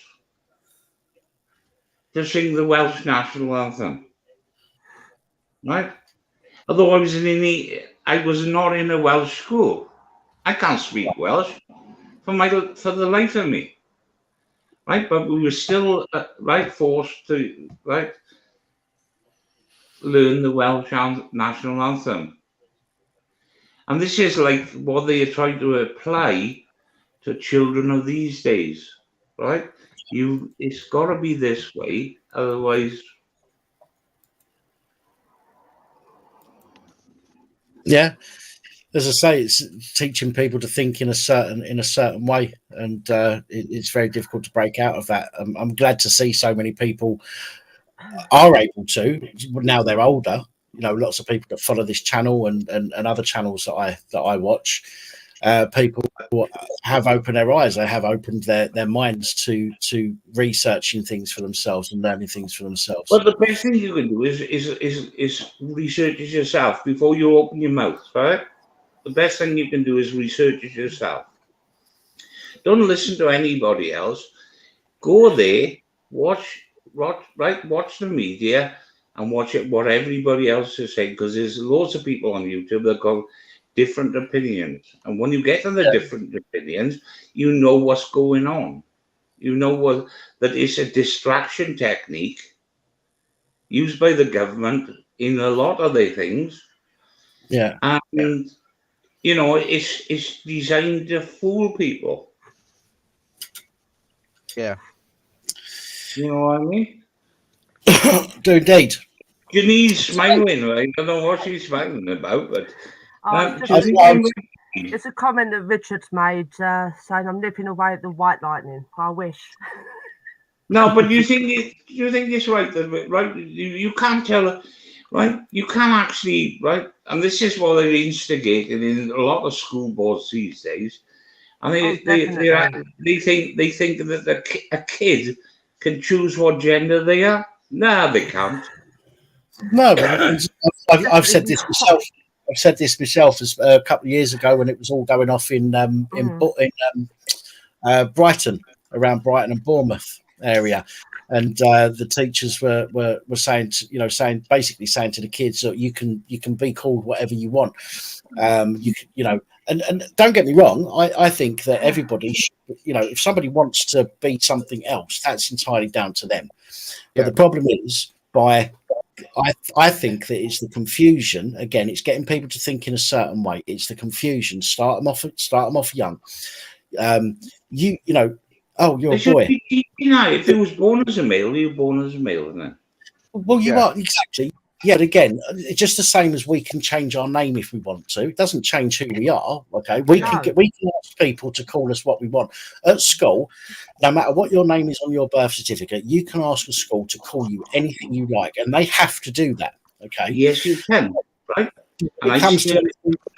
When it comes to anything legal, you have to use your legal name, for example. So we all have the opportunity and chance to call ourselves what we want, to dress how we want, to do what we want.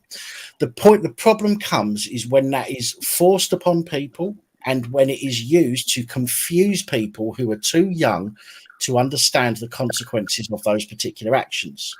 Yeah. We already know there has been so much talk about people, and people have come out and spoke about this who have had operations and who have killed themselves because they've had the operations, or are depressed because they've had the operations. They want to change back. They shouldn't have changed. It was too young. It was too much. All of this kind of stuff. If you look, it's all there. Just as much as the people praising that they're glad that they've had the chop. But we don't see that. Teachers, see, Dan, you've got teachers there, right? Now, I've seen a video of the one. She's a male. But she comes in one day and she identifies as a male, dressed with trousers and everything. She can come in the next day dressed as a female, and they got to call her a different name. Yeah, and it means on a Monday she can.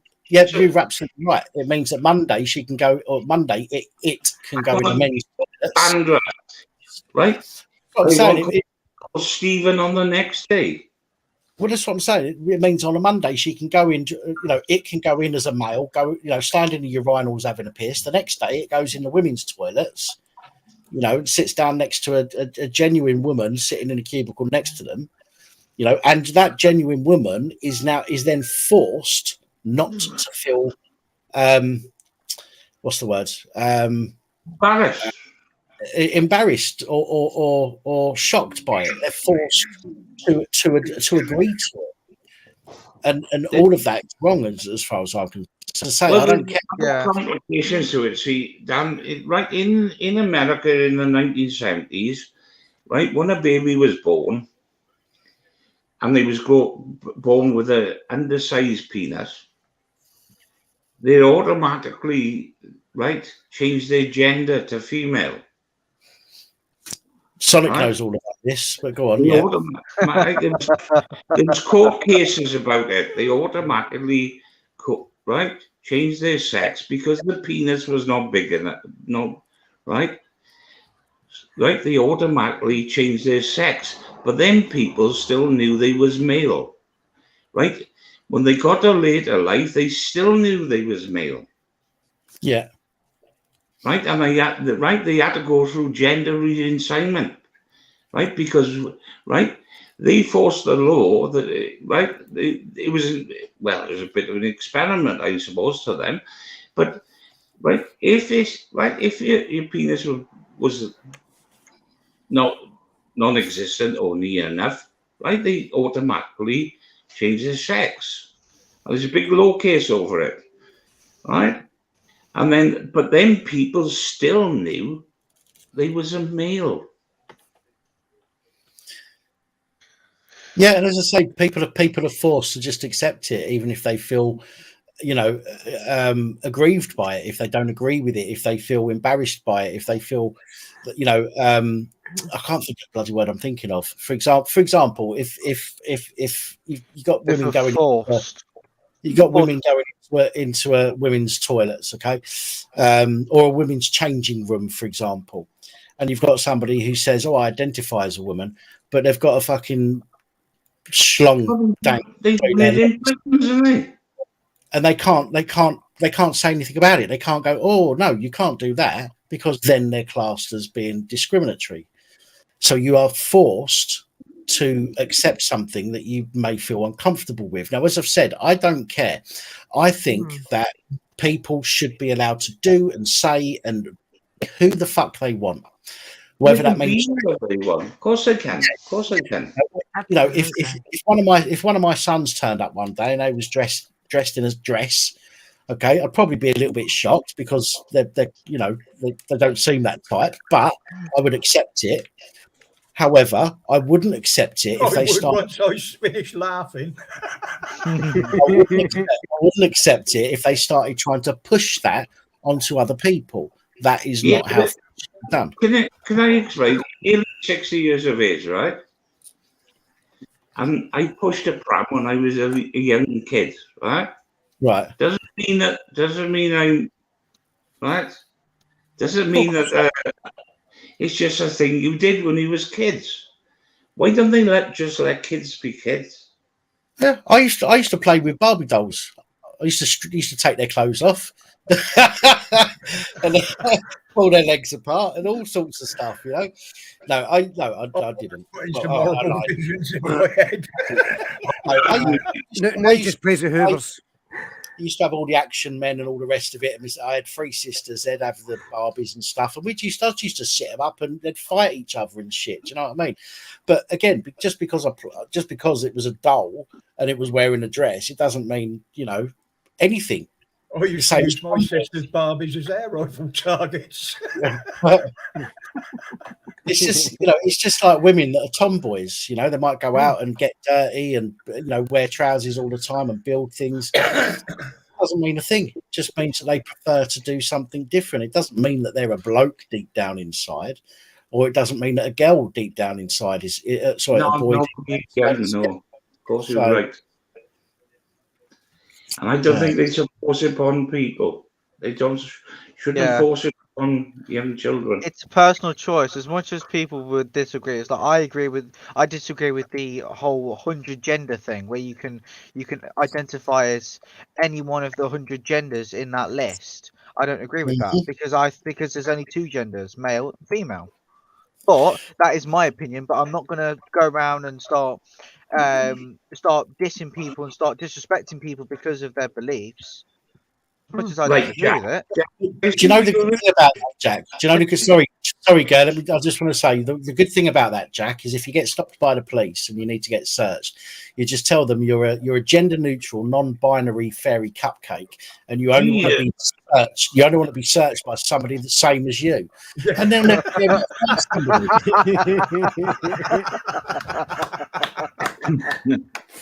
Yeah, they wouldn't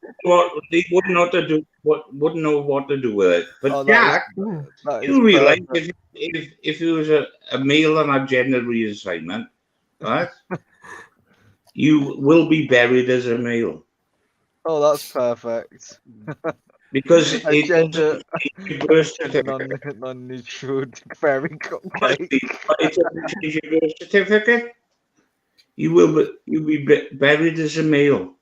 What about identifying as an attack helicopter? That way you can only get searched by an attack helicopter. Honestly, no, you're absolutely right. Somebody else mentioned it before. A couple of days ago, I think it was. I was talking to somebody.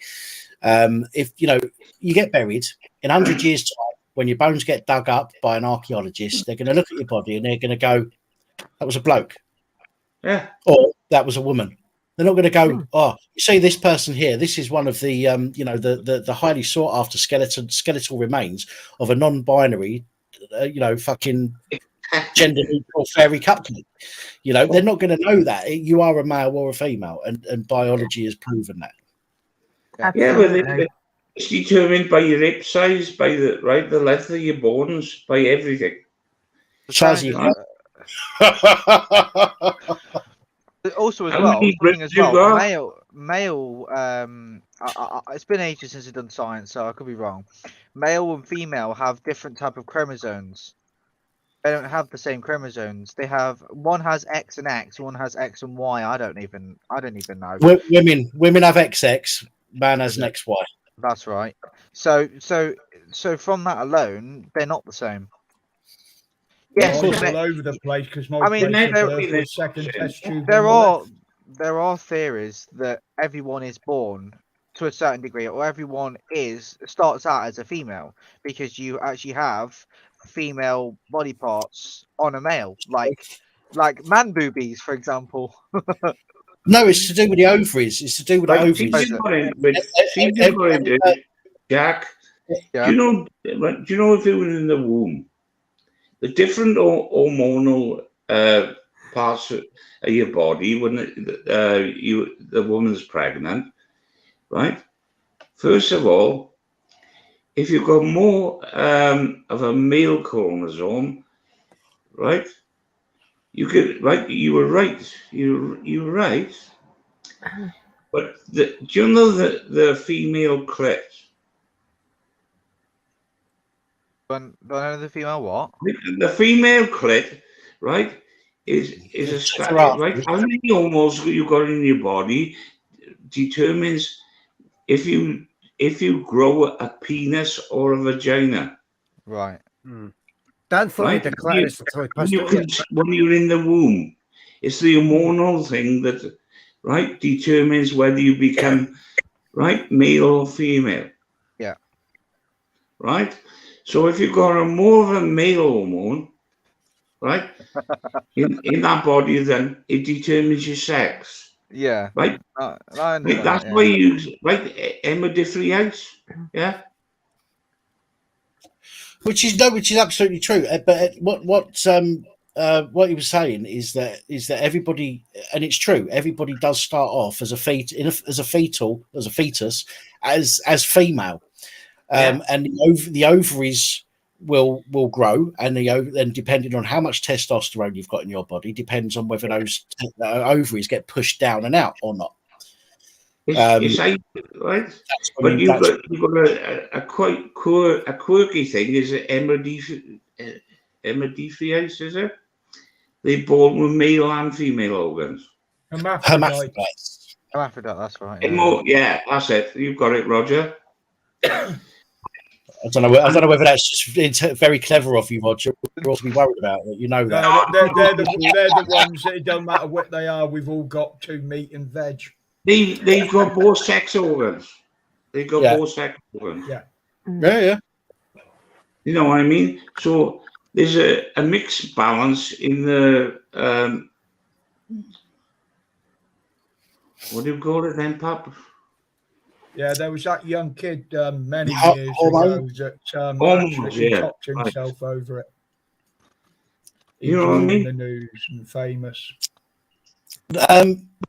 Janine, you've been rather quiet. Let's get your input on this. Well, I think it was a few months ago. Do you remember me telling you, Dan, about the problems I'd had, like going back to like where I was allegedly transphobic towards someone? That person, yeah. Yeah. Well, I don't give a bloody damn. Like, you know, how you identify. You can identify as a bloody table leg for all I care, you know, at the end of the day. But my best friend, like, they're actually transgender. And the first time that he come to my door in a dress, I was like, oh my bloody God, you look better than me. Right? Yeah. And like he said to me, he goes, Janine, he goes, I don't want you to call me Barry anymore. I want you to call me Brooke. And I went, right. I said, why is that? And he goes, because Brooke is really who I am. He said, I haven't told anyone else this yet. He said, you're the first person I'm coming out to about it. Right. And I felt like, good that he told me, but then in a sense, I was like, you've got to tell your family how, you know, you have to tell your family. And he goes, I'll tell them in my own good time, he said. Right. His dad disowned him on the spot. Right. Yeah. And There's a lot of people that were brought up in an era, weren't they, where oh, yeah. they're less tolerant. It doesn't mean that they're homophobic. I don't think it means that they're homophobic. No. It's the way they're brought up. It's not something that's inherent in somebody. I think it is the way that they are brought up, and that's not it's not their fault. Exactly. You know, that's my opinion anyway. So anyway, go on. Sorry, Janine. And, like this lady, I have, like, you know, I feel awkward calling Brooke a man, even though, like, biologically she is a man. I call her a lady because that's how I feel deep down inside. But children, you can't force that thing on children. You can't force that on a 7-year-old. You can't force that even on a 15-year-old. You've got to let them make their own decision later on in life. Because then they'll think, oh well, if they're doing it and that's okay, then that means that they can do it, and then it's so on and so on and so on, and that's how rinse and repeat. That's how it just keeps going. Exactly. You bang on there, Jack of Blades. Honestly, you know. But yeah, I mean, I've still got this trouble with this other person. Still going on, like, you know, that's all in the police hands at the moment.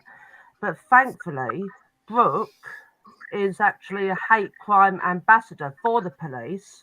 And she's helping me all along the way. She's saying, look, you know, this other person's trouble. Stay away and do your thing. Do what you've got to do.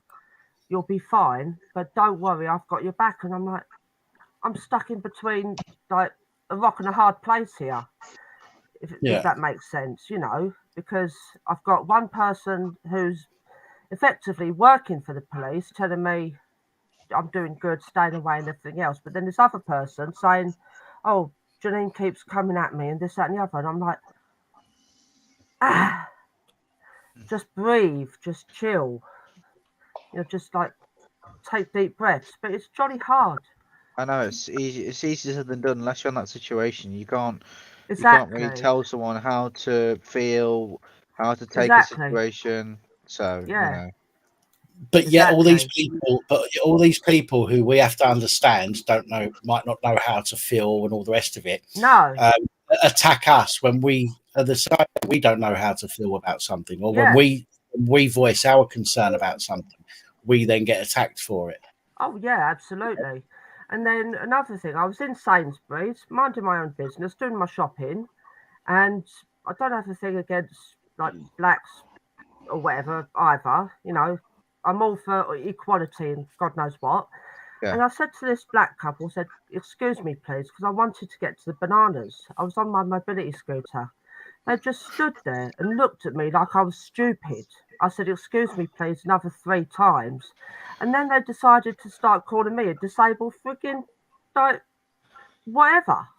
What's happened to you? Not the whole disabled, like you being disabled, but that's happened to me in the past. Even when my mom, not necessarily black, could be Indian, Asian, Yeah. whoever, right? Yeah. We get the same thing, ignorance, right? Exactly. They've got no headphones on or anything like that. Ignorance. Yeah. I mean, and you like you say it several times, and they even see you, and they just completely blatantly ignore you. And I feel like saying, "You ignorant cunt," but I don't, you know. But No, I have you said, just have to bite your lip. I have said as I've walked by before, ignorant, and they've heard me, and they haven't said anything. I mean, luckily enough, but if they Yeah. do say anything, but like, what you saying? But well, you're ignorant because you clearly don't want to move out the way. You know, you don't want to move like less than a meter out the way, so my mum can get back because she's also disabled as well. But she Yeah. can't use a mobility scooter anymore. She's got to use a wheelchair. It's one of them electric ones, so she's still independent. She can still do Yeah. things, but we have to be with her and watching her at all times because of her epileptic fits. So Yeah, that's right. When you've got a hidden disability, right? People don't understand that. no, you're right. You're right. People don't understand that unless they've got it themselves. They haven't got a Scooby what was going on. Exactly. It's like you got to take a walk in that person's shoes every day, every minute. Right? Yeah, it's like I talked to Roger and I talked to Lost Souls Paranormal about chronic fatigue. Mm. These two understand. Roger, didn't have it before. He had his stroke and now he's got it. The same as myself. It's something that come out of the blue. Lost Souls Paranormal has had it for a long time. For people that don't understand what it's like, it's very difficult, and that's a hidden disability, and it is a disability because it debilitates you to the point where you struggle to lead a normal life because you can't have a normal day. And yet the amount of people that I talk to that simply think that I'm being lazy, that don't understand, even just walking to the shop earlier, and I had to go get some milk before this live stream started. It's a 4-minute walk away. It now takes in a mountain. It now takes me more than 10 minutes just to get there, and I have to wait outside for a few minutes to catch my breath before I go in because I feel embarrassed going in there so out of breath. So I wait outside for a few minutes, go inside, get what I need to get, come out. I get halfway home. I have to lean up against the wall again, and by the time I get home, my body is so aching that I just want to curl up and go to sleep. Yeah, and as I say, people just don't. So many people just don't understand. Yeah, they don't understand. You're right. I mean, it sounds really simple. Oh, it's chronic fatigue. It's just just have a sleep and you'll be all right. And I really wish it was that easy. It's not that easy. Yeah, it's easier said than done. It's just as bad as many other major disabilities that people have that interfere with their life. And I wish it wasn't. I wish it wasn't. I wish it was something that I'd got over by now. But it looks like something I'm going to have long term, which is not good. It's something we got to live with, mate. The doctor told me on my last visit. He said it probably won't get any worse, but it certainly won't get any better.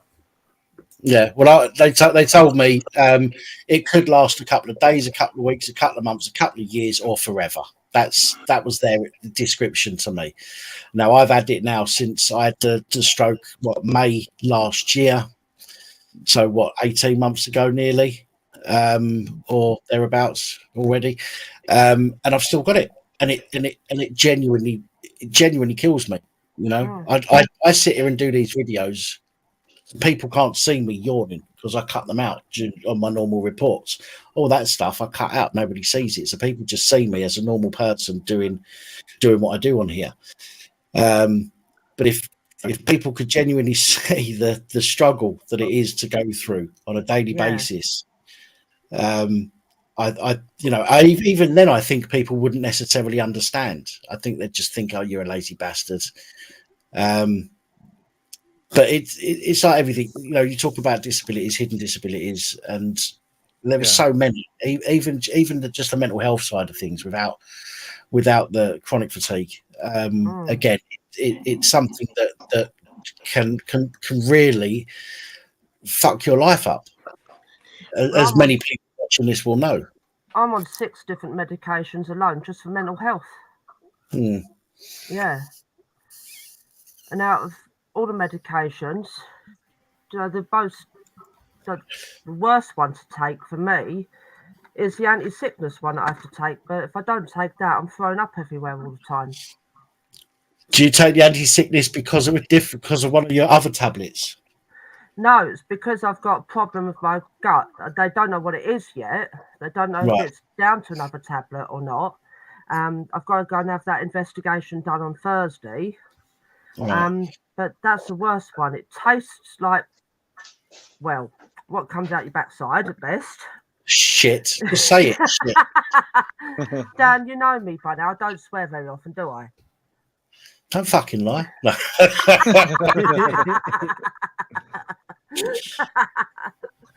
Oh, don't make me cough. No, I only ask you that because I know some people that have to take anti-sickness medication to counteract the sickness. Some of the other medications they take make them feel. They initially thought it was down to the dulaglutide that I have to inject once a week. Now they're not so sure. And they're saying, no, we've got to send you for cameras up your backside, cameras down your throat. And I'm like, As long as it's not the same camera, eh? I fucking hope not. Can I ask you, Janine? Right, Janine? Or at least watch it first. You're on the medication. Yeah. Have you ever seen psychiatrists? Yes, yeah. Yeah, but there's not many people. There's not many people that have, right? Because doctors prescribe, right? Yeah. And they can't get you an appointment with a psychiatrist to overcome your problem. One of the medications actually has to be prescribed by a psychiatrist. But there's not many that do, because the doctors can prescribe for depression, anxiety, and everything like that, right? And they have no knowledge of what it's doing to you, right? Yeah. Right? Because they can't be bothered to make you a proper appointment with a psychologist, right? Yeah. There's a lot of things that are going on in this country, right?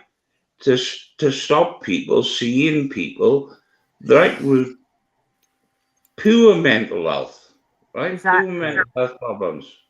Yeah. And so the doctor will prescribe it, knowing full well that some of the medication you're given can counteract the other one. Yeah, you're right. You're right. The thing with the doctors as well. I mean, I wasn't diagnosed from 15. 15 was the first time I tried to kill myself. I wasn't diagnosed with anything apart from recurring depression until late 30s. Okay, so over 15 years it took whilst I was on all kinds of different medications. And the thing is, the doctor, although the doctor will send you to a psychologist before a psychiatrist, and send you a psychologist first or a counsellor, bit of cognitive behavioural therapy, see if that works. To do that, because the doctor, every time the doctor dishes out one of these tablets, he gets a little backhander from the pharmaceutical company. When he sends you off to a psychiatrist, and the psychiatrist then starts prescribing you, he no longer gets his little backhander from the pharmaceutical company. The psychiatrist does.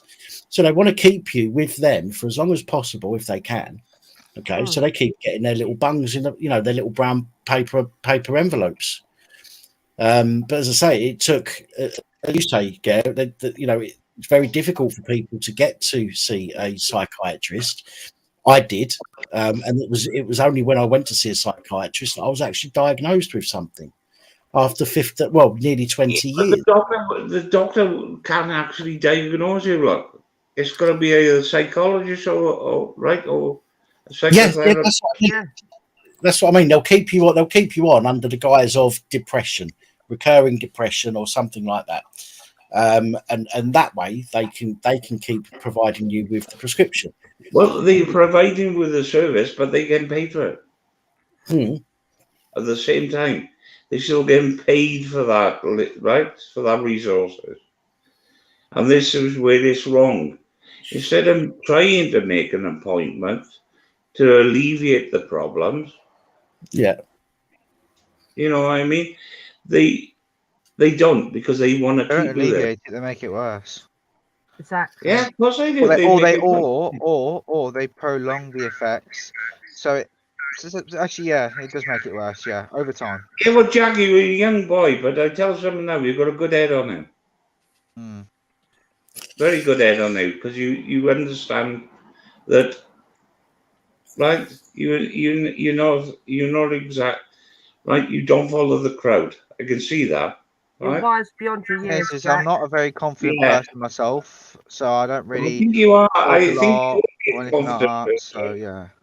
Right, because the thing about it is, you're a bit more wiser than what you think.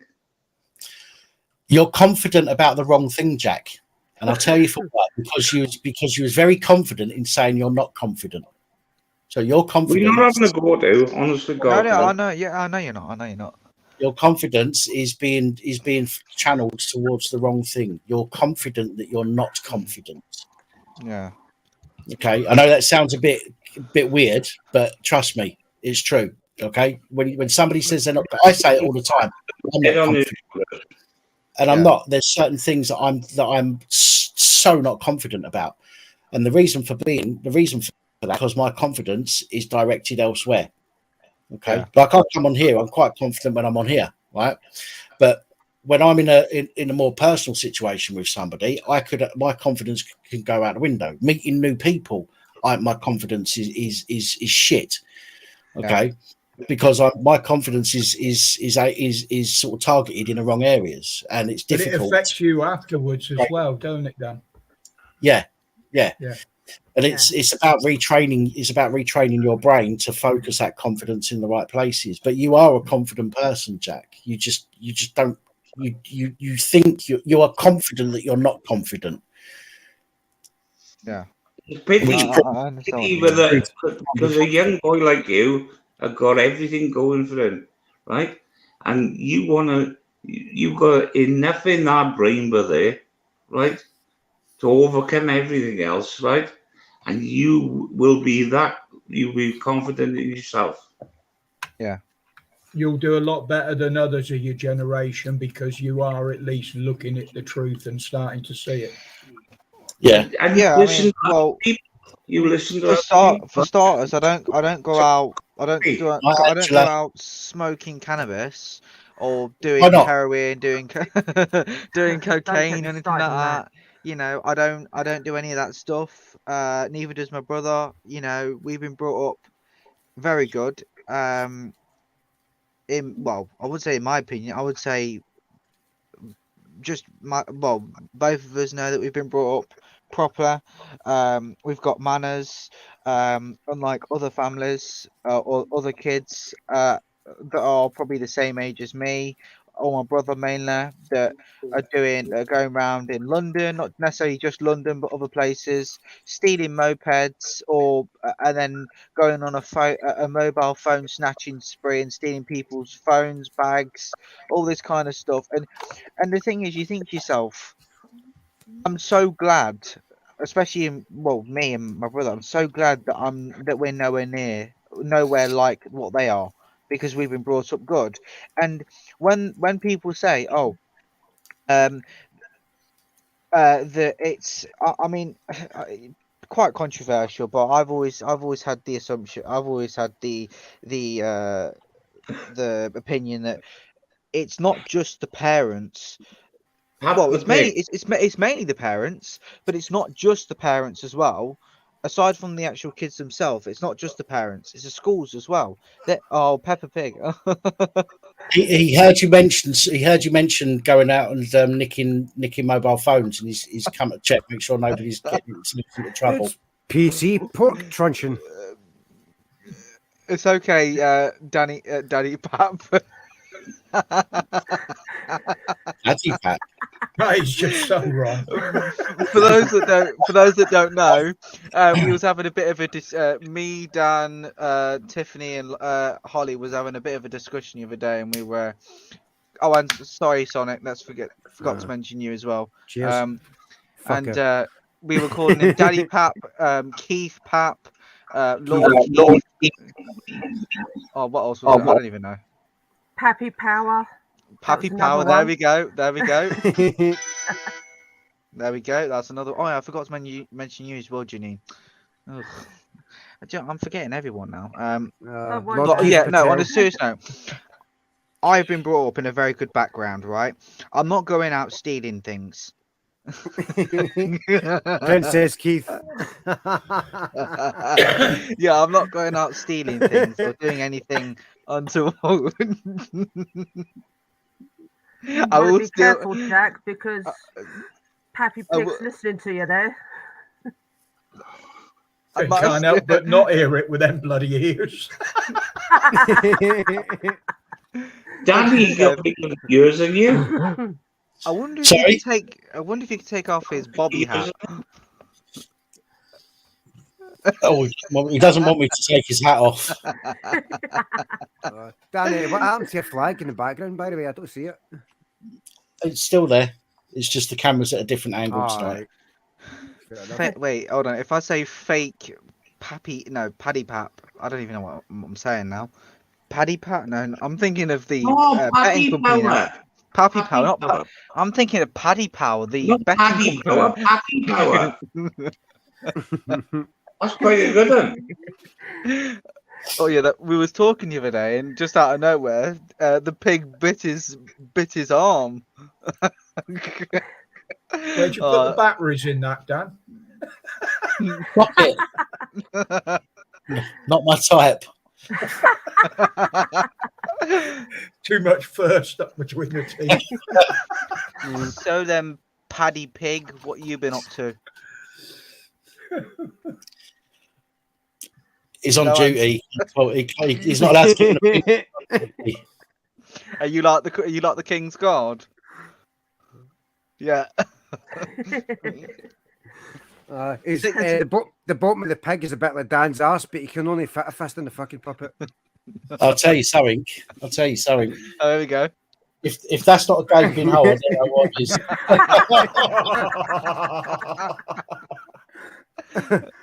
I still reckon you should call him PC pork truncheon. Looks like Dan's after a curry.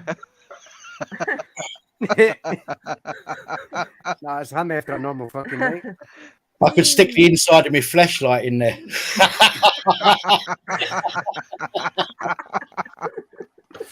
Oh, you filthy man. Piggy, you tell him. Truncheon meat. Pork truncheon. Truncheon.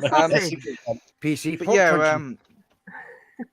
like we've had good upbringings. As much as parents can be parents, and they can be a pain in the arse, and they can be annoying, just like we can, and stuff like that.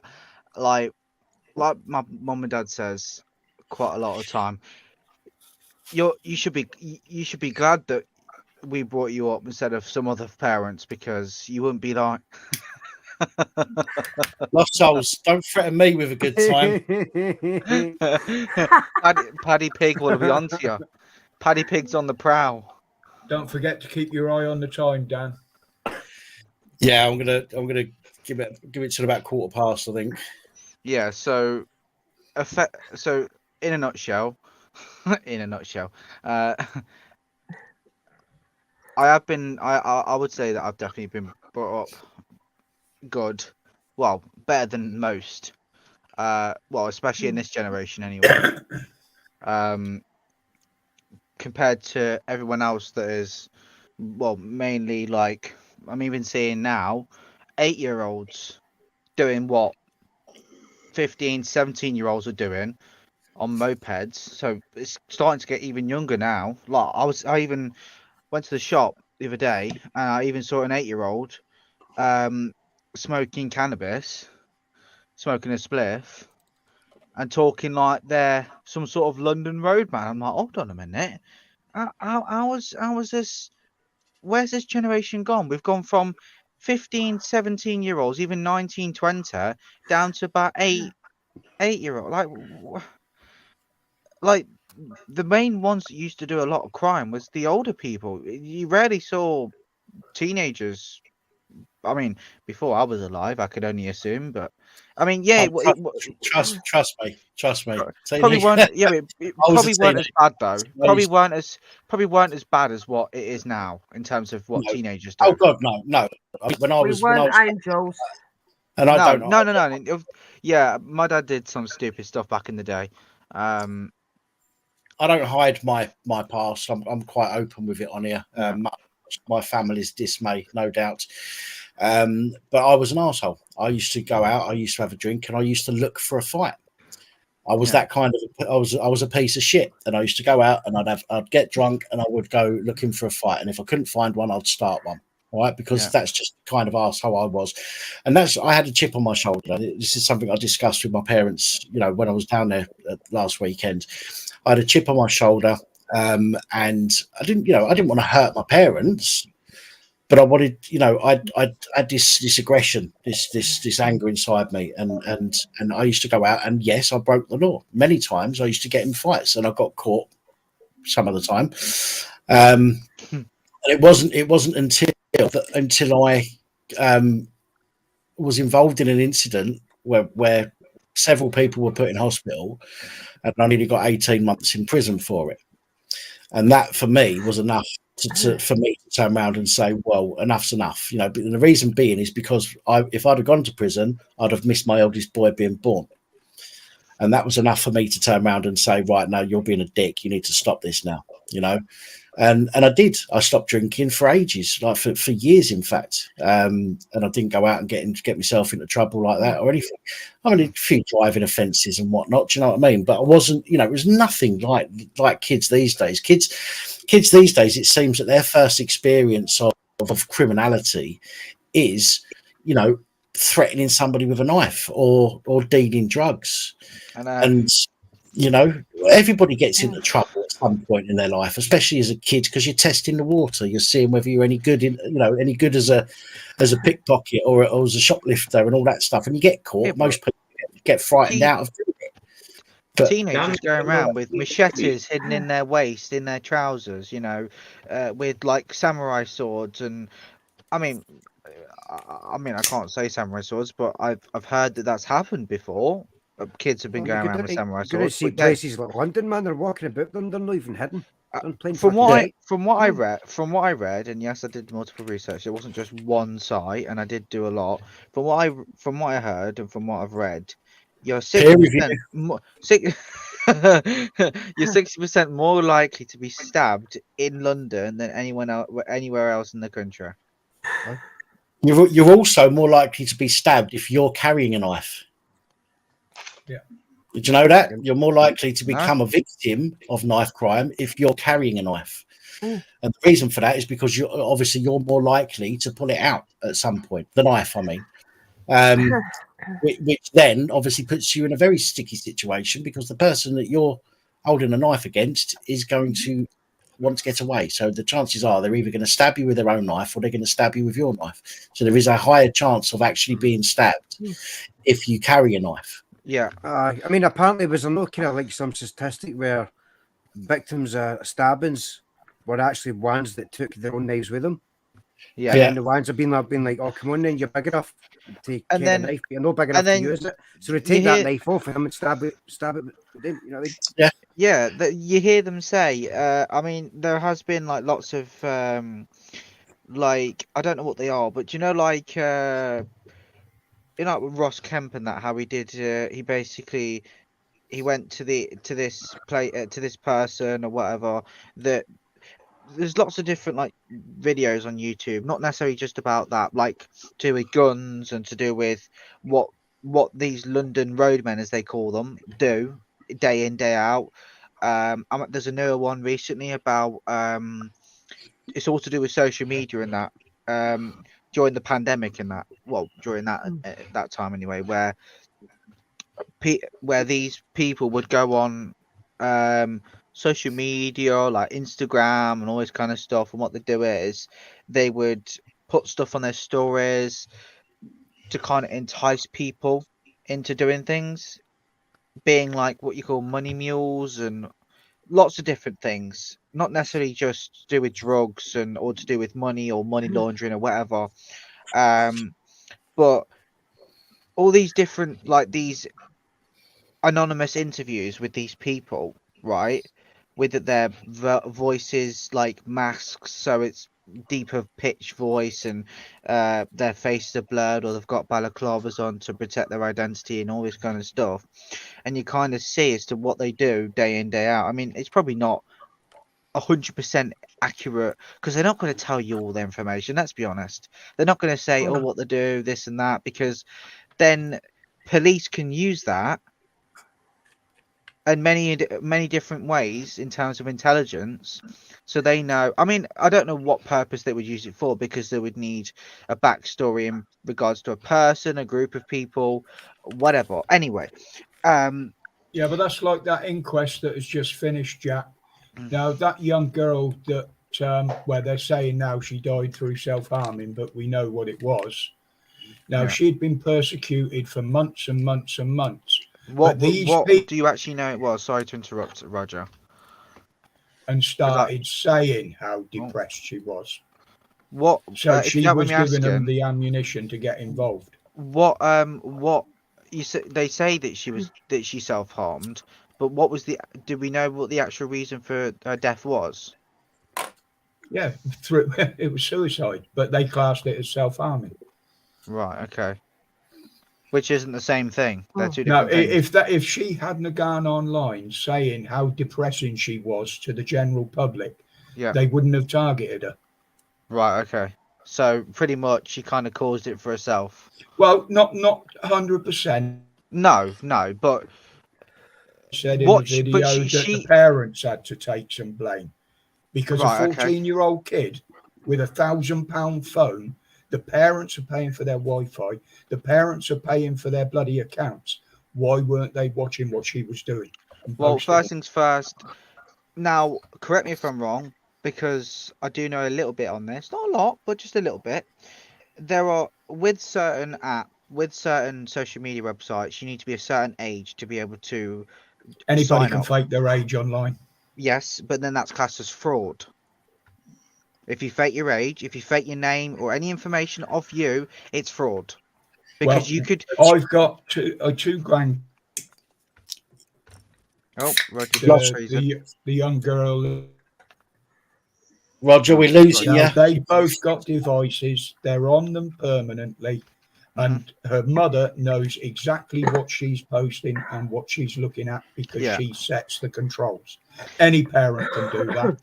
Well, it's not about the parent controls, Roger. And the thing is, I don't agree with when parents are watching what the thing is doing. But the thing is, with websites, when you go on a website, right, there is terms and conditions. As much as people don't read them, let's be honest, no one reads them. Admittedly, that's what I said. They've got to take some blame for it. Yeah, so when it's saying, oh, you've got to be 16 and over in order to sign up, or you got to be, I don't know what the age is for Facebook. I cannot remember. 13. I've actually got notes written out for tomorrow's video to do a piece on this. So.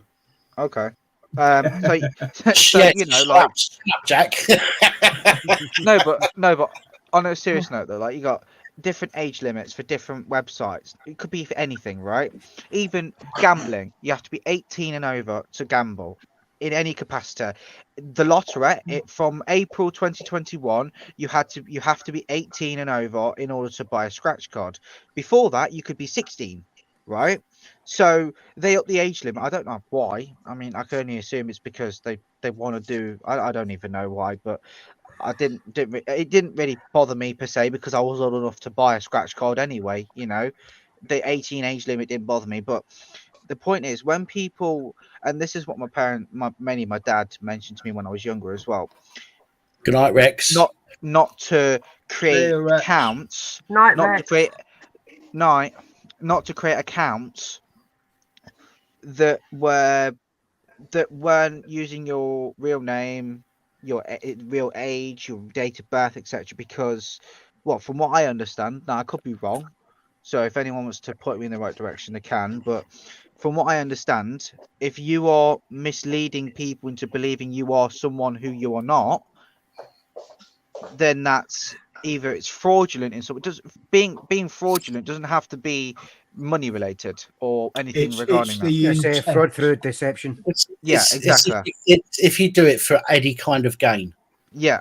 It's the intent behind it. Yeah. That's what Now makes it I don't illegal. know. I don't know what it is when they're simply just creating an account just to be someone else. I don't know what that would be called, but from what I understand, when you have an account on social media, right? It is a persona. You could use the word portfolio, but whatever. Persona of you, right? Although I don't really post pictures anymore on social media because most of it's crap anyway. Like you're getting pictures on Facebook and Instagram of people's dinners. Oh, I've just cooked this. Great, whoopie do. What was the point? What was the point of wasting 30 seconds of your life taking a photo of your food to then eat it? It doesn't make sense. Like, go and do something that's constructive. It's all about acceptance. It's all about social acceptance. I mean, I'm okay? not gonna. It's all about people getting likes. It's what all people want these days is likes and shares. Okay. It's addictive. Now, depending on what your aim is online. If all you're doing is posting shit about, what you're wearing for the day or what you're eating that night, that is all about social acceptance. It's to get likes and shares. And unfortunately, kids get so wrapped up in it, especially with like things like TikTok and all the rest of it. They get so wrapped up in it that it becomes a depressant to them. Yeah. It's like when they watch these like influencers like making money flying all around the world. They want to be like them, and when they can't, they get. It's like when you're posting like random shit for likes and all that kind of stuff. Apparently, studies have shown it's like it releases the same as endorphins or something like that as what gambling does when you get a wee bit of a win. Yeah, it's a craving. It's basically a craving, isn't it? Right, listen, let me just cut in. Deadpool is back in the back room here, so I'm going to bring Deadpool in for the last 15 minutes. He was in earlier, but we had 6 people on at the time, and then he disappeared. So he's come back. I'm going to let him in with us, so we'll see what Deadpool's got to bring to the conversation. Mm-hmm. Hey, what are you guys talking about? Hello, Deadpool. How you doing? Hey, Deadpool. Hey, so You all right? We just woke up. You been drinking? Maybe. I've heard that with a Scottish accent somewhere on here before. Me? No. What was I don't even know what I was saying now. Do you know we've gone on? Oh, my head. So what the fuck are we talking about?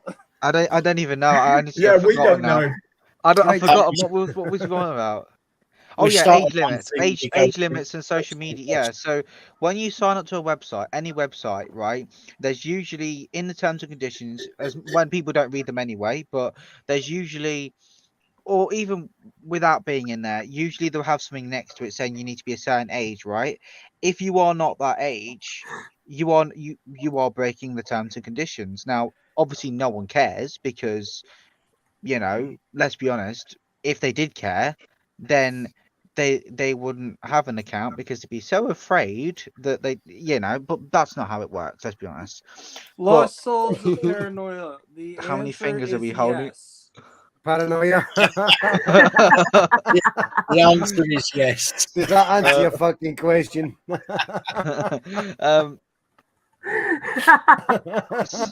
Social media. I mean, social media becomes so terrible nowadays. Like I literally just go on Instagram, go on Facebook just to look at videos. That's it. I don't see any other crap. Unless it's just some family member stuff. That's about it. I'm But not as think as you drunk I am. okay, Yeah, you're definitely off it. You're definitely off it. Anyways, so I mean, obviously now you're on the live stream, I can address it. I can ask something that you did mention in the private chat earlier, which I obviously couldn't answer because you weren't in here. You know, you get probably on went with to it, sleep. Jack. Come on, ask the question. So, where is it? So I asked earlier. She You said. did. You said you disagree about not getting the vaccine. Obviously we can have a conversation, can't we? So you disagree with people not getting it? If so, why do you disagree? Well, okay, so I've had a couple people that I know actually pass from COVID, and Okay. there's also my dad worked for a medicine company, and also the other thing is that I'm on the other side of this because I actually take meds, and so the fact that I'm drinking right now is totally oblivious to the fact I take seizure meds, but that's not the point right now. The point is I actually shouldn't be drinking the fuck this. But yeah, the thing is that I take medicines to control my seizures.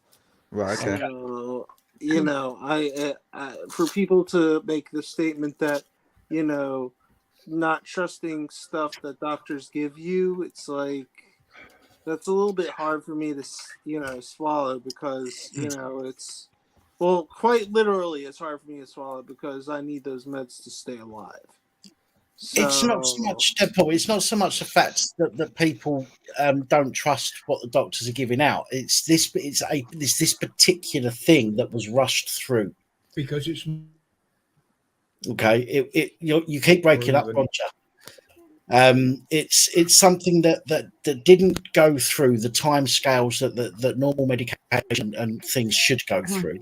So of course people are going to be skeptical.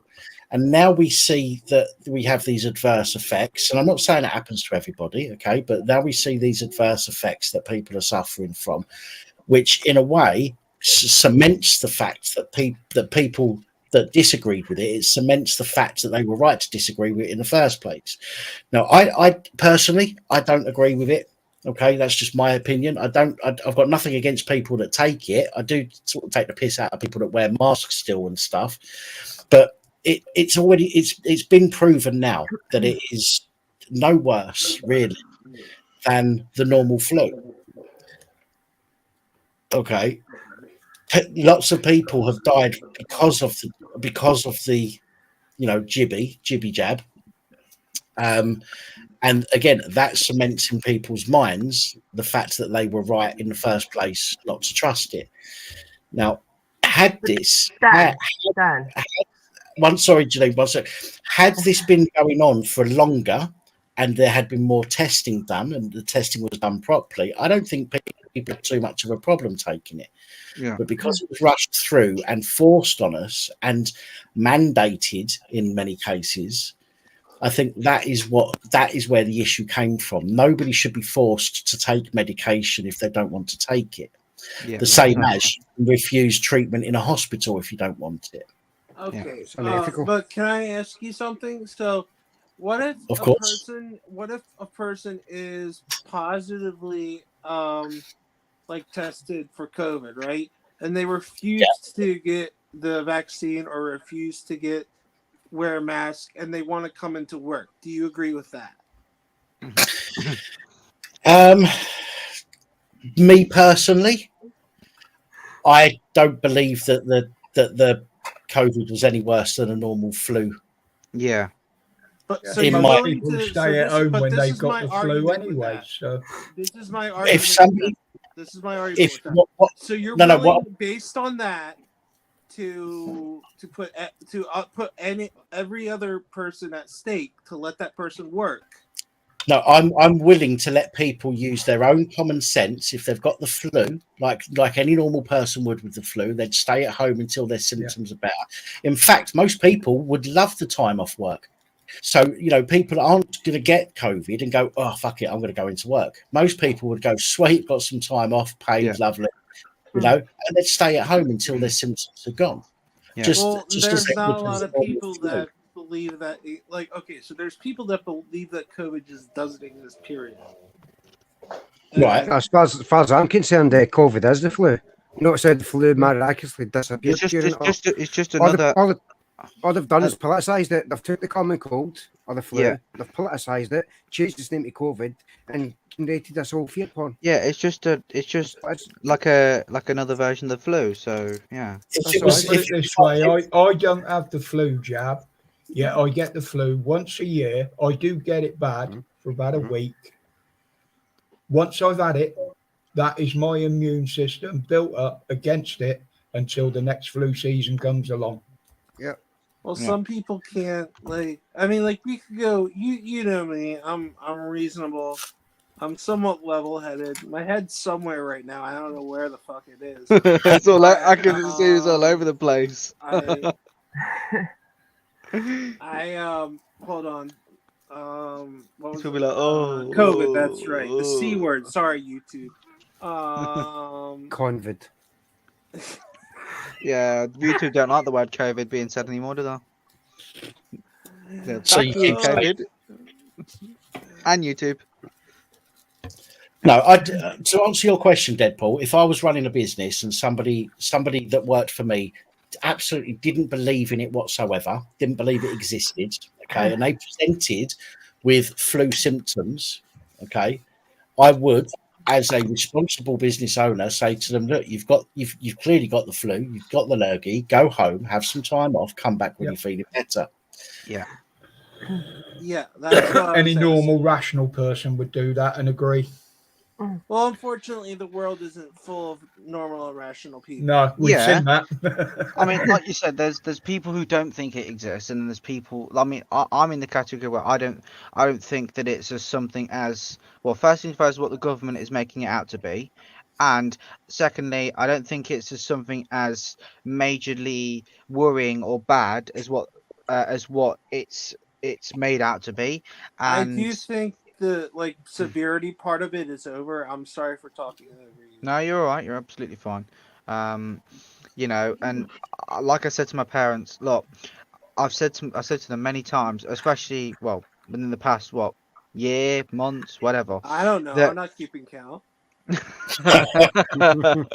I've said to them within the past few months, I'd say that as time goes on, I mean, we don't really hear about it as much on the news anymore, but I've said to them, I'm starting to believe if it's even a thing, if it actually even exists, or if it's just something the government have just, like you said, politicized, just stirred up in a bowl, and have just starting to add more ingredients, making it worse, making it sound worse and worse and worse than what it actually is. And in fact, it's probably just an alternative, if not just another variant of the flu. It always was. Yeah, and this is the thing, right? Over time, I've been able to see that, but my parents, I mean, I don't even know what to think, what my parents think anymore. But I still have the idea that they still think it's some not deadly virus, but some virus. But I don't. I think the problem is it's very contagious, not so much as it is deadly. And it's just the fact that it's so contagious is what's the problem. But the thing is, not as many people as what they claim to be died with COVID itself. No. It was mainly it was mainly people that had underlying health conditions, or that had for example, I don't know, you die in a car crash and you tested positive within the last 28 days, and then eventually they upped it to 60 days, I think it was. They admitted, the government actually admitted. Yeah, they used to calculate them. Yeah, so that's the thing. But if you look at statistics, the biggest majority, if not all the people that were hospitalised with it, were the ones that had the fucking jabs. Yeah, and Just like and then YouTube.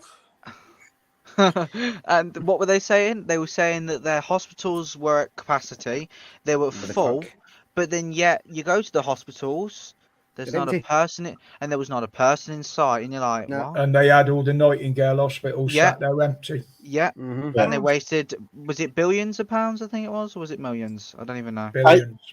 Dave Bongo slide. The reason that we use that terminology, okay, and most of us know it's not correct. We know that the vaccine wasn't a vaccine. We know that. It's just that that's what Objection.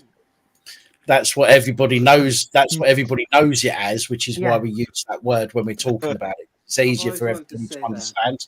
Yeah. Yeah. Can But I guys, interrupt a minute, Dan? Sorry, go on. yeah, Interrupt since a this minute. COVID thing come about, right, and I've noticed this, I hope you guys have too, but flu statistics and those suffering with flu have dropped like Oh, of course. Knows what, you know, because it's all COVID this, COVID that. Because they want you to believe it's such a deadly virus, and so many people are catching it. Yeah. And but the thing is where were the statistics for all the cancer stuff and all this type? They weren't talking about any of that. Exactly. Right, all they were talking about on the news all the time, everywhere, was COVID everywhere. It's a psyops. If you look in the right places, okay, it will tell you that more people during the COVID years, I call it the COVID years, during the COVID years, more people around the world died of the shits than died of COVID. Yeah. The number you want to go and find, Jack, is the one for access deaths. Like, can I interrupt for a little minute? No. In 2012, right, the government done a survey, right, of an infectious disease. Right, just like SARS when they done it with SARS. Now in 2012, the report came back as they didn't have enough PPE, they didn't have enough ventilators, they didn't have nothing else, right? No way anything for any contagious disease. Yeah. Yet they left it 7 years, right, and sat on it. Right, they honestly thought it was going to be just like a flu outbreak, a nasty version of the flu outbreak. They were told it was going to happen and they didn't prepare for it. When they didn't prepare for it. They didn't have nothing in contingency for it, right? And they still prepared, right? Boris also took his sweet ass time to close down the borders, and he never did. He took him ages. Don't forget that was done. That report was done in 2012. Yeah. What? I'm not going to remember any of what we're talking about right now. Yeah, that's because you're drunk. That's what happens when you drink. You know, it goes whoosh. So, in other words, they was ill prepared and they was ill advised. But then just prior, they releasing this whole COVID bullshit. They'd done a simulation on it. And everything, you compare everything that happened to everything they'd done in the simulation, it's fucking identical. I just want to respond to Plain Steve here. He said, I said COVID was a lie right at the start on Pap's phoning, but Pap's subs laughed at me. He remembers. Now, one of the things is when this came out, what you need to remember is that at the beginning, okay, it was a fear thing, wasn't it? They were throwing it at everybody to make people scared. Okay, so yes, people who hadn't had time to look into it properly would have seen it as a potential major incident, major threat. But damn, they had 7 years. As more information has become available, people have educated themselves to a point where they now don't think the same as they did at the beginning, and there's still more people whose minds need changing and are changing at the moment. I never started thinking at all. I don't know. I never had that problem. That's what happens when you're drunk. Guys, exactly the same tactics. Something. In the side chat, rubber cables like made a bit of a snarky comment. Not a single GCSE between you all, right? I just want to point out there. You don't need GCSE. You don't need to GCSEs. live Don't need life another knowledge. GCSEs. I don't need any of that shit to fucking open your eyes and look You don't need exactly what's you going don't on. need 9 A star to C GCSEs to be successful. That You was about don't to say. It's even basically need a You don't need any university GCSEs, degree. yeah. they're basically using exactly the same tactics with this whole COVID shit as what they've done with fucking 9/11. Shocking all. This Shocking rubber all. cable person must be the most brainwashed individual in the entire live stream, probably. Knowing him, when people are I mean, fucking Not so a shit scared. single Jesus. Why don't you learn how to grammar, you fool? GCSE, yeah. GCSE. Learn how to It's what we grammar. have in the UK. It's what we have in the UK. It's a form of higher education. Yeah, Right. GCSE. Yeah. Let's remember. Listen, everybody's got their own opinion on this. Okay. Everybody's opinion has been derived from their own understanding of what they've been through. For what's his name? For Rubber cable. Rubber cable to be disrespectful like that just goes to show what kind of a person that they are. There's no need for that. Okay. Can't tell difference between Southern Bloc Yeah, and Trigger. mRNA. You can call us Trigger, but at least our name doesn't represent a rubber condom.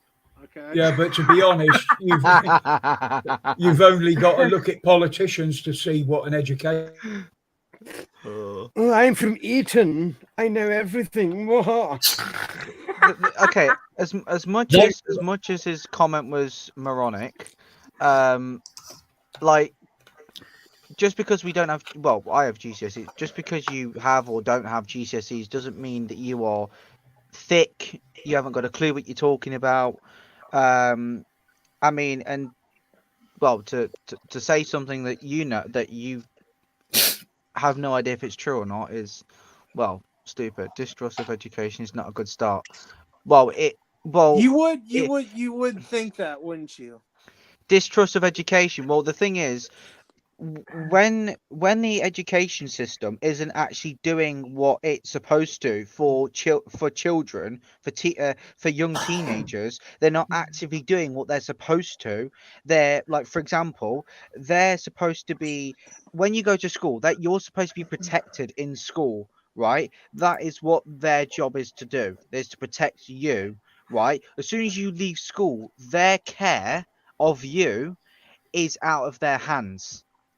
Right, so it is up to you and or your parents or whoever your guardian, whatever, right? It is up to your family or whoever looks after you to care for you or to look after you when you get home and whatnot. So as soon as you leave them school gates, the care of the school of the education system is stopped, right? From what I understand, okay, that is how it is. From what I understand, right? So how is education, right? When that's actually a really good point. Indoctrination, not education. You know, they are supposed to be teaching children. But effectively, school is to bring you up so you have more experience, I guess, when it comes to life or how growing up, right? But most of their techniques is the wrong way. In fact, it's like a reverse. It's reverse Honestly, in the who opposite needs direction. to teach history when you could just listen to Sabaton? Who's Sabaton? Sounds like a oh, what's it called? Looks like a fucking metal band or some shit. No. Sounds like a I don't know. Sounds like one of them from I don't know what you call it. Optimus Prime. I don't know what you call them now. Sounds like one of them. Transformers. Yeah. Sounds like a Sabaton's transformer. a metal band. They're fucking awesome. Yeah, but say, agreed. sounds A like lot a of school is fucking social conditioning mixed with education. But I did agree. Okay, and just because you have a degree and clinical stint, whatever that means, does it? What was echo? Where's that from? Don't worry about the echo. We're wrapping up in a couple of minutes. That's fine. So yeah, just because you've got a degree doesn't mean that that the education can be trusted and whatnot. Just you out of curiosity, what a degree in what exactly? He just says, I did a degree in clinical stint. clinical I mean, stint. school indoctrinates people to see the world the way the system wants to see it. Perfect. That's a perfect summary, plain Steve. Yeah. I mean, Was it that degree? Was it a 33rd degree? Right. Probably. I A got more degree degree doesn't burns give than you you the have on paper. education of life. Along with a yeah, stint in the fucking that's asylum. what school is supposed to be about. But here's the thing: I've learnt more in college than I ever did in the entire education system, like in school. Entire college, I've learnt more, because the thing is, in college they treat you more like an adult rather than like a child. Whereas throughout the entire, even up to year 11 in school, so when you're about 15, 16, they still treat you like a child. I'm like, I understand, you're trying to make us go into the world with better understanding, good grades, etc., etc. But the way they're doing it now, it's the wrong way. In fact, it's in the opposite direction. That they're doing the wrong thing. They're not helping you. They're making. Two wrongs don't make a right, but three Yes. lefts do. Right. You've definitely okay. Do you by any chance work at all? Do you have a job, Deadpool? I'm on disability. Okay, I want to say if you have a job, I don't think it'd be best going into work the following morning because you'd I'll be be whatever absolutely I want to smashed. do. Shut the fuck up. Imagine doing that. Good God's morning. Good yawning morning, his head off Sally. there. Right. Guys, I'm gonna have to call it because I've hit my wall. That's I fine. Not a can't stop problem. yawning and my eyes starting to water now. Yeah, I thought I'd better let you know because you're just going to sit there and get worse. Deadpool's making you feel tired. I was quite Jokes surprised on when you you. could. I can make a fool out of me, not you. Ha! I was quite surprised when you could do like 7-hour live streams and stuff. That was. Tiffany's been reminding me in the comments, Dan, it's time. 15 minutes is up. Yeah. So listen, so 15 minutes. let me start. First of all, thank everyone that's still in the comments. Thank you for joining us this evening. Back to normal now. Although on Wednesday I do have a doctor's appointment. So although we're back to normal, Wednesday I'll be missing. I'll be AWOL. But other than that, I'm back all week. Next Sunday, members only as well, isn't it? Next Sunday is a members only live stream. The Sunday after will be a public, and then the Sunday after will be the first Sunday of the month. So we go back to normal members live stream, and then 3 public live streams, and then I members live forget stream. my outro on how I say goodbye. Good day, fellas. Yeah. or you could go, good day, fellas, and don't get too drunk. Never kids, just say no. Dodge the pain. Kids, don't do drugs. Good night, Kaz. Good night, everybody good night, everybody in the comments. Again, thank you for joining us. And thank you for bearing with me. Thank you for bearing with me the last week, and also thank you for your kind words on the smudge post. Missed the little bastard, but such is life, and we've got to crack on, haven't we? But there we go. Fucking base. See you later. Take care. See ya. See ya. Good night.